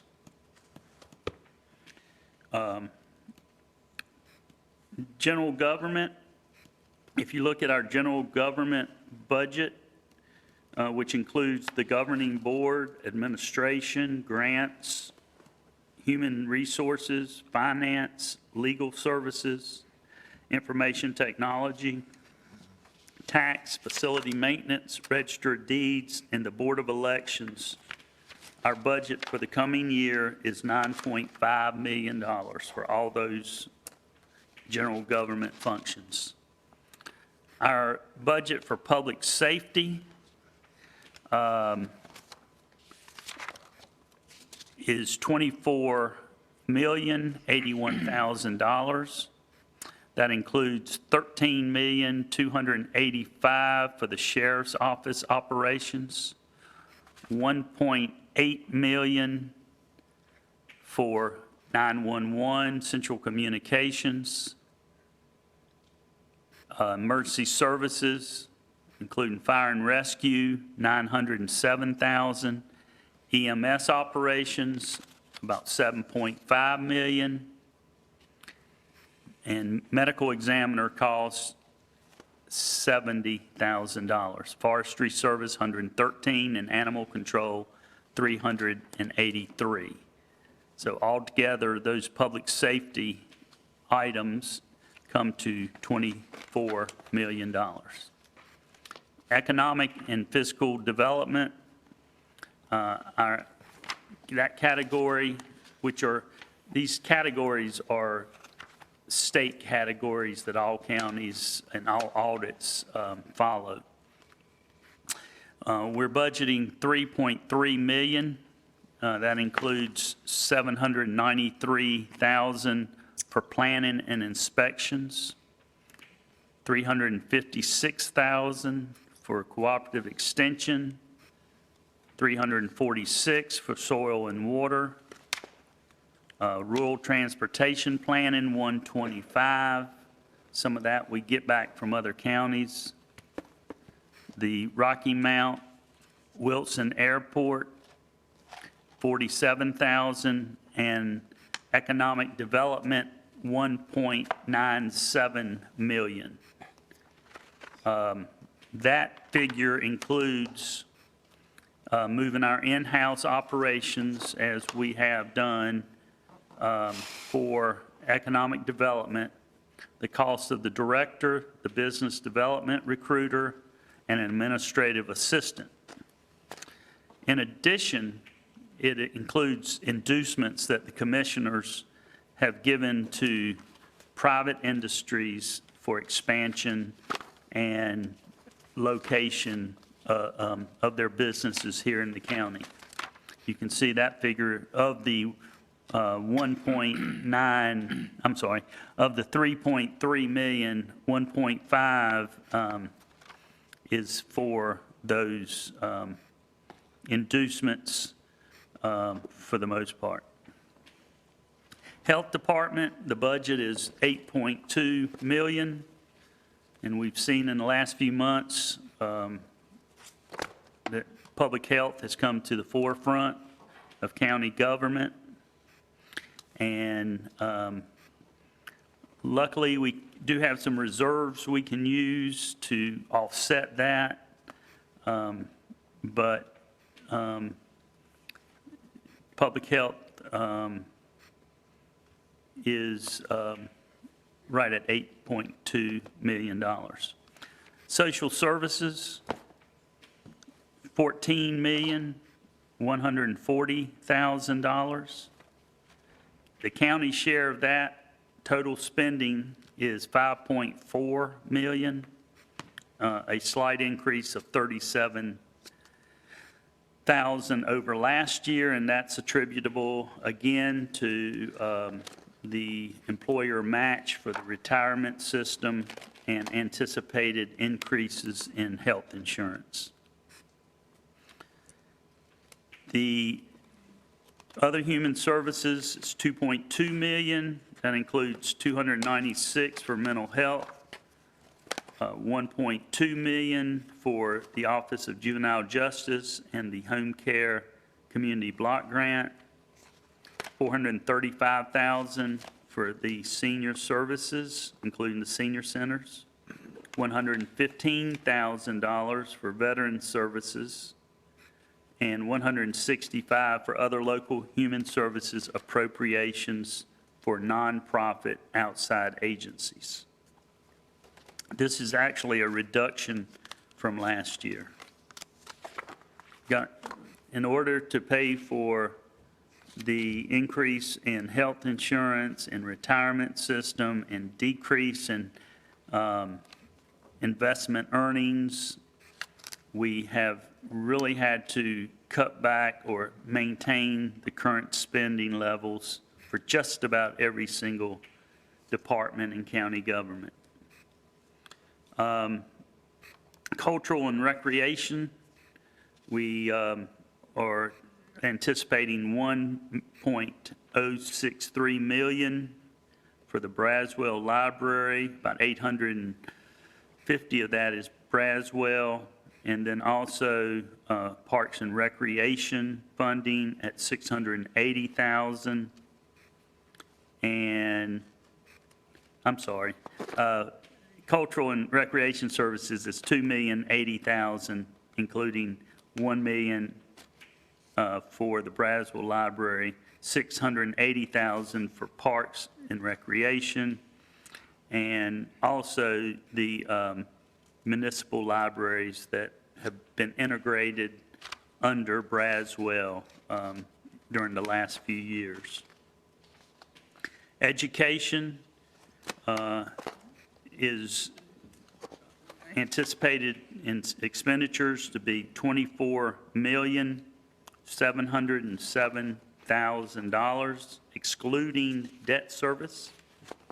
This includes $20,500,000 in current expense and $1.4 million for current year capital needs for the school system, the Nash County school system, and $2,395,000 for current expense and $415,000 for current year capital needs for Nash Community College.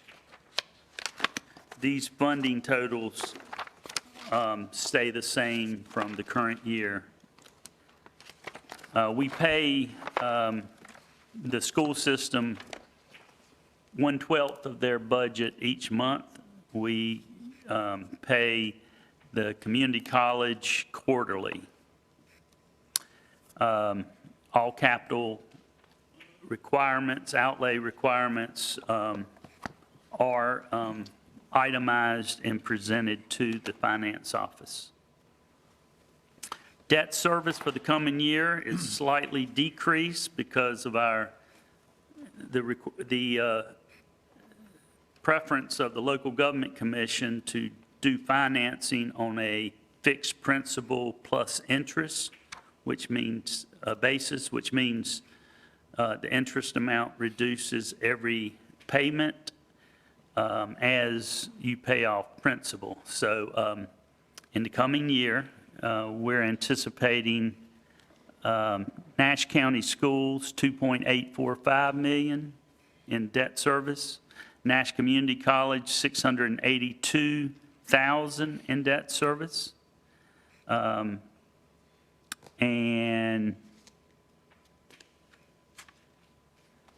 as I said, this reflects a slight decrease of $292,000 in debt service payments for schools.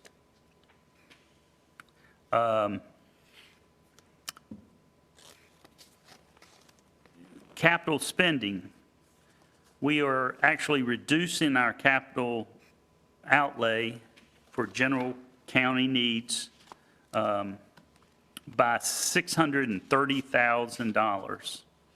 So this year, instead of $1.4 million in capital spending out of the general fund, we're looking at $756,000.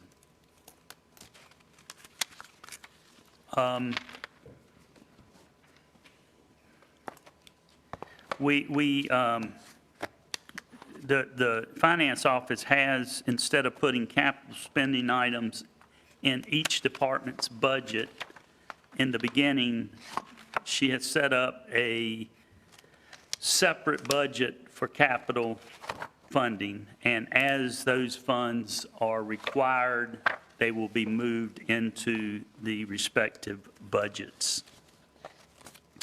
I won't name them all, but you can see on page 6 the various things that we are including in our capital budget this year, including Sheriff's Office elevator upgrade, computers, camera security system at the farmer's market, land development plan, additional sheriff vehicles, 1 ambulance, and some necessary capital needs for Miracle Park. The fund balance and reserve appropriations this year is $4.85 million.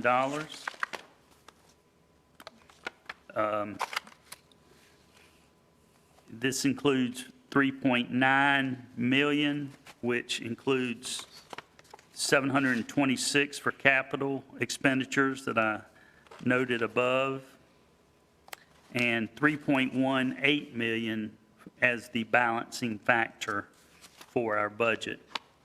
We each year budget $3 to $3.5 million for the balancing factor, and I believe in only 1 year for the last 6 years have we actually needed to use that fund balance appropriated. The reason being that we are so conservative in our revenue estimates. Sales tax, real property, and we've also not needed to because we've seen growth in our tax base with new construction. The county considers these capital expenditures appropriate and reasonable use of fund balance.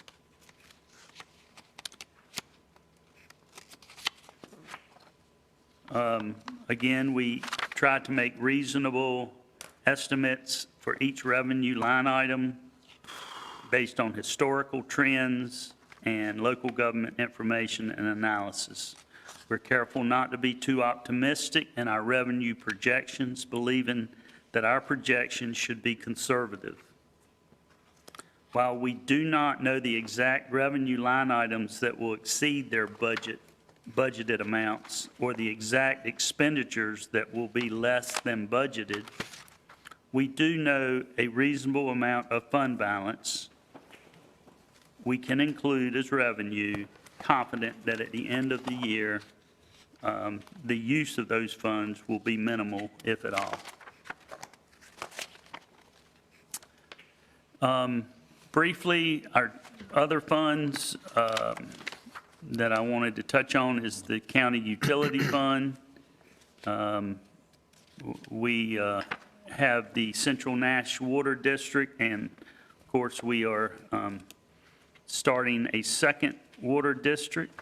And for the current year through June, they're all in one budget, but beginning July 1, we will separate those two water districts to make sure they are both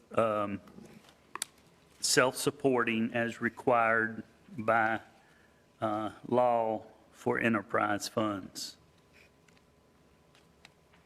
The fire districts, y'all approved several increases for the 18 fire districts at the work session. I believe 3 districts, including Gully Fire District, which includes Nashville. They're going to the, from 12 cents to 15, which is the statutory limit that a fire district can go to.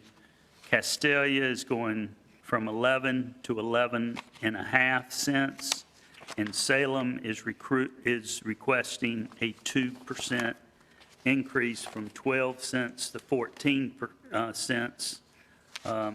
All 3 of those you have tentatively approved during the budget meeting.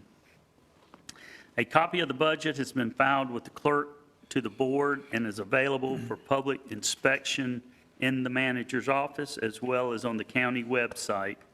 A notice of public hearing will be published in our 3 newspapers, the Telegram, the Graphic, and the Enterprise. And the notices will give the place and time of the public hearings, during which time anyone may appear before the Board of Commissioners and speak on the proposed budget. No earlier than 10 days after today, June 1st, the day of the formal budget presentation, and no later than July 1, 2020, the Board of Commissioners must hold a public hearing and thereafter adopt a budget ordinance making appropriations, estimating revenues, and levying taxes for the coming year. We recommend that that public hearing be held on June the 15th. You've already scheduled a meeting for that day, and we would ask that you have your public hearing on that day, and you can approve the budget after the public hearing on that same day or any time prior to the 30th or until the 1st of July. This budget represents our best estimate of revenues and expenditures during the coming year. As with any budget, during the course of the coming year, budget adjustments may be necessary, except for minor exceptions set forth in the budget ordinance, which is attached on the next page. The commissioners must approve any budget adjustments which increase or decrease a department's total expenditures during the course of the fiscal year.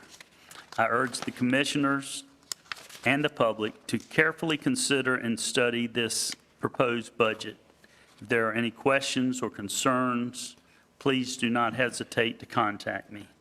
On behalf of your county staff, and particularly the finance department, we look forward to working with the commissioners during the coming year to provide the best services possible for the most reasonable cost to the taxpayers.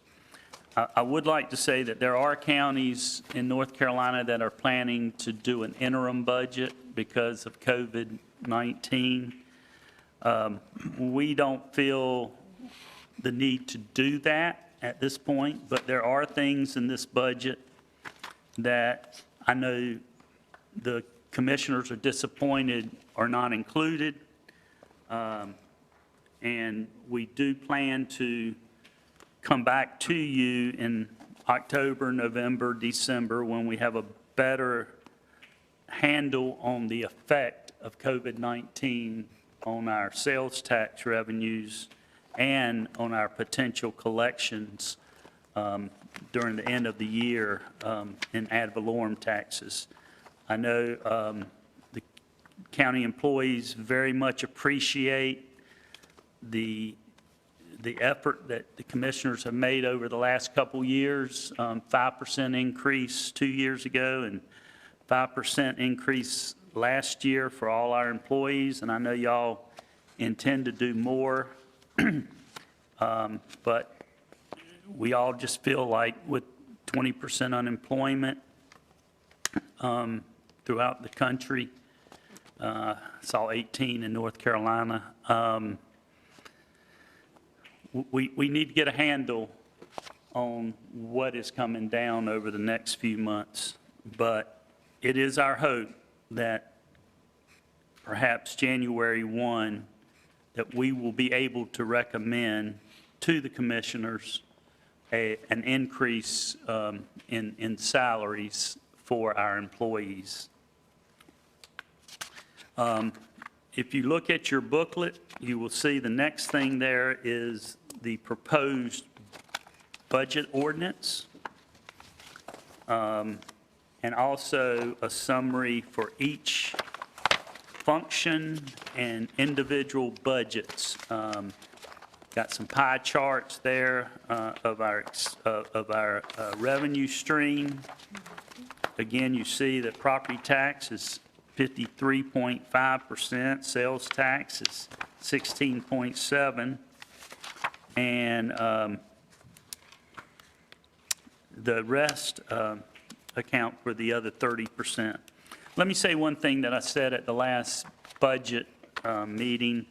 I told the board that 1% increase for salaries for employees, I revised my number upward to $3.95 per penny per 1%. And that did not take into account the contribution by the state for our social services employees. So I'm here to revise that number for each 1% increase for employees. The net cost to the county is $340,000. Again, you can see throughout the book, each function and each individual budget compared to the last year and this year's approved and amended budget and our recommended budget and the change for each of those departments. At this time, and we have the CIP in the very back, our 5-year plan. We have, as I discussed briefly, we have moved quite a few items that were requested for the upcoming year to the second year. And some of those items, once we have a better idea of the economic outlook, may be accelerated, but Again, we felt like we needed to hold the line on spending, and based on the national economic outlook and the COVID-19 pandemic. So that's all I have. If there's any questions, I'll be glad to. Commissioners, have any questions of Mr. Lamb on his, Mr. Belfield? And going through Herbert here, going through the budget here, I noticed for disaster recovery, you don't list any funding for that. For the Disaster recovery. the COVID-19? No, not Kobe. He says disaster, I'm not sure what he's. Yeah, disaster, you know, from, like we may have a hurricane or, Well, first of all, any emergency, whether it's a hurricane or COVID-19, we do set up budgets within our county funds. general fund. And unspent funds, in July, we will ask you to bring them forward. So we don't necessarily show them here. A hurricane, we don't set aside funds for a hurricane until we know we're going to have expenditures. And then we set up a budget for an emergency like that. Which mean that we had to go, what, to the general fund in case of one? We go to the fund balance. Yeah. Generally speaking, we would go to the fund balance and appropriate funds from the fund balance. Already this year, we appropriated $100,000, I believe, for COVID-19 from the fund balance. Some funds have come down where we may be able to get that. We set it up so we could get it back from FEMA, but now we've gotten to 1.78 million, which on Thursday or Friday, the deadline got changed for that from June 1st to June 15th.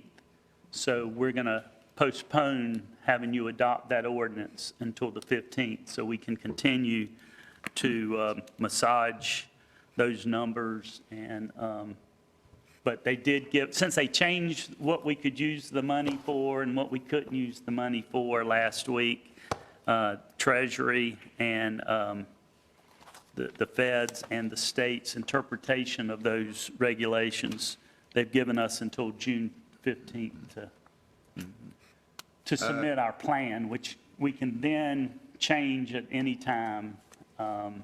But we will be presenting y'all with a proposed plan probably the 12th, and then we'll send it in on the 15th. But no, we don't, our rainy day fund that the state has, separate from their fund balances, we don't set up a rainy day fund. Our fund balance is our rainy day fund.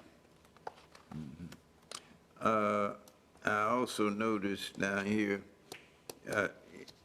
in here that election operation and election costs, there's a reduction. That's one budget that goes back and forth, and it depends on how many elections you have in that fiscal year. In the upcoming fiscal year, there's only one election, and that's in November. Yeah. In many fiscal years, you have a primary, well, you have city elections, most of which we get reimbursed, but then you have a primary and a second primary. So it really, elections are the one budget that it's not the cookie cutter every year. It really depends on what's anticipated. Yeah. And we, a lot of times, will not budget for a second primary and have to come back to y'all and ask for additional funds. I was reading something in the newspaper, well, not something, but read in the newspaper where some election directors across the state as well as the nation feel like they're going to have a hard time finding people Right. to handle the precincts in the election. Right. Because senior citizens may be afraid to be exposed at that length of time, and so they may have to go to much younger people, and the cost will probably be a little higher. Yeah, just for sanitation preventive reasons, there's going to be some added costs. What the General Assembly did, I believe last week or a week before, they have modified the rules. Currently, you've got to have a chief judge and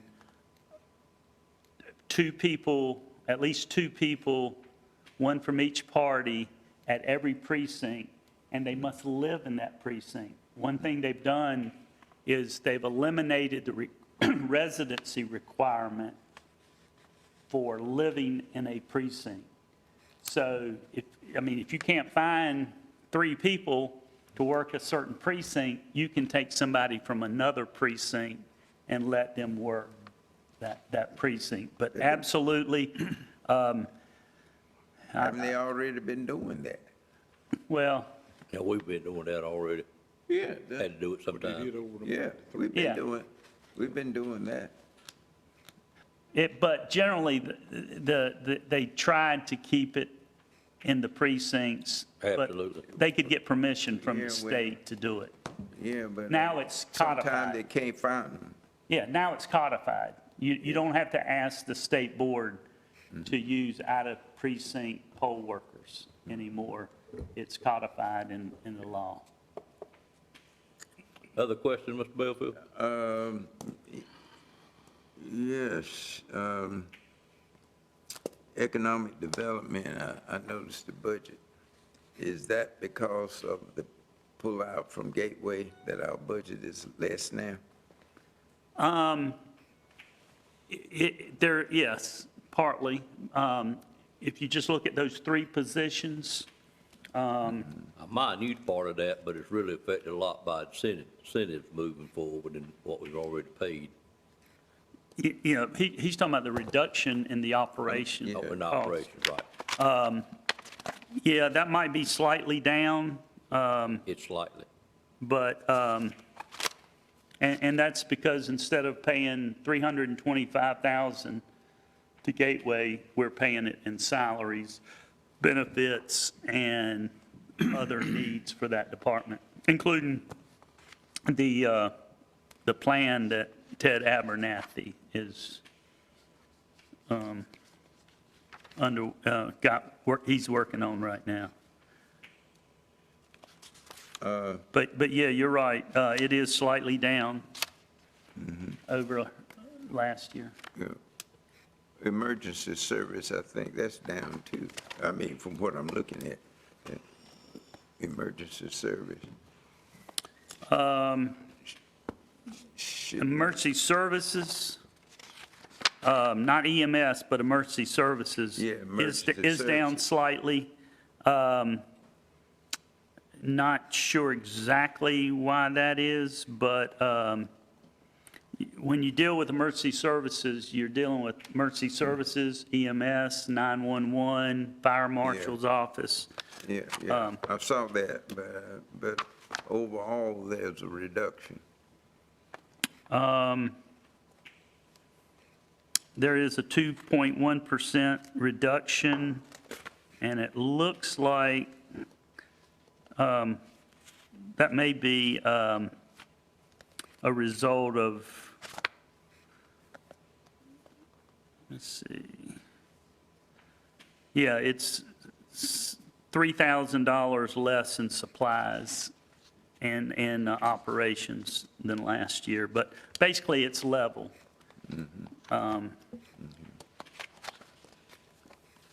My final question is I saw $100,000 on there for a reval fund. Do we need that in this fiscal year budget?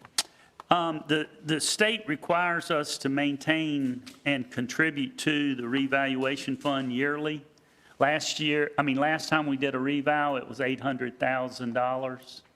So assuming an 8-year revow period, we have to set aside an equivalent amount from the last revow. So we're setting aside $100,000 a year.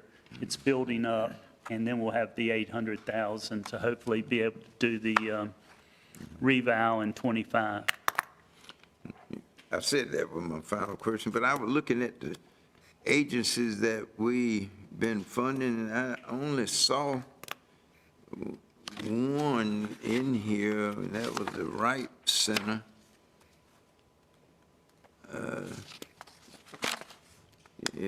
Yeah, that's the only one I see outside agencies.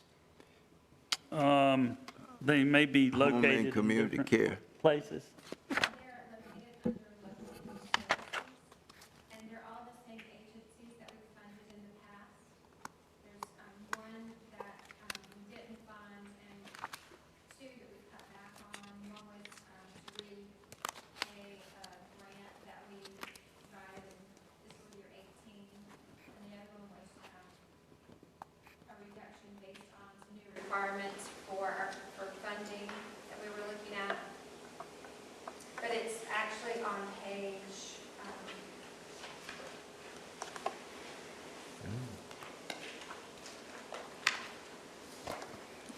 Human Services, under Human Services. 73. Yeah, the first draft we had last month showed all of them in there, whether they were funded or not. Yeah, here it is, page 83. 83? Page 83.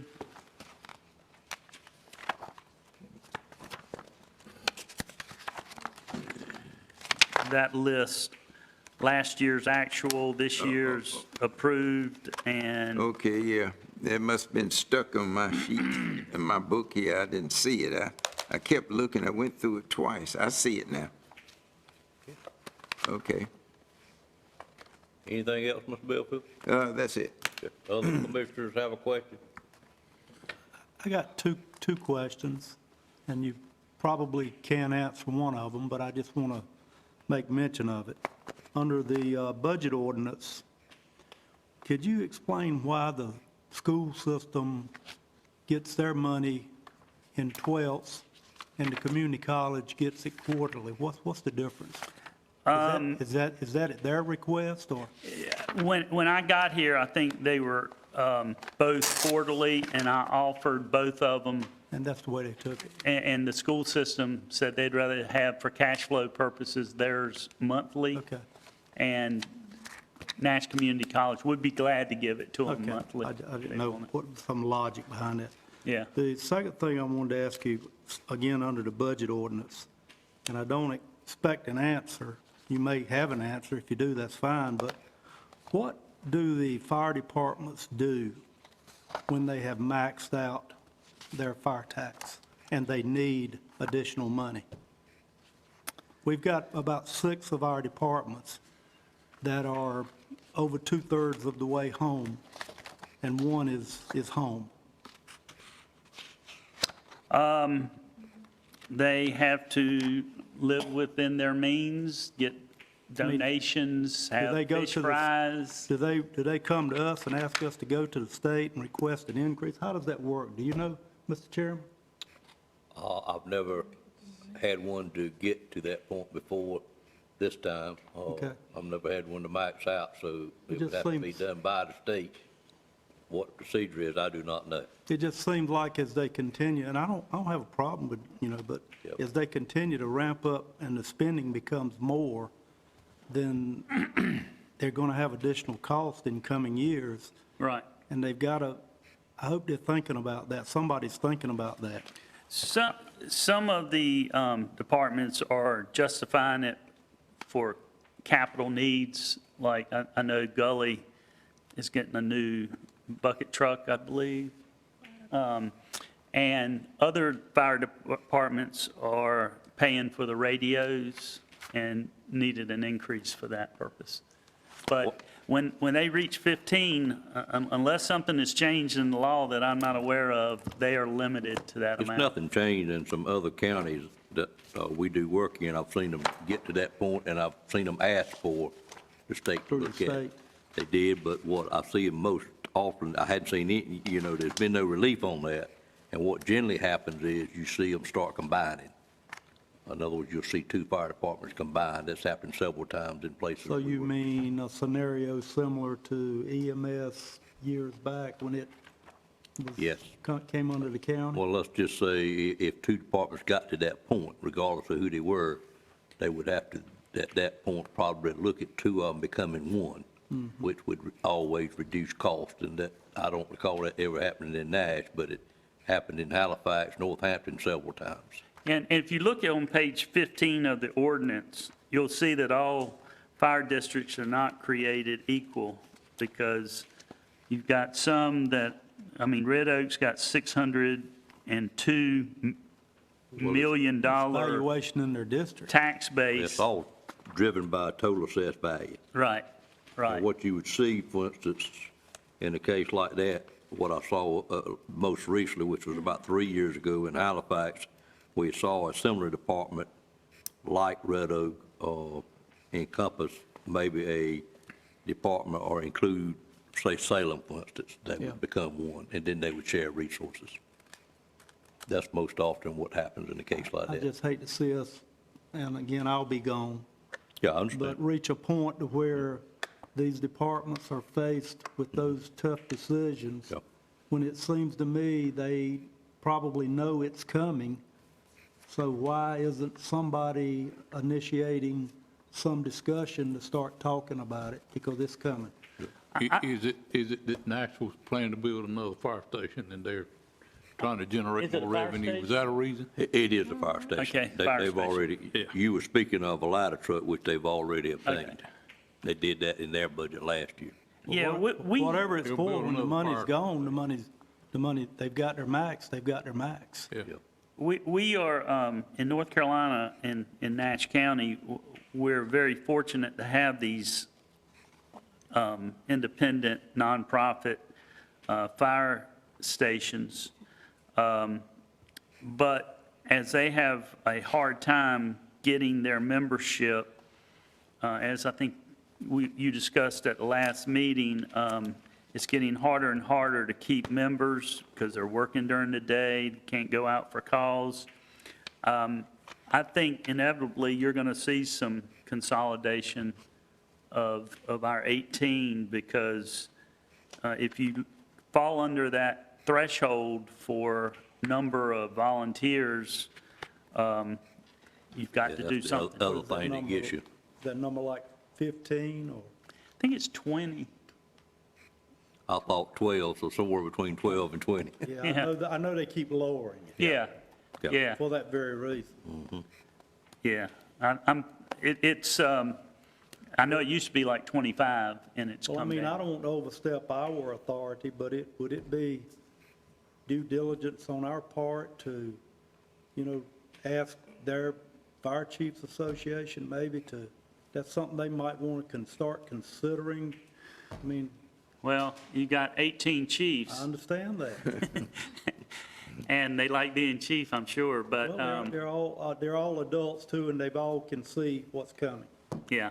I So we think can let it roll, and when it gets here, it'll be here, and then they'll still be adults they'll have to deal with. we can initiate those discussions. No, at the end of the day, it's, this board is going to have to deal with it, because if, we've got to have adequate fire protection. That's And right. if we don't do it through volunteers, I just think that's, and I know that's not a popular subject, but I just think it's something that we need to start some discussion on. It's one of those things where there just needs to be some discussion. I think it's a good idea, and approached properly, we can certainly do that. I think the majority of them are keenly aware of it, for the most part, most chiefs are, because I hear them talk about it from time to time, but. I know you look in here and you see, like Red Oak, for example, and Red Oak's got a tremendous amount of money coming to their fire department.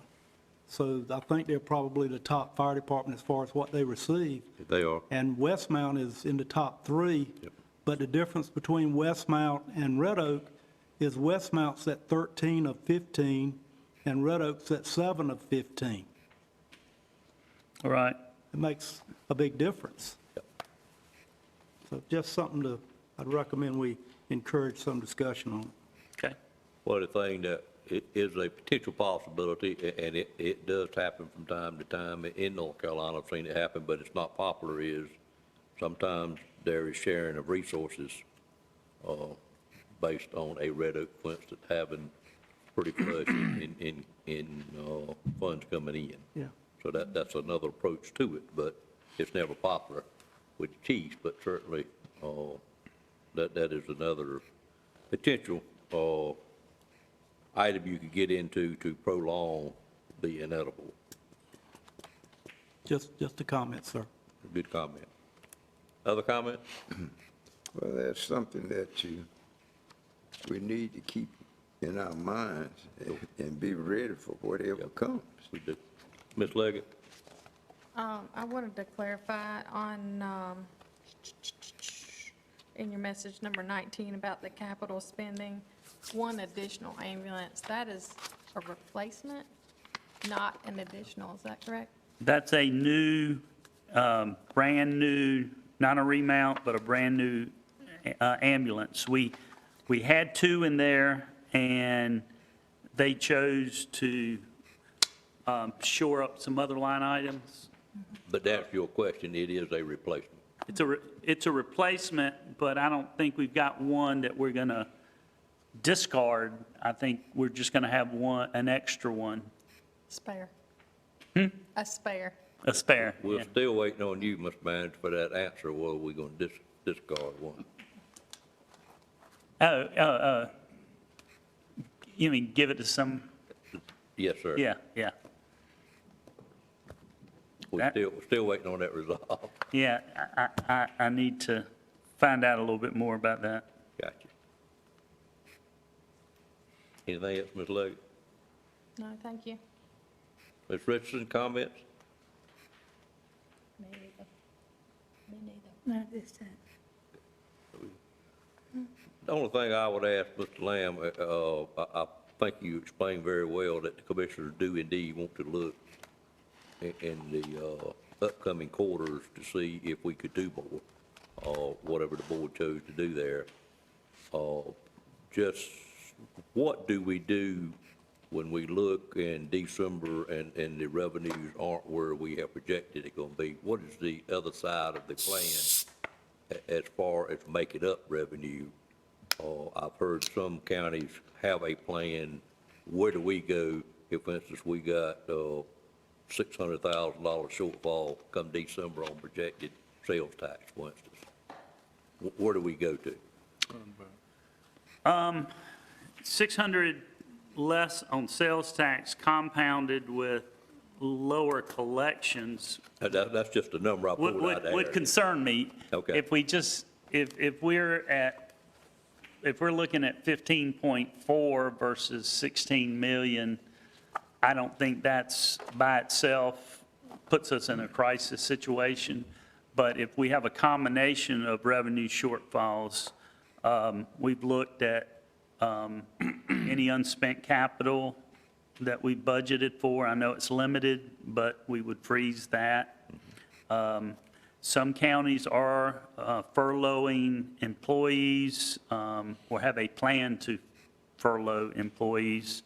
And I think I mentioned at a recent meeting that I don't want to do this, and I know y'all don't want to do this, but if we had to cut everybody 10% and have them work 9 days out of 10 every 2 weeks, that would save over $4 million in itself, so for a 12-month period. Right, cool. So that's not a remedy we want. Oh, I understand. But that's certainly something that we would look at. I'm optimistic. Based on March and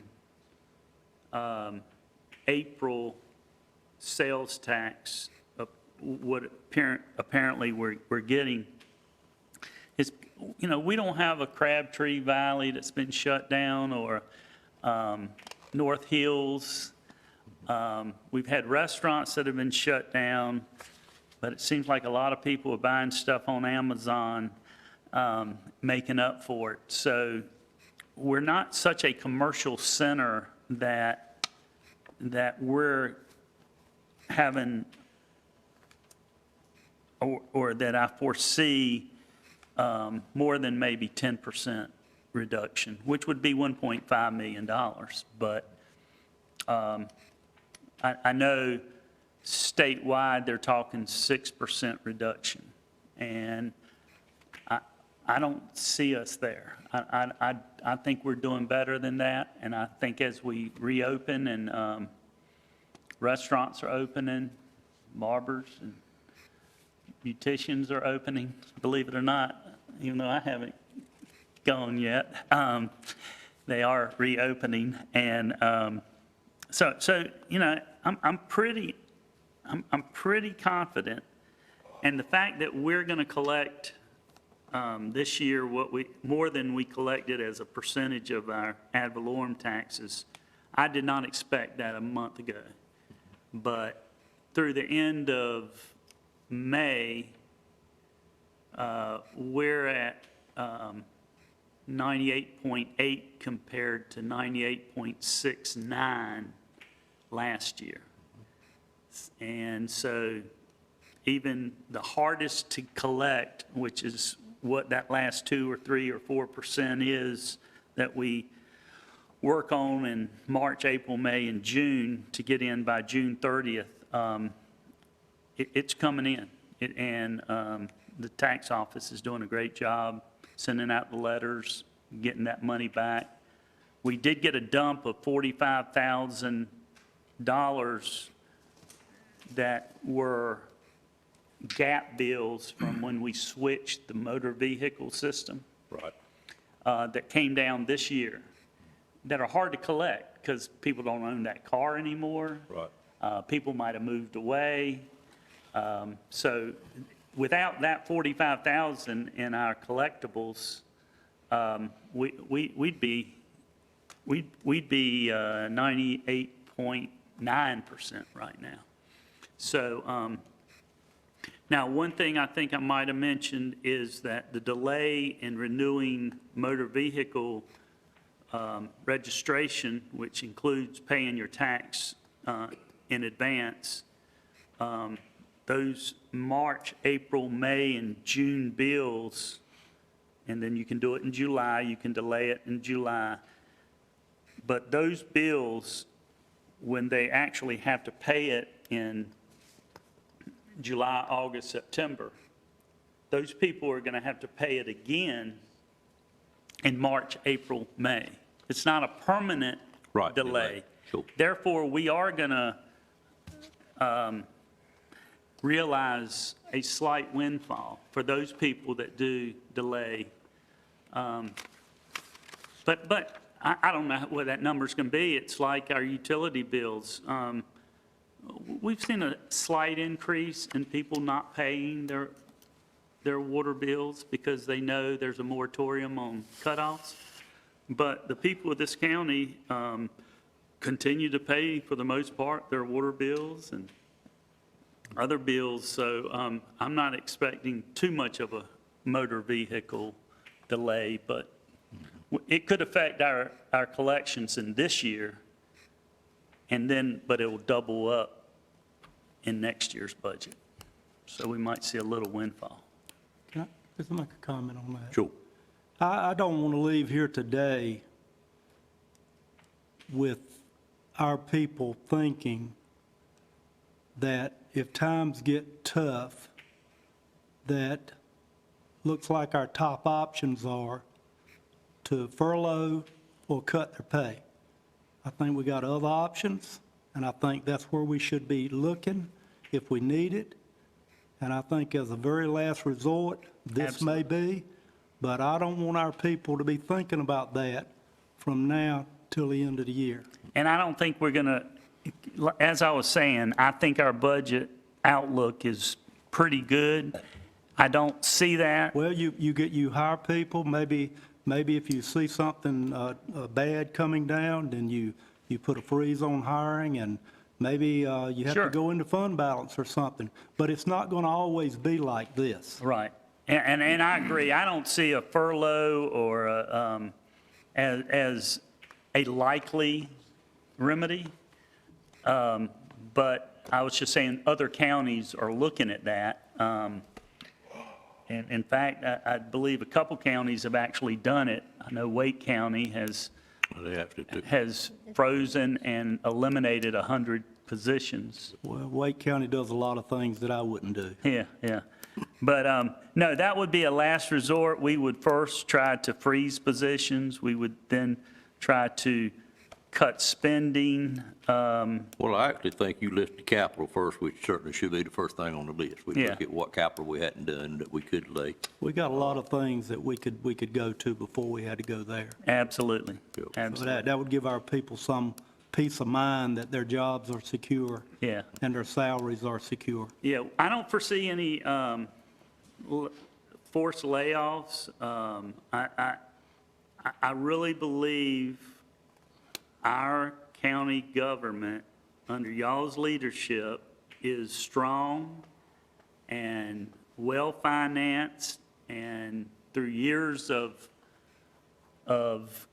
maintaining a healthy fund balance, y'all are positioned to avoid some of those things. You know, there are counties that have 3 to 5% fund balances. You know, we have a 30% fund balance, and we need that fund balance because we're the fund balance for the school system, for the community college, if anything catastrophic occurred. So a hurricane, Floyd-like hurricane, I didn't mean, I'm sorry if I suggested that as a remedy, because those people that are in their last 4 years of work, it would affect their retirement. We don't want to do that. No. So. Well, freezing any open job would be higher up on the list than a furlough anytime, I think. All right, any other comments, questions? Did this county furlough during '09? Okay. Quite a few counties did. I don't recall us having a furlough since '02, I know. Yeah. I don't know how much further back from that. Do you ever recall one, Mr. Belfield? I don't recall any where they were furloughed. Yep. That is an absolute last resort that I don't think we will need. Most of the vacant positions, they froze them basically, most Yeah, of those in Wake County. Yeah, we've done that numerous Where times, but not positions that furlough. were already vacant, Right. and they just froze them, cut them out. And then they're eliminating 27 field positions, I think I read. Yeah. Yeah. Okay, any other comments on the budget? We take no action on that today, or? I would ask you to call for a public hearing on the 15th. I believe that's a morning meeting, It is actually a 1:30 meeting. 1:30 meeting. Yes, sir. Unless somebody wants to change it. Don't change it. Okay. That's what I have on my calendar. Okay. Is that correct? That's Madam Clerk? correct. Okay. Okay, well, we indeed will schedule a public hearing for the 15th on a Monday at 1:30. All right, our next item, item 15, since we had the delay in, not a delay, but we got more time to adopt that budget ordinance. Ms. Wood, do you want to do anything with it, or are we just going to take it off the agenda until the 15th? I think it would be best if we just took it off the agenda. There are Okay. categories, we want to get our numbers. They've changed how we can use the funds, and we want to make sure that we're as close as we can be, so we don't have to come back for amendments. All right, I'll entertain a motion to table item 15 to the 15th. So moved. Have a motion by Commissioner Combs, a second by Commissioner Wells. Any questions on that motion? What is the motion now? The motion is item 15, because the state gave us more time. Originally, the deadline was today to adopt that ordinance, and it has now been moved to the 15th, and the staff wants the additional time to continue working on it. Okay. And we did not know until Thursday Right. that they had delayed that date, and this went out on Wednesday. Okay, motion and a second. Any other questions on the motion? All in favor, let it be known by saying aye. Aye. Any opposed by a like sign? Item 15 stands tabled. Item 16 are our budget amendments. Ms. Wood, you sent that list out last week, and I would turn that over to you. And of course, the board realizes that near this time of the year, each year, we have quite a few budget amendments. Maybe we had a total of 11. I think we're going to drop one and go have 10 this morning, this afternoon. That is correct. And what we do with some of our budget amendments, just to make sure that we don't go over in our spending, that's why we have them out there. We try to anticipate high, because we can't pay our bills unless the commissioners have approved for us to spend. So that's why you might see some of these on here that have actually maybe a repeat from earlier this year. Well, we want you to be able to pay our bills. I do. I want to be able to pay the bills. The first one we have is for the Department of Social Services. This is actually new money. It's an increase of 100% federal funds for supplemental payments to low-income households to previously approved LEAP assistance. The payments range from $10.46 to $17.43, and they will serve 1,354 households in Nash County, $15,806. No county funds are required. The next item is within the Cooperative Extension Department. This is budget amendments to budget grant funds from North Carolina State University for the Nash County Farmers Market to purchase refrigeration units to store farm and table produce boxes for the related program. It's $6,000. No county funds are required. Next item is with federal asset forfeiture funds. This budget amendments to budget fund balance appropriation from federal asset forfeiture to be used for the purchase of a vehicle, including tax and tags, and to upfit the vehicle with law enforcement equipment. It's $55,254. No county funds are required. The next items are within the sheriff's office. This budget amendment is to reappropriate grant funds received in May of 2019 from the Foundation for Health Leadership and Innovation for the purchase of Narcan. It's $4,050. No county funds are required. The next item is a budget amendment to appropriate donated funds by the Sheriff's Citizens Advisory Committee to provide items for needy families and other services. It's a total of $6,338. No county funds are required. The next item, we were going to do a fund balance appropriation, but in order to make sure, again, we have more accurate and closer numbers to the end of the year, we'll bring that back either on the 15th or closer to the end of the year to have more accurate fund balance appropriation numbers if it's necessary. The next item is with our legal services to increase $25,000 for fund balance appropriation. The next item is for JCPC programming. This budget amendment increases funding for the Teen Court Program for discretionary funds from North Carolina Department of Public Safety. These funds are for additional supplies related to COVID-19. It's $885. No county funds are required. The next item is with our ABC bottle tax. This amendment is to budget funds to cover additional costs for ABC bottle tax fees for fiscal year 1920. Basically, this is a collection of revenue, and we pay out what we receive. We didn't anticipate as much revenue in bottle tax as we're getting, so we want to make sure we have enough to pay out for our alcohol rehabilitation. $20,000, no county funds are required. Would you explain that again, please? So we receive bottle tax revenue based on general statute from our ABC board. And what we do, it's basically a pass-through for us. So we receive it and then we pay it out. So we didn't budget. We budget the same amount of revenue and expense, and we did not budget high enough to pay out our expenditures. What you're saying is they have sold more than they anticipated selling? That is correct. Okay. That may not be good, but go ahead. The next item is for medical examiner. This amendments to budget funds to cover additional costs for medical examiner fees for fiscal year 1920, and additional $10,000 for medical services. The next item, senior services. This budget amendments to budget funding received to support Meals on Wheels North Carolina from Blue Cross Blue Shield. Funds are to be used on items that increase and support current capacity to provide senior meals in response to COVID-19. It's $10,000. No county funds are required. And the last item I have is for Nashville Gully Fire Department. They're requesting an appropriation of $42,000 from the Gully Tax District Fund Balance. These funds will be used to purchase and place 5 air packs and 10 spare bottles in the aerial platform fire truck. These are some of the last few pieces of equipment needed to place a fire truck into service. It's $42,000, and no county funds are That's where I saw required. fire truck. Correct. Yeah, this is actually goes on that truck that they have already purchased. They did not take the air packs that came with them. They left them with the town of Cary, I understand, and they are purchasing air packs to put on this truck. Yes.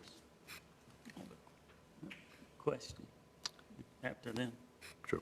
Any questions of these 10, look at my notes, 10 budget amendments? Mr. Lamb?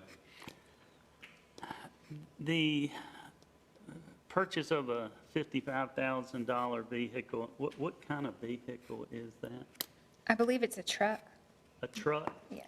for $43,000 and $12,000 to equip it? Yes. It's, for the radio and the lights and all the pieces that have to go on it.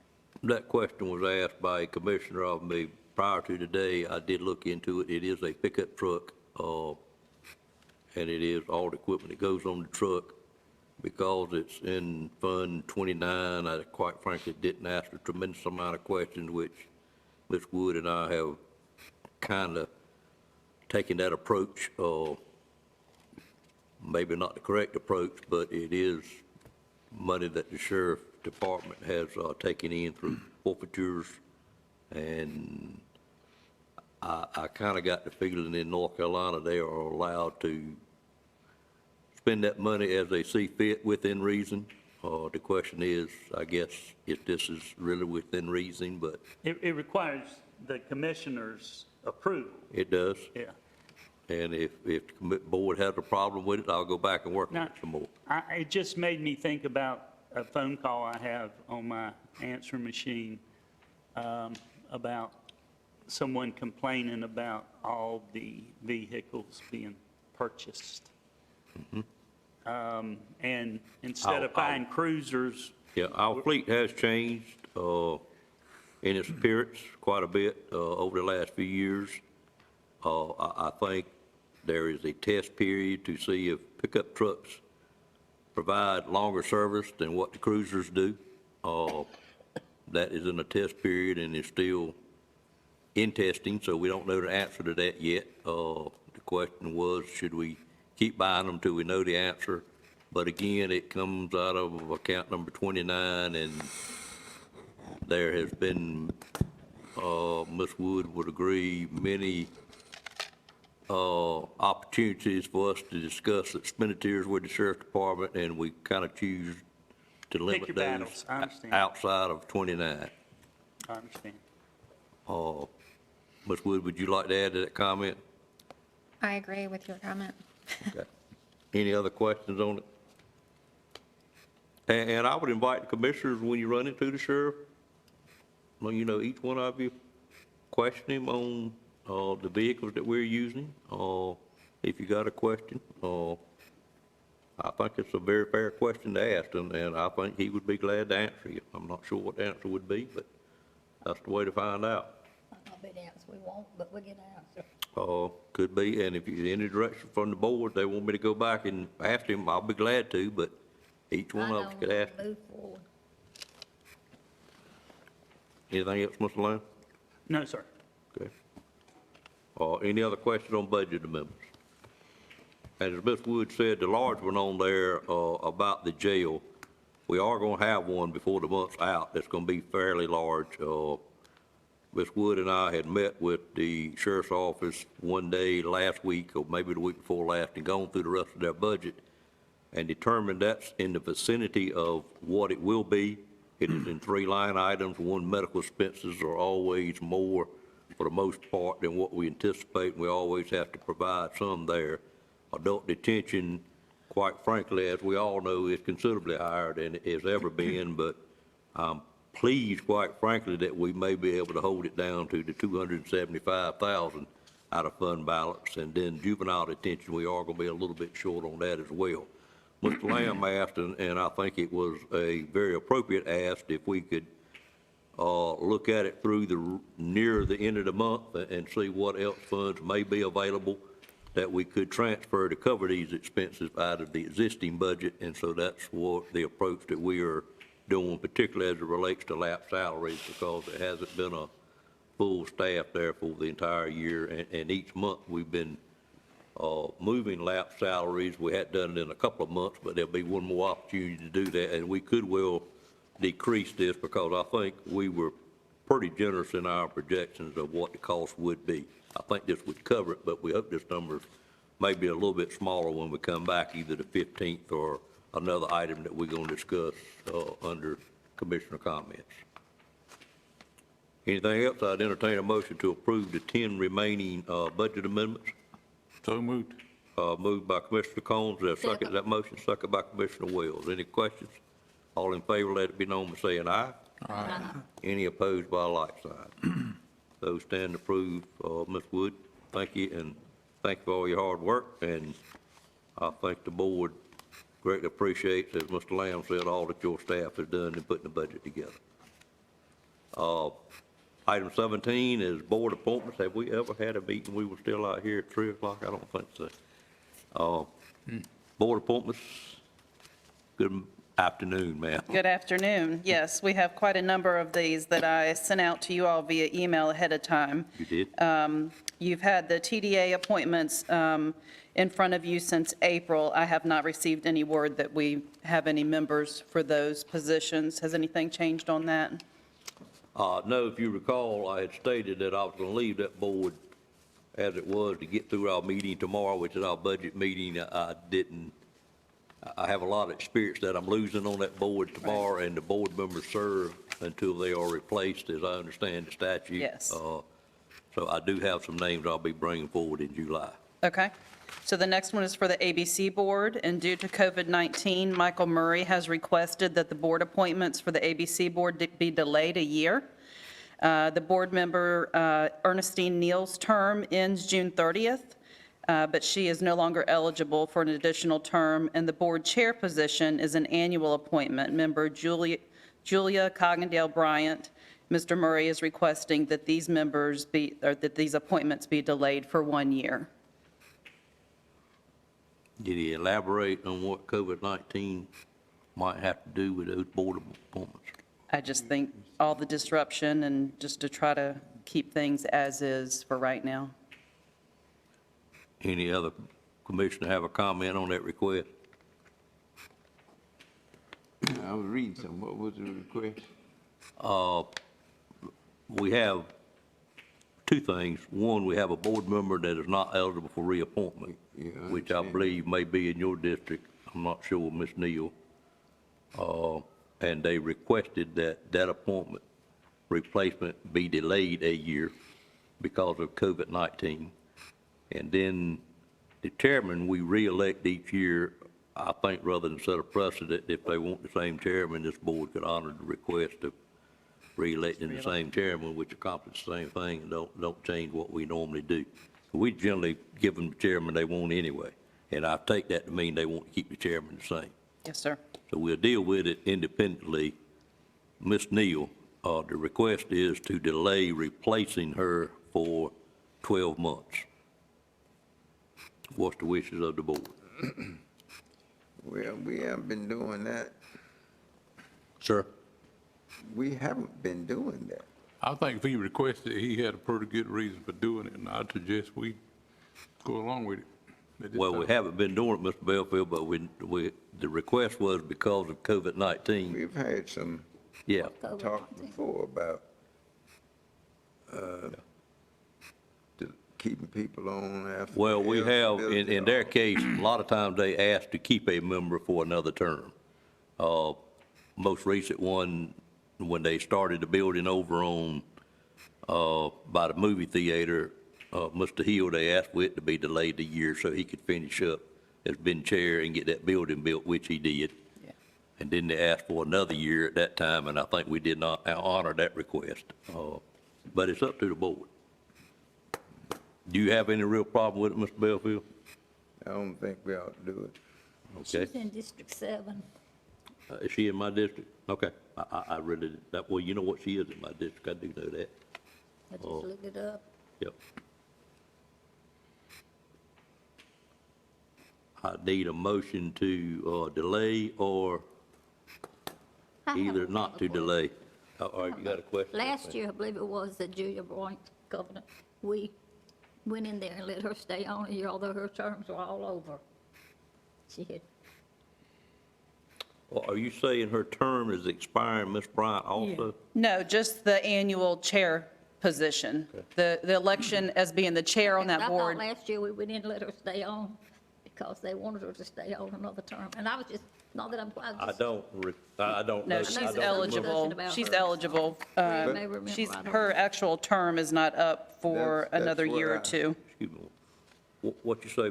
Her actual term is not up for another year or two, and when it's up, she's actually eligible for a reappointment. So she's not at the That's end all, of I her was just term. trying to clear it Now, up. now, she came off one time, and then we reappointed her. That may be Okay. what, she came That may off be what I for a was while, and thinking then she went back on. I think that's where you're confused. Did you have a comment, Mr. Belfield? No, I was gonna say what, Stacy just said. that, Okay. That, her term hadn't expired, so Right. I don't think we need to deal with that one, Uh, other than. I'm gonna deal with it a separate way, other than re-elect the chairman. Is this the month we do that, generally? Yes, Okay. for the 1 Okay. year. All right, let's deal with Ms. Neal first. Okay.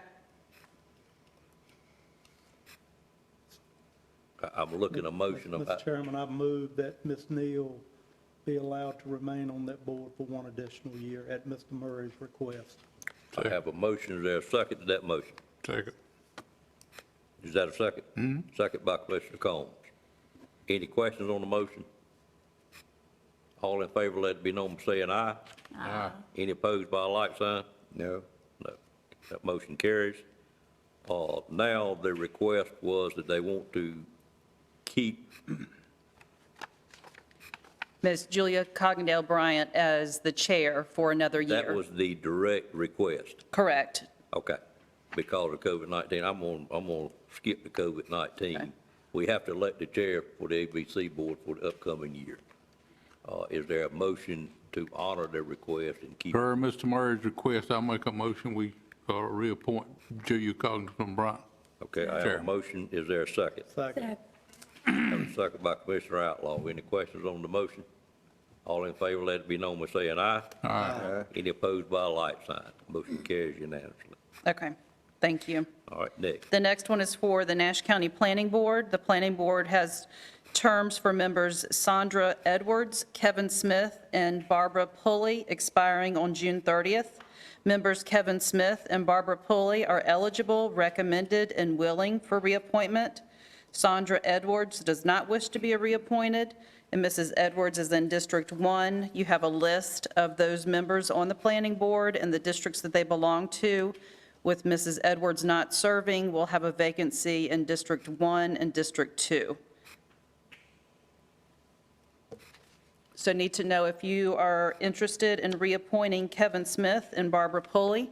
I'll make a motion, we reappoint Kevin Smith and Barbara Pulley. Have a motion. Is there a second? Second. Second. Commissioner Outlaw, any questions on that motion? All in favor of the motion, let it be known by saying aye. Aye. Any opposed by a like sign? That motion carries. And then for Mrs. Edwards, if there is any recommendation for her replacement today, I have not received anything from anyone at this point. And she is in District 1. She is in District 1, I have one. Ms. Richardson had been working on that, I know. okay? Yes, I have a recommendation for the planning board from District 1, Ms. Kimberly D. Moore, 879 West Hilliston Road, Nashville, and her cell is 908-1140. And she is employed with DOT. She's a division utility engineer, and she serves 6 counties of one, which is Nash. And she was very elated to know that she had the opportunity to offer her services back to Nash County in this department, and she's looking forward to that. So with that said, I would recommend offer a motion to accept Ms. Moore as a candidate for the planning board for this replacement. Second. I have a motion and a second for Ms. Kimberly Moore to fill the open seat in District 1 for the planning board. Any questions on that motion? All in favor, let it be known by saying aye. Aye. Any opposed by a like sign. Motion carries. Ms. Richardson, thank you. I know you worked quite a bit on that particular one. Thank you. Yes, sir. District 2, which does not have a member on there, are there vacancies? No, no, it's a full board at this point. Any other questions on appointments? Is that all you got for Oh, today? no, we have more. Next page. I thought so. Well, I thought so, but she looked like she was turning to leave. I was trying to move on. I'm ready to go. right, The go next ahead. one is for our Trillium Regional Board. The Trillium Regional Board has expiring terms for Commissioner Dan Cohn and our Social Services Director, Amy Pridgeon-Hamlet. Both of these members are eligible for reappointment and are highly recommended for reappointment by Mr. Dave Peterson. I need a quick motion. Move for approval. Second. I have a motion and a second. Any discussion on that motion? Did you get the second maker? All in favor, say aye. Aye. Any opposed by a like sign. Motion carries. Next. Thank you for that swift action. The next is for Braswell Memorial Library Board of Trustees. We have term for Elizabeth Overton expiring on June 30th. If you'll recall, we appointed her to fill Miss Ruth Smith's unexpired term. Mrs. Overton is eligible, recommended, and willing for another term. Attendance been good for us, you know? Yes. Okay. Entertain a motion for I make a reappointment. motion to approve. Have a motion, is there a second? Second. Second, any questions on the motion? All in favor, let it be known by saying aye. Aye. Any opposed by a like sign. Motion carries. Yes, ma'am. The next is for the Nash Community College Board of Trustees, member Sonny Foster, whose term expires June 30th. Mr. Foster is eligible, recommended, and willing to serve another term. And I believe you had a letter of recommendation in your packet by Board Chairman Paul Jaber. We did. Make a motion to approve. Have a motion, is there a second? Second. Second by Commissioner Outlaw. Motion by Commissioner Wells. Any questions on the motion? All in favor, say aye. Aye. Any opposed by a like sign. Motion carries. And then the last board appointment I have is for the Turning Point Workforce Development Board, Board Member Beth Ann Rose, whose term expires June 30th. Ms. Rose is eligible, recommended, and willing to be appointed for another term. Motion for appointment. Move approval. I have a motion by Commissioner Richards. Is there a second? Second by Commissioner Combs. All in favor, let it be known by saying aye. Aye. Any opposed by a like sign. Motion carries as well. Okay, thank you. That concludes item, did you have a question, Mr. Bellfield? Yeah, going back to Braswell Library room here, I think it was a couple months ago, we had talking with them about increasing the number of board members. I think Mr. Lamb worked on that. Do you have anything? I made the request. I think there's a governance committee meeting this week. I don't think there's an appetite to increase it, but because every county and the city will have to be increased. But I will bring it up at the governance committee again. Okay. Other questions?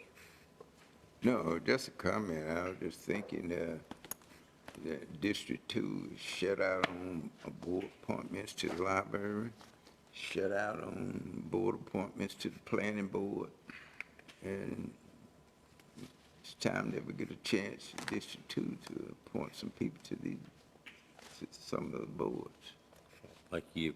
Comments duly been noted, Mr. Belfield. Item 18 is, go ahead, Stacy. It's to vote for or elect a voting delegate to the NACO Annual Business Meeting. The National Association of Counties will hold their 2020 Annual Business Meeting on Monday, July 20th at 2 p.m. on a secure online platform, and the availability of members to vote in accordance with their bylaws. The board needs to elect a voting delegate to represent Nash County. Who had signed up to go to that prior to? I did. I registered to go to NACO. Me and Mr. Belfield. Okay. I think you and Fred. Mr. Belfield, would you be in a position to handle that? I very much like for you to. It will be done online, of course. Yeah. You can work Yeah, I with staff and get that done. yeah. Oh, yeah. Okay. If I have to, I will. Sir? I said, if that's the way you got to do it, I will. Okay. All right. I would, as chairman, make a motion to make the voting delegate Mr. Belfield. Is there a second to that motion? Second. A second by Commissioner Wells. Any questions on the motion? All in favor, let it be known by saying aye. Aye. Any opposed by a like sign. Motion carries, Mr. Belfield. Thank you, sir. Next item is item 19. Yes, sir. That's to elect a voting delegate to the NCACC Annual Conference, which will also be virtual. The 113th Annual Conference of the North Carolina Association of County Commissioners will be held virtually, and the board needs to elect a voting delegate to represent Nash County. And who had signed up to do that, and are we still doing that in Greenville? They've canceled that conference, so we never signed up because they allowed us to book the rooms Right. prior to signing up, Okay. but they canceled it, so everybody was interested in attending. So if they canceled it, or are they going to do it virtually? They're going to do it virtually. Okay, so we still need this voting delegate. Yes, sir. All right. Do I have a volunteer that's willing to handle that? Fred, would you like to do that one? I would nominate our chairman to Mr. Davis?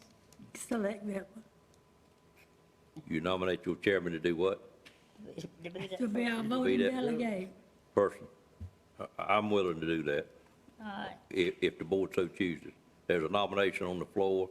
Second. There's a second. Yeah, that's just payback, ain't it, brother? And a second. Any questions on that motion? All in favor of the motion, let it be known by saying aye. Aye. Any opposed by a like sign? Motion carries. Thank you. Madam Clerk, would you make sure I get that information on dates and so forth? I may have it, but I'm not certain. I We do. don't have it yet. We don't have it yet? Not yet. Okay. All right, thank you. Can I ask a question on that conference? Absolutely. If other members of the board wish to sit in on that conference, can they? Everybody can, yeah. They can do Oh, that. absolutely. Once Yeah, they, 'cause when they send the information out, So they'll just send it. provide it to everybody Yes. else? Yeah, Thanks. that is just one part of the meeting where you vote, normally on a Saturday afternoon most of the time. Yeah, I've never been, so that'd be a good way for me to go, to the NACO. Oh, you're talking about NACO? Yeah. Correct, yeah. Oh, yeah. All right. You would be able One to. thing in the past with NACO, as it relates to the voting, North Carolina delegation usually kind of confer with each other, Right. and they work, kind of voted as a unit. Right. With the exception of the individual committee reports. Gotcha. So I don't know if Don't know they're how going that'll to try work. to do that this time or not. Right, okay. Looking at item 20, you see how far we are behind, and Chairman apologizes. We should be at 11 o'clock right now according to the agenda. But I think we have completed item 20. We completed item 21. We completed item 22. Therefore, I'm on item 23, which is commissioner comments. Any comments from commissioners at this time? Only comment I have is we've been here long enough. I understand. And we got a closed session coming up also. No other comments. I had just three very quick things. It has been said today already about Rocky Mount last night. I, on behalf of the board, just wanted to also thank all those agencies, particularly in public safety, that worked on that. It turned out very well. And I'm very pleased to see them work together as good as they did. It proves that it can be done, and you can have your time to say what you feel needs to be said, but do it in a civil manner. And I'm greatly appreciative that we did not spend much time on the news last night at all. So on behalf of the Sheriff's Department, Rocky Mount Police Department, and all other agencies that were involved, Edgecombe County Sheriff's Department as well, appreciate it from the board. As you recall, the commissioners did send a letter to the governor during last month about COVID-19 and wanting to open up more of our businesses. We did get a response that I think each one of you got emailed to you from the governor. Very nice letter. In addition to, I don't know that we made a lot of difference, but he did take the time to respond to the letter, and you could tell it was addressed to our letter by a couple of comments in there. His Eastern Region representative also got in touch with me and let me know that she was going to be certain that the governor got it, and that he had also said that to her to let us know he appreciated the tone in which we sent the letter, which was not a demand, but by all of you working together to help formulate it, which I appreciate myself. I think he did have some respect from the way Nash County presented the request to him. On permits, I'm just hung up on it, and just so happened right before I left the house this morning, I got the update for the past month on permits that were issued during May. We get those very timely now, and I've got it laying here somewhere, but last month I know we had new homes of 30, which I made the comment was one a day. In May, we actually had 36 total, which is a little over one a day, and just the way I crunched numbers, actual cost per home went up 18% last month. We had some pretty darn expensive houses that were permitted. The highest one was $550,000. Many of them were in the $350,000, $360,000 range. So the average cost of the home permitted during May was considerably more. I do know that I've compared that to, I've just made the statement of what that does to our total assessed value. It's certainly not like getting a new industry here, because it does not bring jobs, but it does bring people living in Nash County from somewhere and spending, which also drives our sales tax as well, in addition to challenging Mr. Lamb to continue to keep the property tax rate up because its tax total assessed value goes up each year.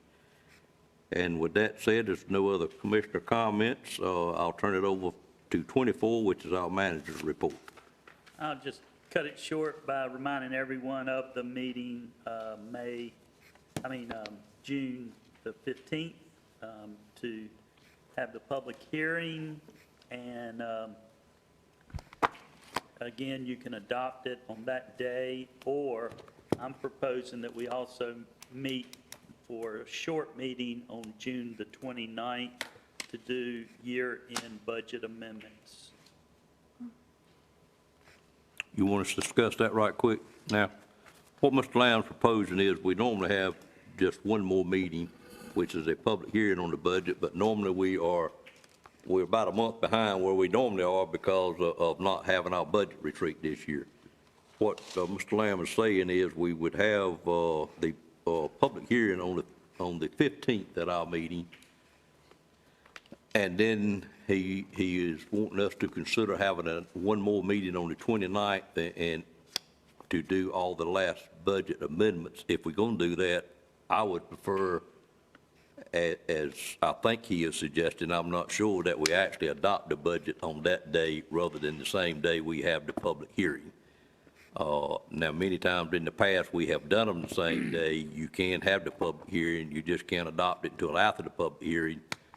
But if we're going to have another meeting, I think it would maybe look better to our public if we gave their comments some more due diligence if we were to get quite a few and look at it a little more, but that's up to the board.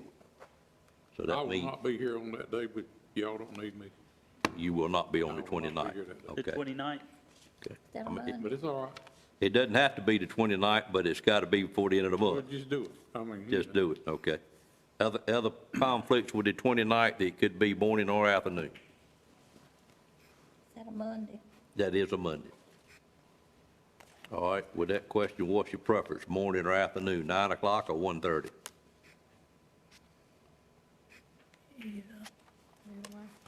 1:30. I might can do 1:30. Okay, I'll have to Let's see do how it goes. 1:30 then. all right, well, let's do I have a 1:30. doctor's appointment Okay, that morning. all right. Has anybody got a direct conflict with 1:30 on the 29th? Is it possible to do 2:30? Give him another hour, Absolutely, it's possible to do anything. 2:30. 2:30 okay with everybody? I ain't here, you still do it. 2:30 is fine with me. Okay. There's the answer, Mr. Lamb, go ahead with your report. Go ahead and finish your report. then. 2:30. Just Friday, July 3rd will be closed for Independence Day, and our regular meeting will be that following Monday, July the 6th. That's all. Our regular meeting is on July the 6th. Okay. That it, sir? If that's okay with y'all. Now, that is after the long weekend. I think we adopted that in our budget. I think we discussed it a little bit then. Okay. The week of 4th of July gonna be before the 4th of July this year, it sounds like. Other comments, Mr. Lamb? So we're gonna meet first Monday, 6th of July? Yes, sir.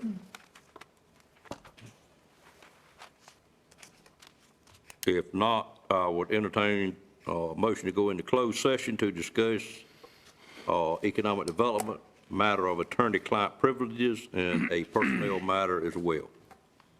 So moved. Have a motion, is there a second? Second. Second by Commissioner Bellfield.